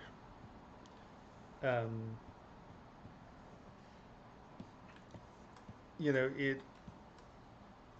it's it, why does that keep doing that? Do not switch. W. Boom. Twist. because I went to LA and I didn't like it. And I'm a California guy. Like, I love California except for LA. But and you never liked it. You said you didn't like Yeah, it. it's not my favorite place. But the thing is that if you can't make money in LA, you're not trying.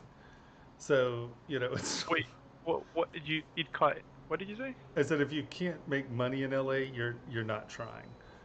You know, Oh, it's like okay.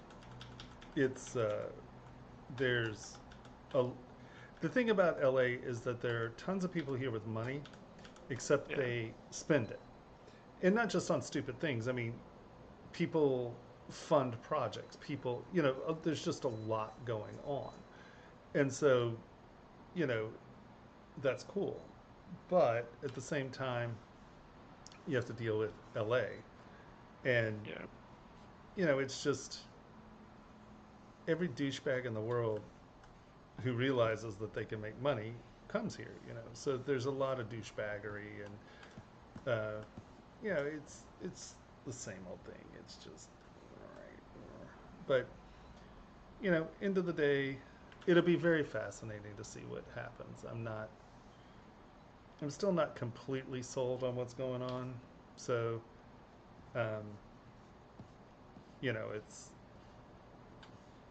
it'll be interesting. There's also I've been dealing with a guy who is reinventing mouthpieces, like the science behind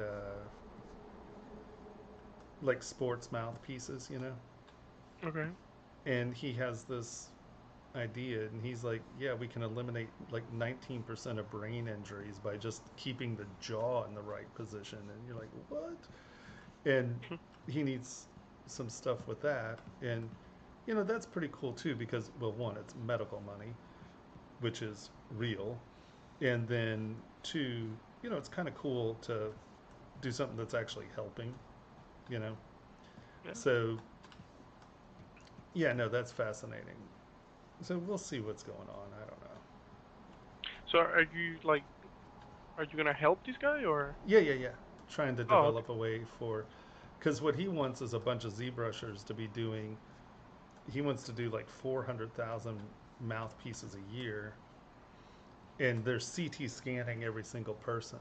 So they're literally made for your skull and holding your jaw in the exact position. And so it's crazy stuff. Wow. Yeah, it's pretty interesting.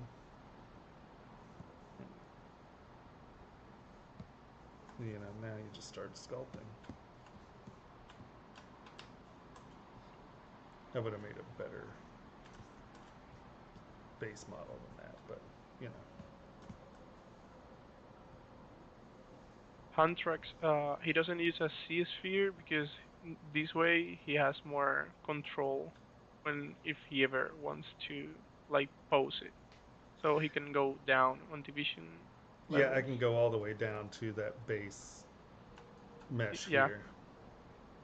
And then, see, the thing is, unlike Z spheres and a lot of that stuff, if I get my pose and I'm moving things around, and let's say, hold on, let's go all the way back up to our higher res. Let me just do a little sculpting here real fast. Let's turn this off. Um,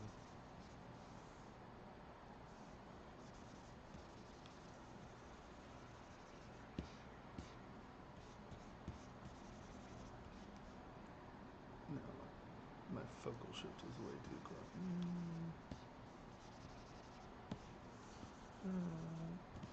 I keep hitting the So, button. but when you, oh no, hmm. I'm thinking, do you pose your character before sculpting? No, right? Me? Normally Yeah. I'll sculpt it in a T pose or an A pose. I wouldn't start sculpting here, but um, we're just doing a quickie sort of.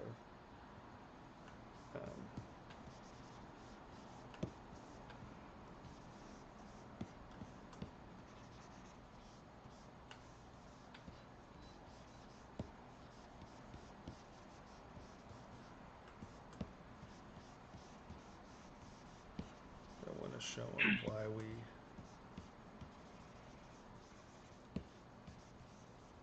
How is it that you ended up making jewelry?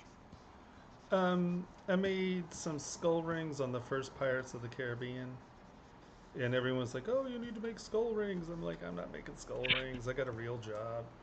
And then when I left Hollywood, uh, I was like, oh, well, I can make skull rings. And so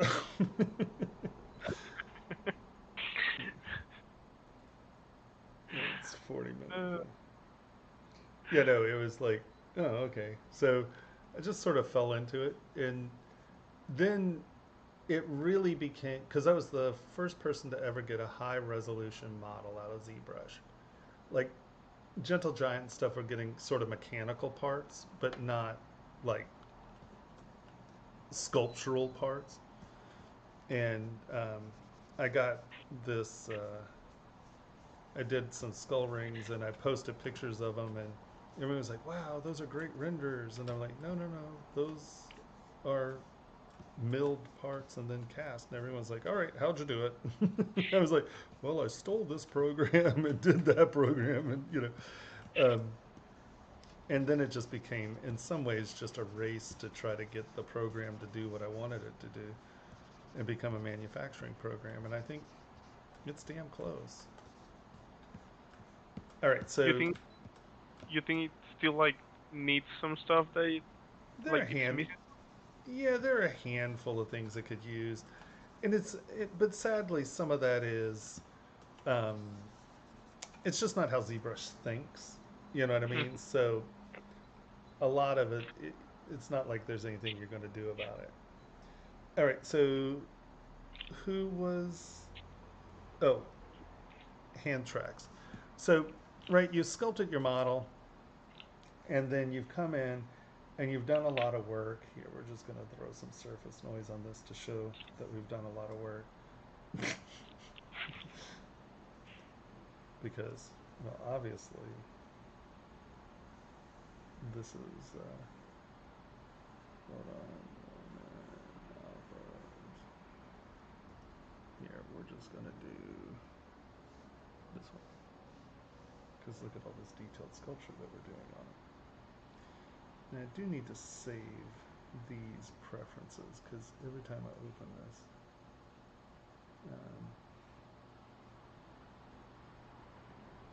where are you? There we go. Okay, so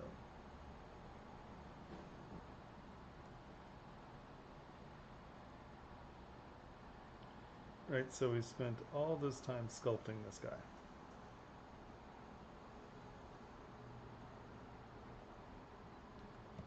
Right? Lots of sculpture, lots of surface detail. But you're like, oh well, hell, now I need to change the pose because they really want, this leg bent more and this leg doing some other crap. So the beauty is that you can just come all the way back down to here, and as long as you keep your um, your sizes roughly the same,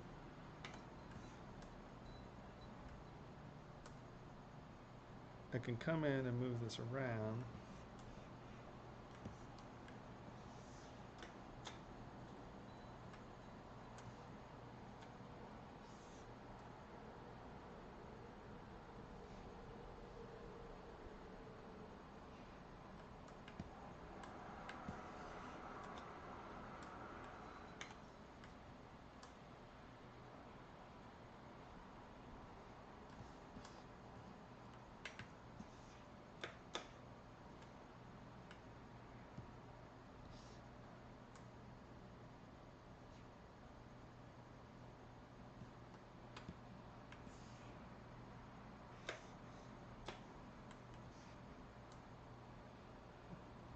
Do And, you use a button to unlock the lock?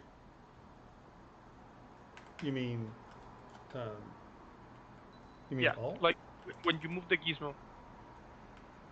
like doing this? How do How you, do I? so the lock? If you click it, you can move the gizmo without moving the sculpture, Yeah, right? the Okay. How alt are button. you moving? How are you moving the like? How are you How am I clicking doing the it? lock without clicking it? It's the alt button. What? I Yeah. didn't know. So you can see we've dramatically changed the shape of this. And these are big moves, right? It's not just little subtle moves. And now, because I have like 7 or 8 subdivision levels, as I bring it back up, you can see here, you know, there was some big distortion, but I changed the size of that dramatically. But you can see that you can really, you're like, okay, well, that's really distorted. So let's lower res. And I need to actually, you know, grab this, and we need to kind of move this back to the size that it was. Higher res. And you know, you can come to like here. Like, okay, well that arm's getting silly. The other cool thing is I can go here and I can smooth and smooth and smooth and smooth this out, smooth this out.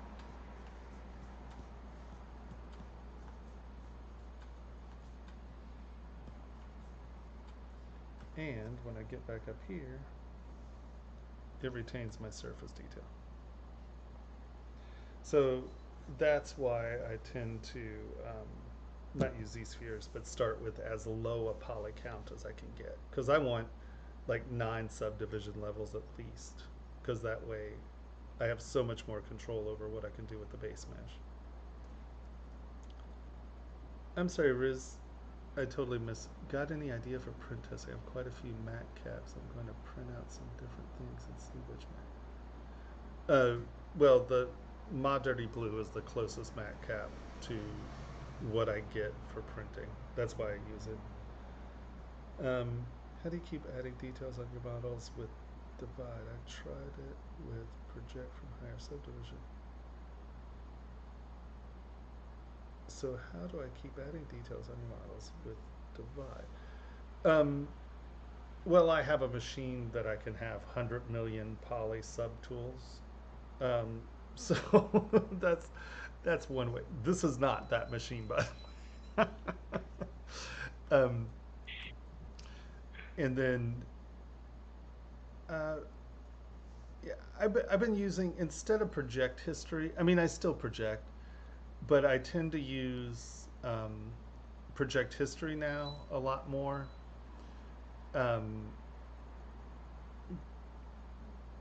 Because it just gives me, I think, so are you like saying after a remesh?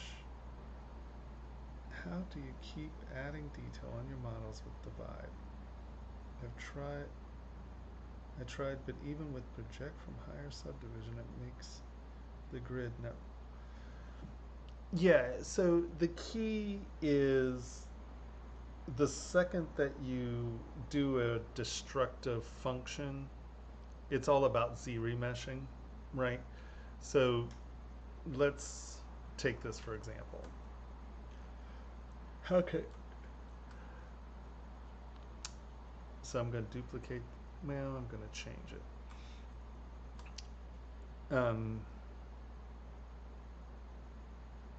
I'm trying to think of the best way to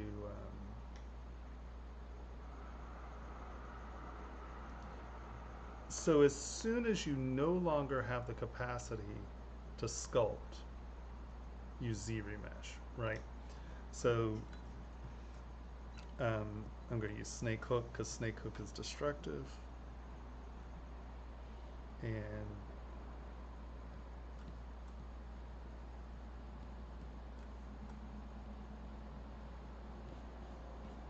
right, so now this geometry is stretched out to the point that it's kind of useless for sculpting, right? It's gnarly, messy, and ugly. Okay, so once you get to a point, or like twisting or pinching, when you get to a point where you can no longer sculpt, a Z remesh, and then I reproject, and then and it's a little bit of an arduous process, but if you're trying to get incredibly high resolution models, it's really, let me see if I have something in here.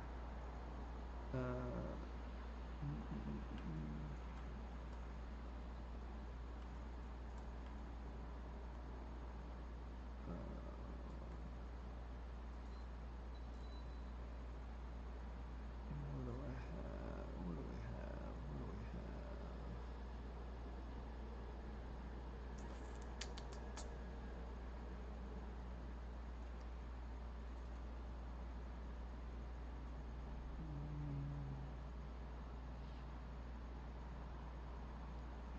same.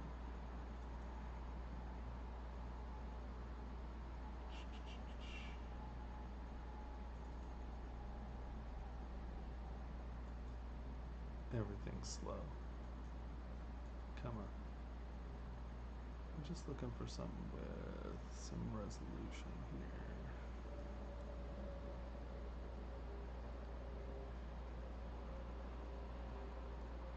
Okay, let's do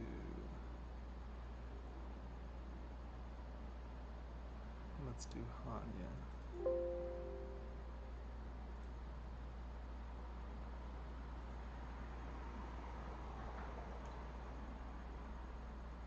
Actually, you know what?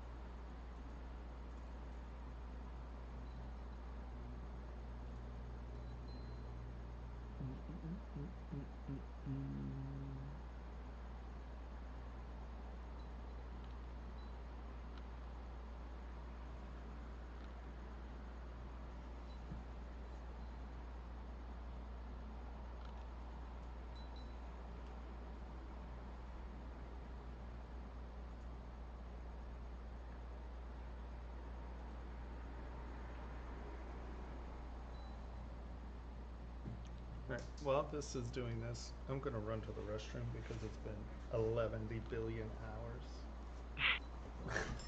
Oh, see, We'll wait for.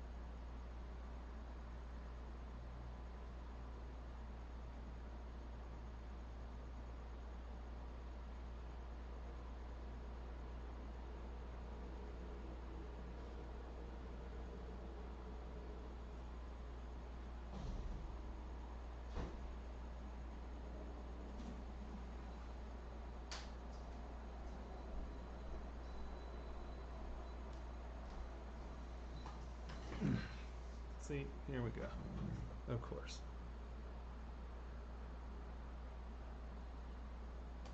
Okay. We're going to start over. If it couldn't last that long, ZBrush is killing me. Actually, it's my computer. I let people like, oh, I crashed so much in ZBrush. I'm like, yeah, welcome to ZBrush. I mean, we've been for a while without you crashing today. Oh. Yeah, no, I did pretty good, especially for my machine not behaving today. So. Because last week it crashed. Like, Oh I know my. your internet, your Wi-Fi went out, or your lights. I don't Yeah, remember. everything. Just, I don't know. It's always a nightmare. I have not had more just absolute garbage luck with.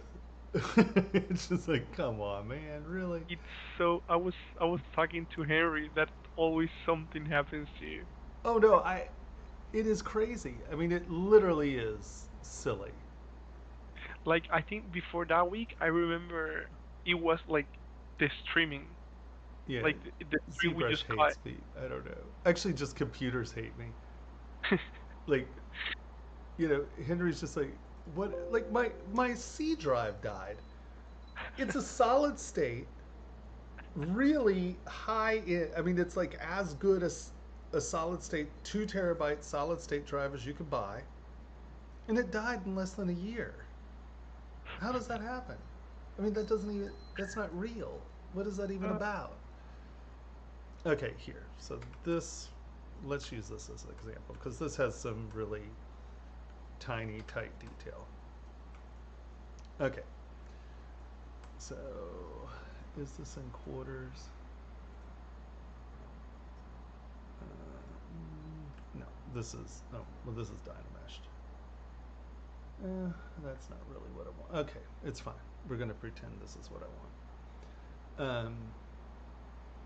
I do a lot of pretending, don't I? I don't know if I ever give anyone real information. I'm always like, yeah, no, you just do this. Like that? No, not really like that, but kind of like that. Well, information about ZBrush? Yeah. Oh no, you have. Okay, so we have this Tail. model. And I'm sculpting on it. And I have, you know, all this lovely detail. But I'm going to come in here and actually here, let's slice this up. Well, let's take you. I'm going to hide you, and hide you. And I'm going to take a kniff and I'm going to cut you. Did No. you model that? It just crashed. Damn it! This is my life. I don't. Does anyone else have the problems where knife crashes ZBrush? I use the knife tools and they crash ZBrush. I don't even understand. It's just like, what the hell? Yeah, I modeled that. That's a lamp. It goes with my rocking chair. Did you? It was done. You know what? I think Michael Pavlovich had a video where he was explaining the knife tool, and for some way it crashed, and he said why, but I don't remember Yeah, because it I don't crashes I on don't me. really the It knife. crashes on me all the time. I mean, like, knife tool and I have um, a volatile relationship, I guess you could say. Just like you and computers. Right? Here. Uh, fine. Here, let's. This is such a. What am I trying to show again? No, I'm totally forgot. What time is it? I mean, Here, let's try this. Visually save changes. No.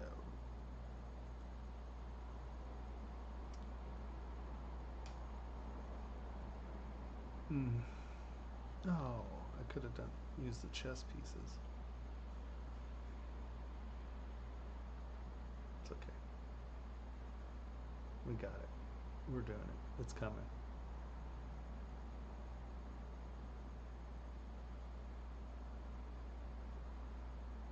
One day. I swear, it's coming. No, really. It's coming.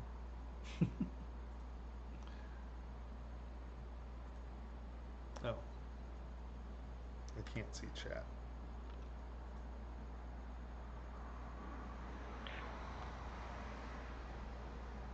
oh no, well, Itisri said it's not just you. There was a big discussion about it in Discord too. Knife is just buggy.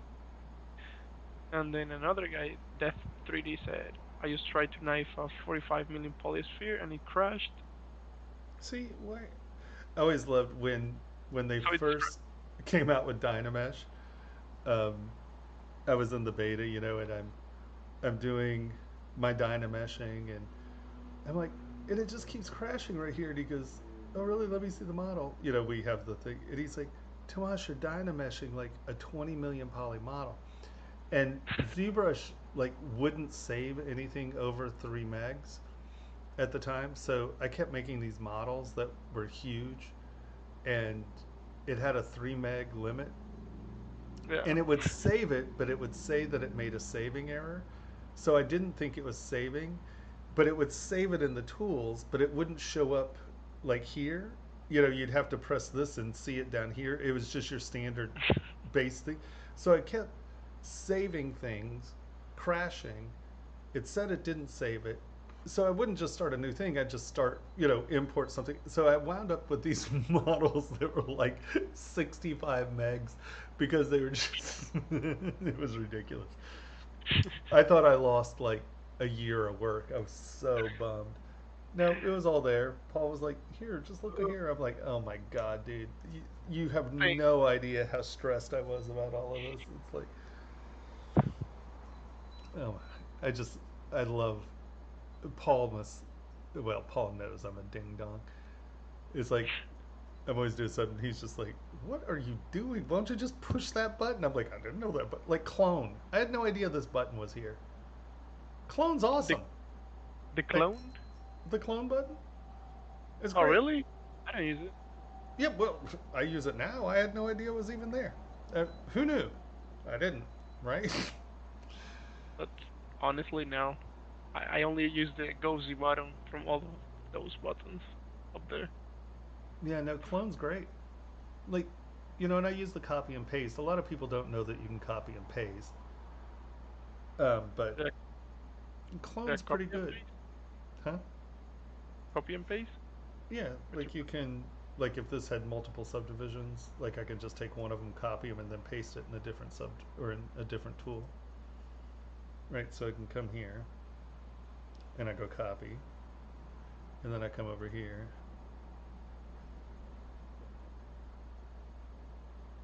and then I come over here,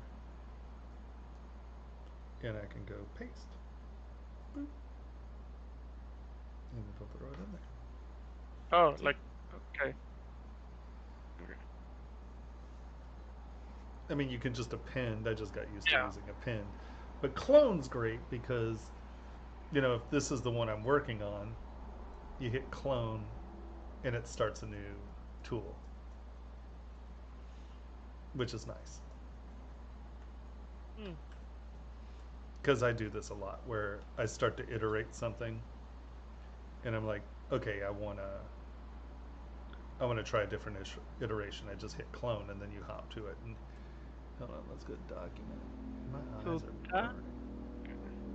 that's how I probably can, because I was gonna ask you how can I pose a character without losing the like my T-pose character, and then I just made another project, which now that I think about it, I could just have cloned it and then Yeah, just have a different tool inside of the same project. exactly.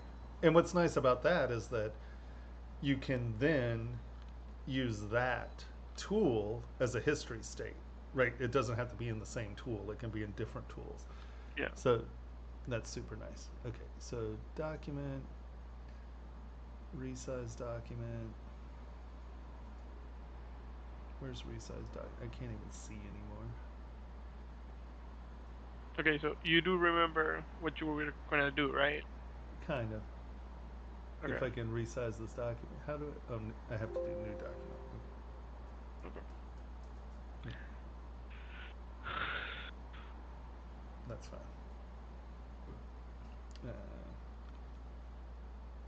Okay, so we have this. We were talking about when do,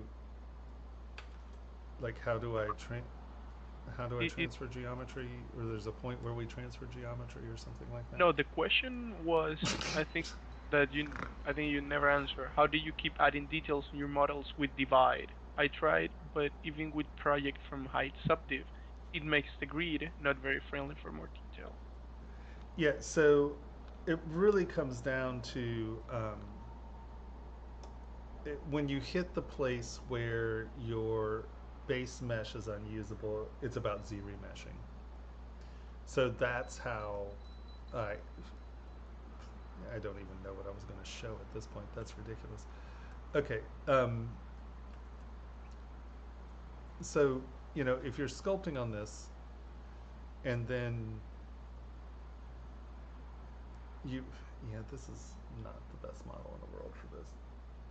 I really wanted the Mayan skull because that has weird little detail. Okay, so are you going into printing, or how do I add details using divide and Z remesher? I guess. No, I think that what he meant with that question, maybe he can correct me if I'm wrong, but it's he doesn't like he subdivides a lot and he still doesn't have enough geometry. It's what I believe Yeah, that he's, because he yeah, keeps subdividing and he, yeah, like of course he's gonna go up to 20 million and then it's gonna be buggy. yeah. That's the beauty of being able to have 100 million poly sub tools. It's really nice. That's why you want to start your subtool at about 700 and I think it's 714, and then you can get like 98 million subtools or 98 million polys on each subtool. Okay, so a lot of that has to do with mesh management.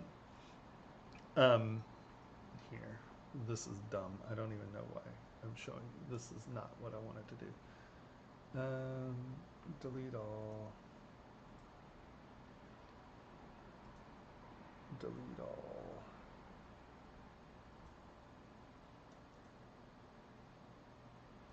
So, and when we were talking about retopology and how you think about models, this is a big, like a lot of people edge loop, right? And use edge loops. Well, if you're modeling for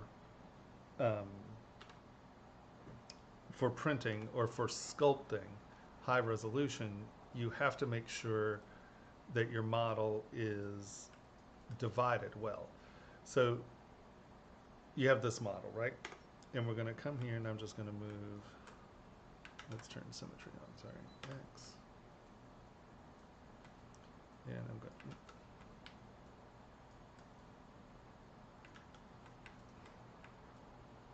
this is not in the center of the world. It is. Okay. So let's do.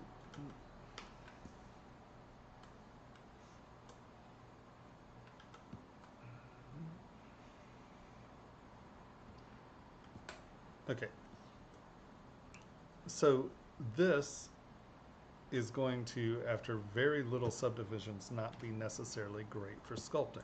Why? One, your squares aren't equal, and your geometry is going to load to the edges. Okay. So let's divide this up.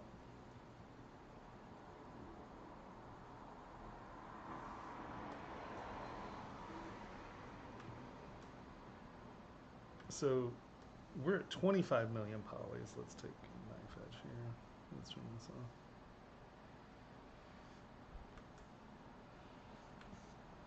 So even at 25 million, look at the difference in how sharp that is compared to how sharp that is, right? You're still getting see how crisp that is, and you're still getting those little lines and ashes there. And we're just cutting a line in, right? Here, let's lower that to. All right, so on our edge, fairly sharp. Out here, tessellated, right? So it really comes down to how you're building your meshes. And that's why when I build by base meshes, I almost always do it from ZModeler. And I try to keep them as even and square as possible. Thank God creasing doesn't actually add to the geometry anymore because you used to have the edge loop. And so I'll show you the real problem with that. So let's go back to here. Let's turn this on. I'm going to delete lower. And so a lot of people will, let's see, modeler. You know, it's like, well, if I put a lot of geometry on these edges, they're going to stay sharp. Well, you can see that this is garbage mesh management, right? Because once again, we start to divide.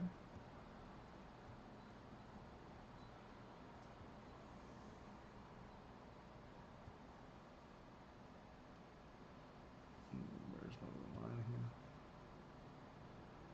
It's super sharp. And look how crappy that is. Right?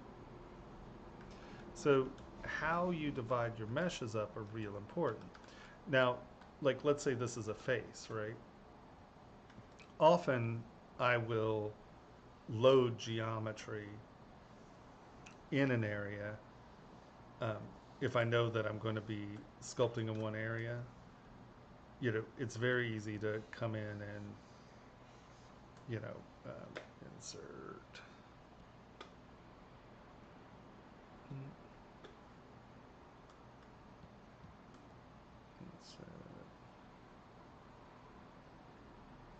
Right, so now we have a lot more geometry in this area. We can, continue to do it. And this is not necessarily the best sculpting geometry yet, but you then come in, insert, boom, just try to get everything sort of square. And now you can see there's a lot more geometry here as we divide up.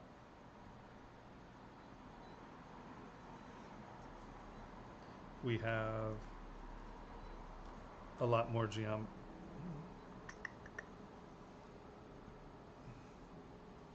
We have a lot more geometry here than we do over here.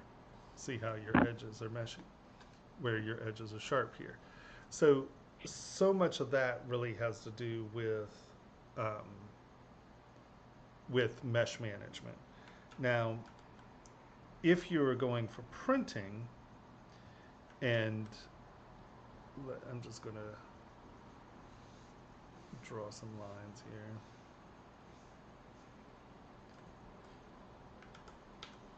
Let's divide one more time.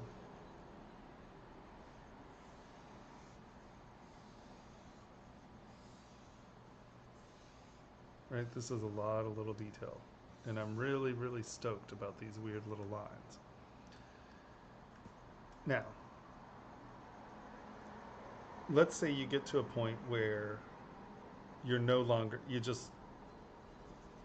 not getting the resolution you want, but you know that you're going to bring this back. So this is where I'll duplicate it, and then often at the very end of the process, like I'll have my original model where I have that detail where I want it, and then I will make this, we will make this our history state. We'll come here, we'll decimate this, and I'm going to decimate this to 75K. I'm going to do it really low.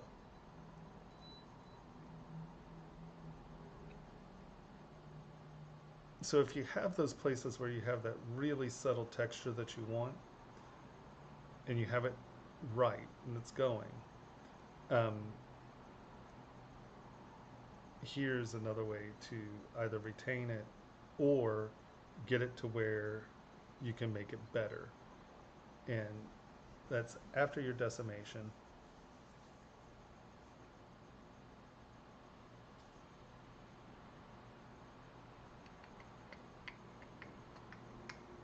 You can do it.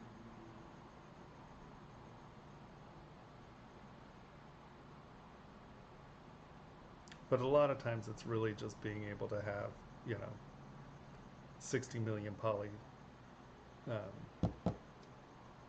subtools that you can then do exactly this, decimate it down. You just divide the living hejivas out of it, get it kind of where you want it. And a lot of computers, you're just struggling with it, but take it as high as you can. This isn't that big a model. This is only like 4 or 5 million polys. Come on, you can do it. Chug through it, baby. And so, like, let's say, I know people who have problems with, 8 million poly models.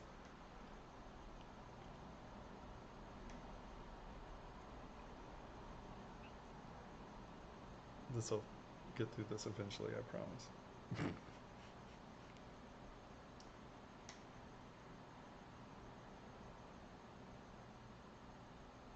Interesting. These are all Twitch. Are we not on YouTube anymore? Oh, what?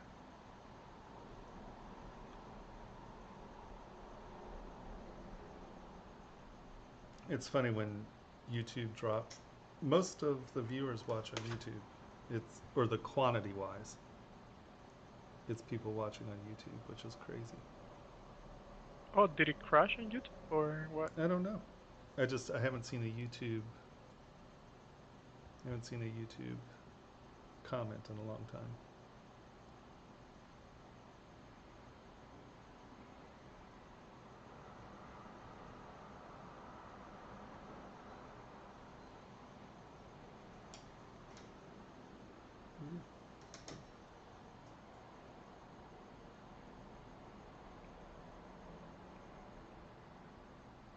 It's coming, I swear.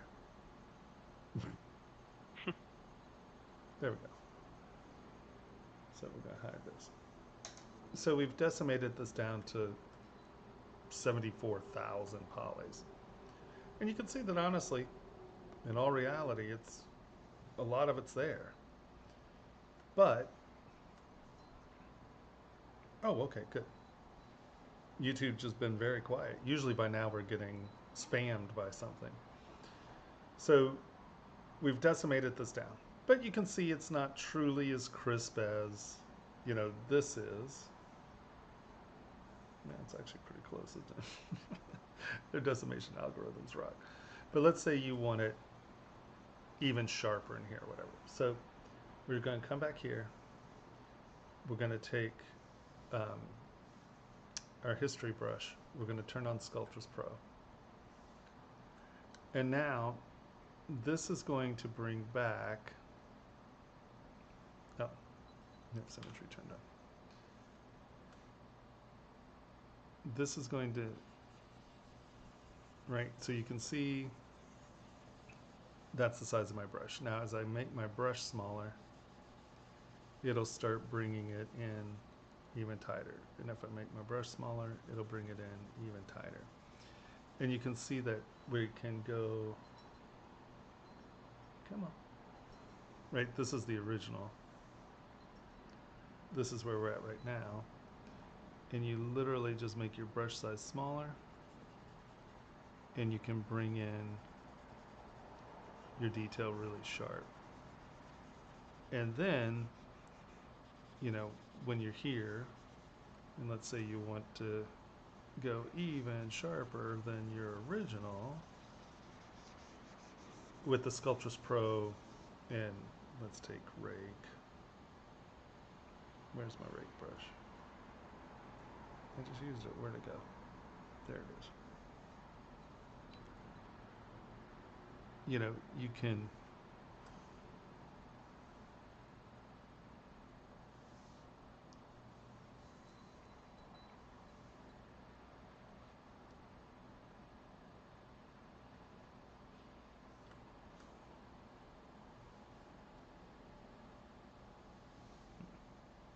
change my dynamic scale.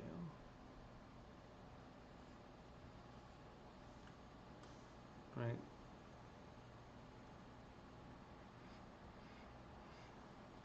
And so that's a way that you can really tune your detail. You know, it takes a little bit of time in the sense of, you know, we just, you know, let's say you're cutting in your detail, and then you come in and you make your brush smaller. You can cut in your detail. You can come in and carve your name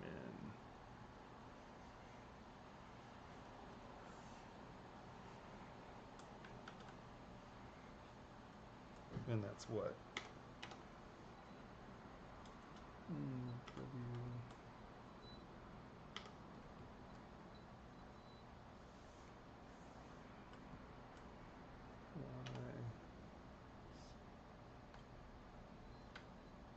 That's 1/10,000th of a millimeter, so that's half a micron high. Right. So, needless to say, you can get as detailed as you want. It just you know, it's just how and when you want to deal with it, you know.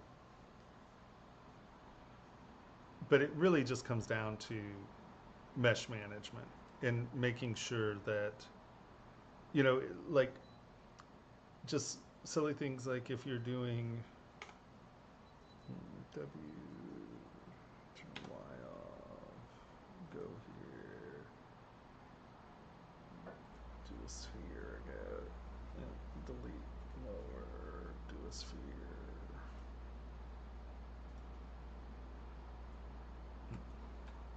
I guess that's symmetry on.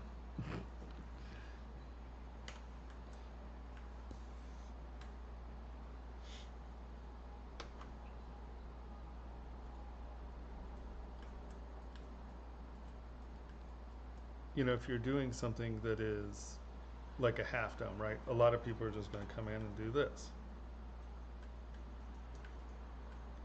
And they're going to squish that up. And then they're going to start dividing. Well, make sure that in all reality, get your Z modeler, come out here, insert all, and delete these where you can. I think that's as much as we can get rid of before we start going up. So now when we go like this, you know, there's a lot less geometry on the back side of this now. So as we start to divide,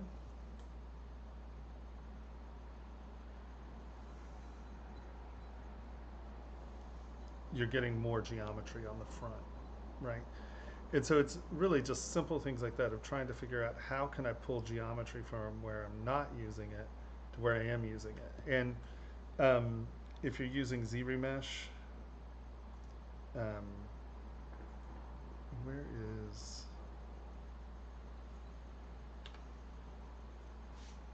do I not have it pulled out? Interesting.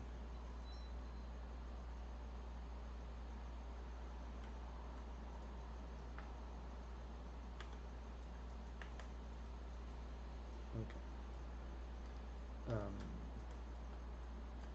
It doesn't say use poly paint. Where is it? I must not have pulled it out. Where is ZBrush?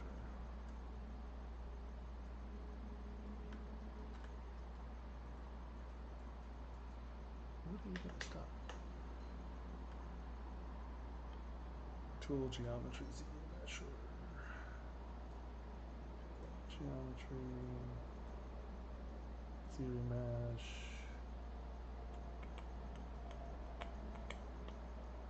Oh, there, you should use poly paint. Interesting. Oh, it's over here.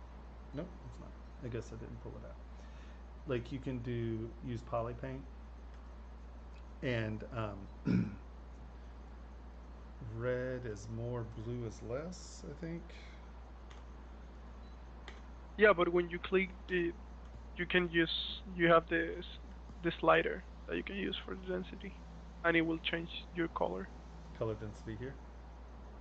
It's next to the use polypaint. Yeah, there it is. Okay. So where's my poly paint brush? Paint. If you come in and you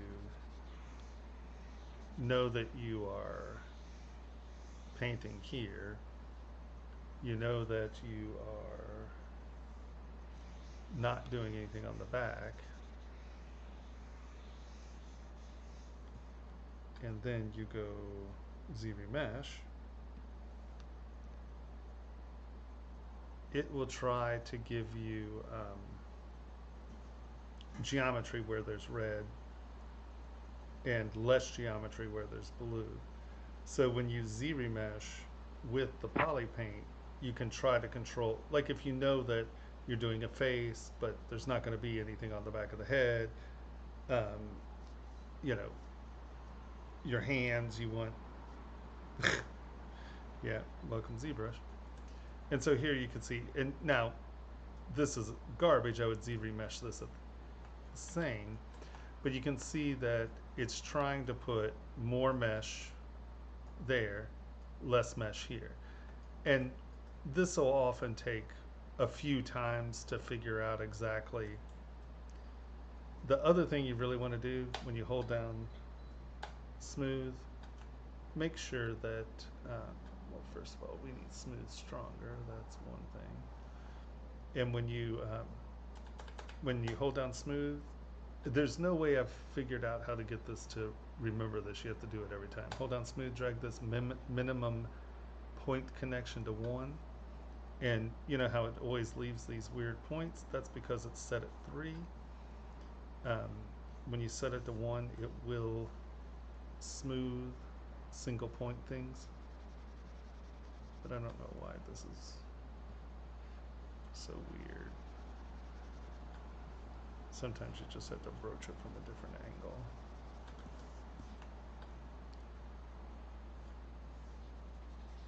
But you can see pretty clearly that this gave us a bunch of geometry in one area, less geometry here, and even less back here. So you can go through and assign geometry as you're ZBrushing. So that's another way of, and you know, here as we start to divide this up, once again, you know, this is substantially more geometry.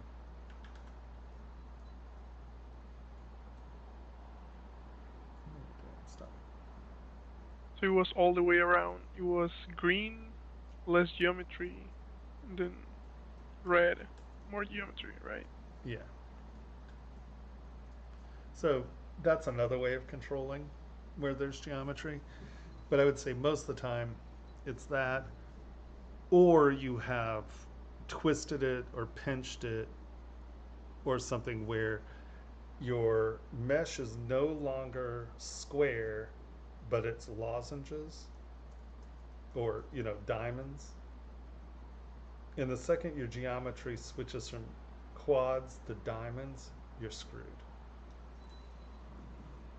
That's time to remesh.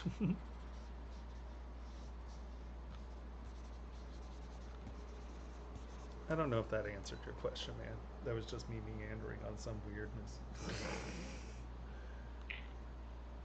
1 o'clock? All right. I got to get up in 2 hours. 2.5 hours. In 2 hours? What are you doing awake then? I have to go let construction people into the site to work on at 5:30. And it takes me about 45 minutes to get there on the train, so I have to leave here around 4:30, something like that. Oof. Is there a way to sculpt on top of the pre-existing mesh without deforming?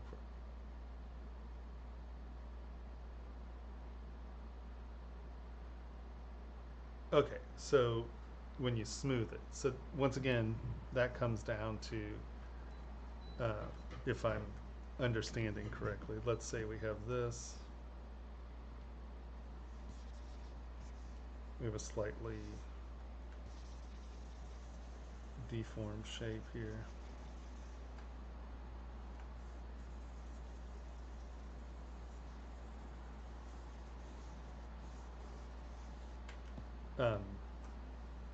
So we're up here, and you have veins.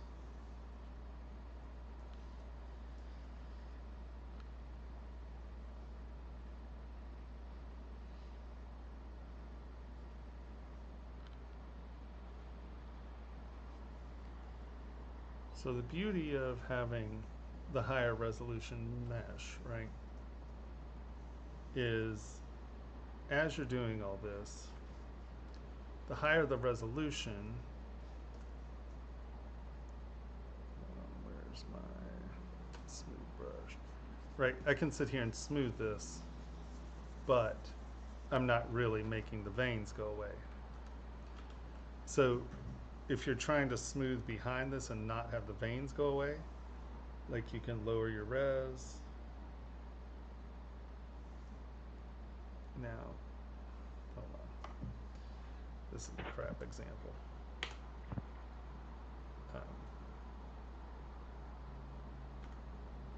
This has a lot of weird geometry. This is not the best example. Let's turn this into a plane.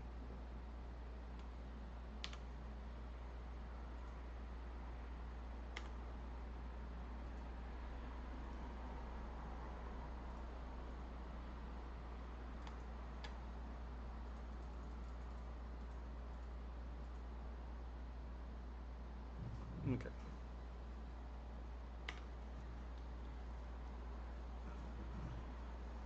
So you have your mesh. Maybe I'm just getting tired of not understanding questions too. Hopefully this is what you're talking about. Henry's so good at translating questions. Yeah. I'm not that good as Henry. Oh, you're doing okay. You're keeping me alive, so that's okay. So you have this, and now you have your veins.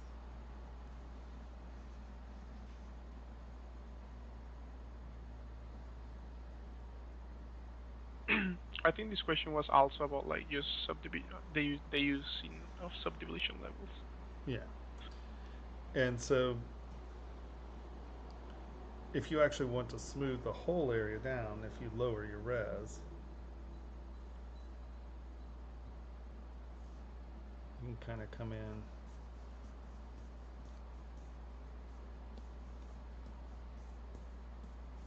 and smooth it down here.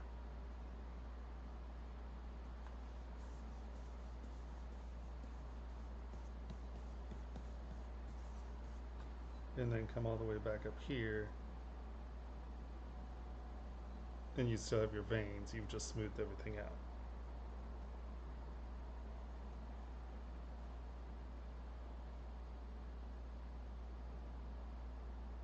Oh, the exact opposite of what I just did. It's really about having high resolution. Because, so here, let's, I guess it's completely opposite of what I was saying.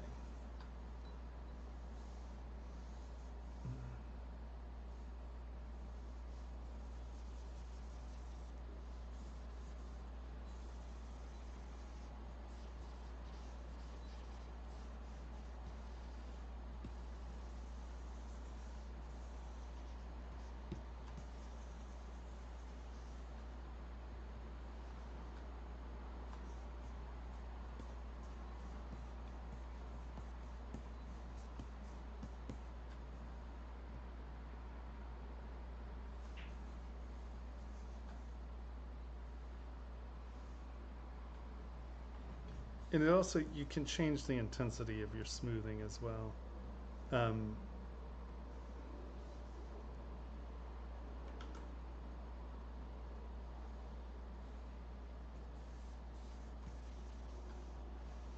So you're saying you have this muscle detail that you like,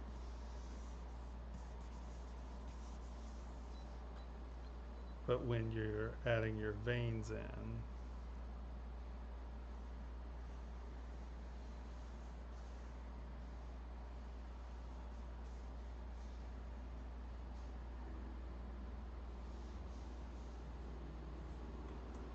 and then you want to smooth that out, you're losing your anatomy. The key is to go to the higher res, and then when you're smoothing,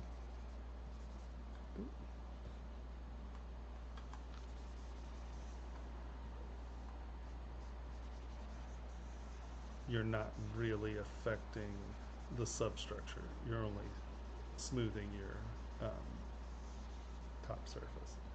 And then you can always lower to get your edges or hot points. And you can see you're not really changing the substructure. Is that?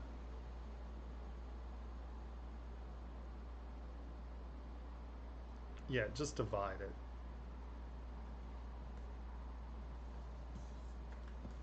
Right, because you can see that I lost none of that ridging there and ridging there, but I could come back in and smooth out. Yeah, we're having office hours tomorrow, but I have to go in at like 5 in the morning, or I have to let the people in the building at 5 in the morning, and then as soon as they're in, I'll head back. So, and maybe I'll try to get an hour or so of sleep, but did that answer the question? Does that make sense?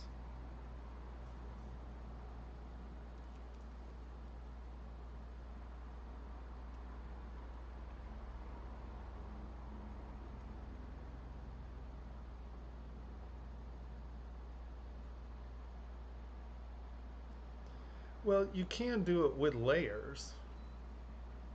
The I other, mean, just let me, because maybe what's happening to him is that if it's a finger, and if you don't have backface masking on, then you still will smooth the other parts true. because he But has a very big uh, draw size. yeah, that could also be it. But I mean, you can do layers and apply the stuff. And do you ever use layers? I never use layers. People who I do like photorealistic skin stuff, they do a lot of layer stuff there. But never used it in my life. yeah, I use it for ring sizing, but that's a completely different beast. Yeah, see, like, you know, if you're blending layers, it's kind of interesting. I get it. I like it. But I'm a sculptor. I just go in and I sculpt it. You know, I'm- at some point I'm going to come in with some pretty cool patterns one day. But yeah, we'll see how And that plays. we also have the history brush, and I think it's the same. Like it works the same way, right? Oh yeah, without a doubt. So like that's a thank you. That's another grand reason for using the history brush. Hold on, let's go. Because I feel like it's the same, but it's less Well, difficult to understand how it works. yeah, and so here we're gonna actually put not like that. We're not. Boom. The intensity lower. Let me get these to where they're. Yeah, I mean, Joy G, if you like using layers, try using the history brush that Tommy is probably about to show.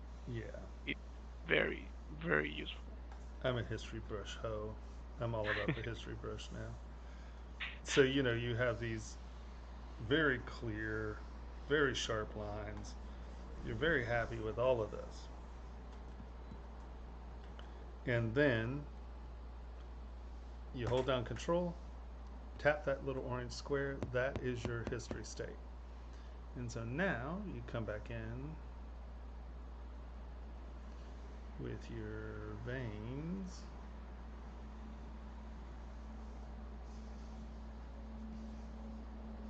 Don't you like my vein? I'm pretty sure that's how veins work. Right? That's it. Right? They just go around. So now you take your history brush and you can turn your history brush intensity down and you can come back in and just tap this down and it'll go back to exactly where it was, and you can get these to go creep away. Let's say you want it to be real. No, it has not been 40 minutes.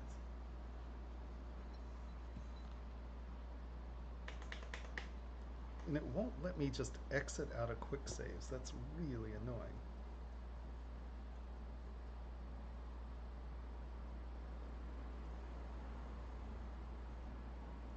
But tomorrow when you're working and it crashes, it won't be annoying. Yeah, it will. Oh yeah, well, anytime it crashes. No, if I got annoyed every time it crashed, it would be. Oh well, I I don't think I could keep on living. Yeah, no. So I use I use ZBrush a lot, and and Maya crashes a lot, but it doesn't save. So I'm like, uh, I don't yeah, want to use Maya ever again. you should hear Eric cuss Maya. It's so funny, and he wrote like one of the books on Maya. He's like, Maya. But So it's just stupid how many times it crashes. yeah. So here you can see you creeped up on this, and I have my Z intensity at 2. But if we go up to, just crank it up, you have the soft, but how sometimes you have ones that you want sharp. I've cranked it up to 77, and now I can come back in, and I can get really sharp edges if I want.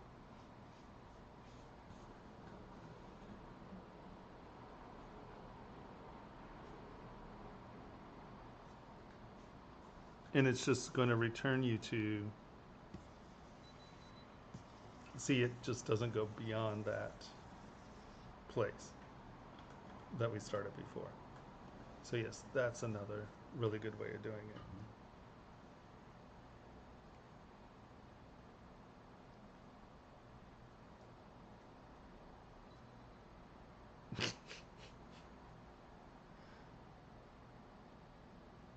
I see how you are. Yeah, history's awesome. ZBrush is one of my favorite things ever. Okay, kind and gentlefolk, I gotta take a nap before I hop on a train to go let construction people into the space and then come back for office hours. Oh boy.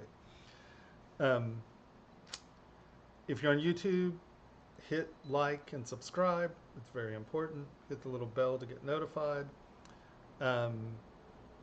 I'm here every Monday. Watch other streamers because other streamers are probably a lot more entertaining than I am. Look up ZBrush Jewelry Workshop. We teach you how to make things. Yeah. Hit subscribe. Tommy, are you uploading to YouTube now? Am I what? Are you uploading videos to YouTube?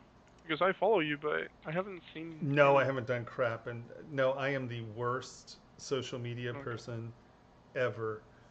No, I suck so bad at it. It's ridiculous. I get yelled at all the time. As soon as I get a place where I can actually set my computer up, one of our things is to definitely start streaming live on YouTube instead of Twitch. And doing that some, where I'm kind of working on things while streaming and all that. Yeah, I was gonna tell you because you used to do like 1 week sculpting and then 1 week reviews. Yeah, I still do that. Oh, okay. Yeah, so next week I'll sculpt, and then this week we crit it. Yeah, because you can take those sculpting streams and then just pay an editor or something like that and just upload that to YouTube. Yeah, and that's the whole thing. I just need someone to, like, just the concept. Yeah, I have to figure out a social media person at some point. If I had been doing YouTube from when I started, I'd be a billionaire. But probably. But yeah, no. I can't be bothered. My poor brain, I'm just like, that's a waste of time. I need to be sculpting. And yeah, if someone else isn't going to do it, it'll never get done. So at some point, I just have to find someone who is willing to just do my social media for me, because I'll never do it. I suck so bad at it. No, I get it. It's just, it comes down to being able to hire someone else to do it. Because now people, you know, there are 14-year-olds who want to do it for you, and they want like $3,000 a month because, well, they deserve it, I guess. Right? Exactly. Okay. What was that? No, it's just it is like, it's just funny, but that they do. I think they do ask for a lot of money, but I also know like it does take some work. Without a question. I mean, in that amount of work is a complete waste of my time in my book. Maybe not like for my career, for my popularity, but in my brain, you know, it's just like I have real things to do, like sculpt, you know. Like, I have to make videos for my damn students, and those poor buggers are still waiting. I have 3 videos that I still haven't made since I moved here because I just like when I'm talking to you about this, like I just imagine like because if someone is gonna run your social media, like they would ask you to be like, okay, you have to talk about this, you know, or do this, and then you'd be like, no, I just want to sculpt. I want to do that. But no, exactly. I'm getting yelled at right now because I made a video for 3D Connection like 7 months ago, and I didn't give it to him. I'm like, shit. I so suck. I suck at this game. Oh my God, they hate me. Oh well, whatever. Whatever. Hit subscribe. And hit the like button to the Hit the like video. button and that little bell button and all those buttons. Hit some buttons. Just hit a bunch of buttons, you YouTubers. I did find it interesting. They had that it was a big poll or whatever of, I think it was like 16 to 28-year-olds or whatever. Like 6% of them use Facebook, and then a lot of them use Instagram, a lot of them use TikTok, but 98% of them use YouTube daily. I was like, wow, I'm obviously missing something. I don't know. It's like I actually sit and work. I don't like watch things.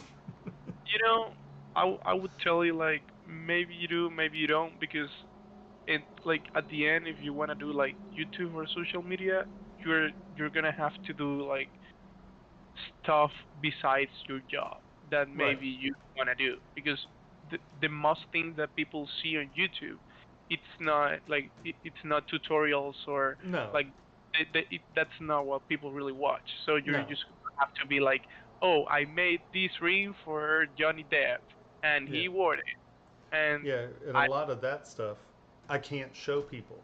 You know what I mean? Because it's like non-disclosures and this and that. And if you, I mean, maybe you can, but it just the video is not it's not gonna build around that. It's gonna right? be Yeah, around. no. Trust me, I know. Yeah, whatever. We'll But figure it out. if you can pay somebody to do it, you don't have to do really much. Yes, sorry. It's because I'm not actually using my mic. I'm using this really goofy Logitech webcam. I have a beautiful mic, and normally I sound amazing. Oh yeah, Um, I know, I know. no, I Joy can just hear said, "Can you turn your gain up?" I'm like, "Yeah, probably not. It's a crappy mic. It's a webcam." you. I know. We complain because we can hear your pendants, and we're like, how can we hear that? Oh, I know. No, it's like when I actually have all my stuff set up. I actually have a $4,000 webcam and Oh. $4,000 worth of sound equipment and you know $12,000 worth of computer. Oh no, you're good. She was like, "Oh, whoops." I'm like, "No, it's fine. It's just it's frustrating to me that I can't be set up. It's just oh my God, it drives me nuts." Okay, well, Well, yet Tommy, again, good night. good night, Tommy. It was nice hanging with you. It's See you always a next. joy. I'll see you next week. All right. All right. For sure. Bye, Bye bye. guys.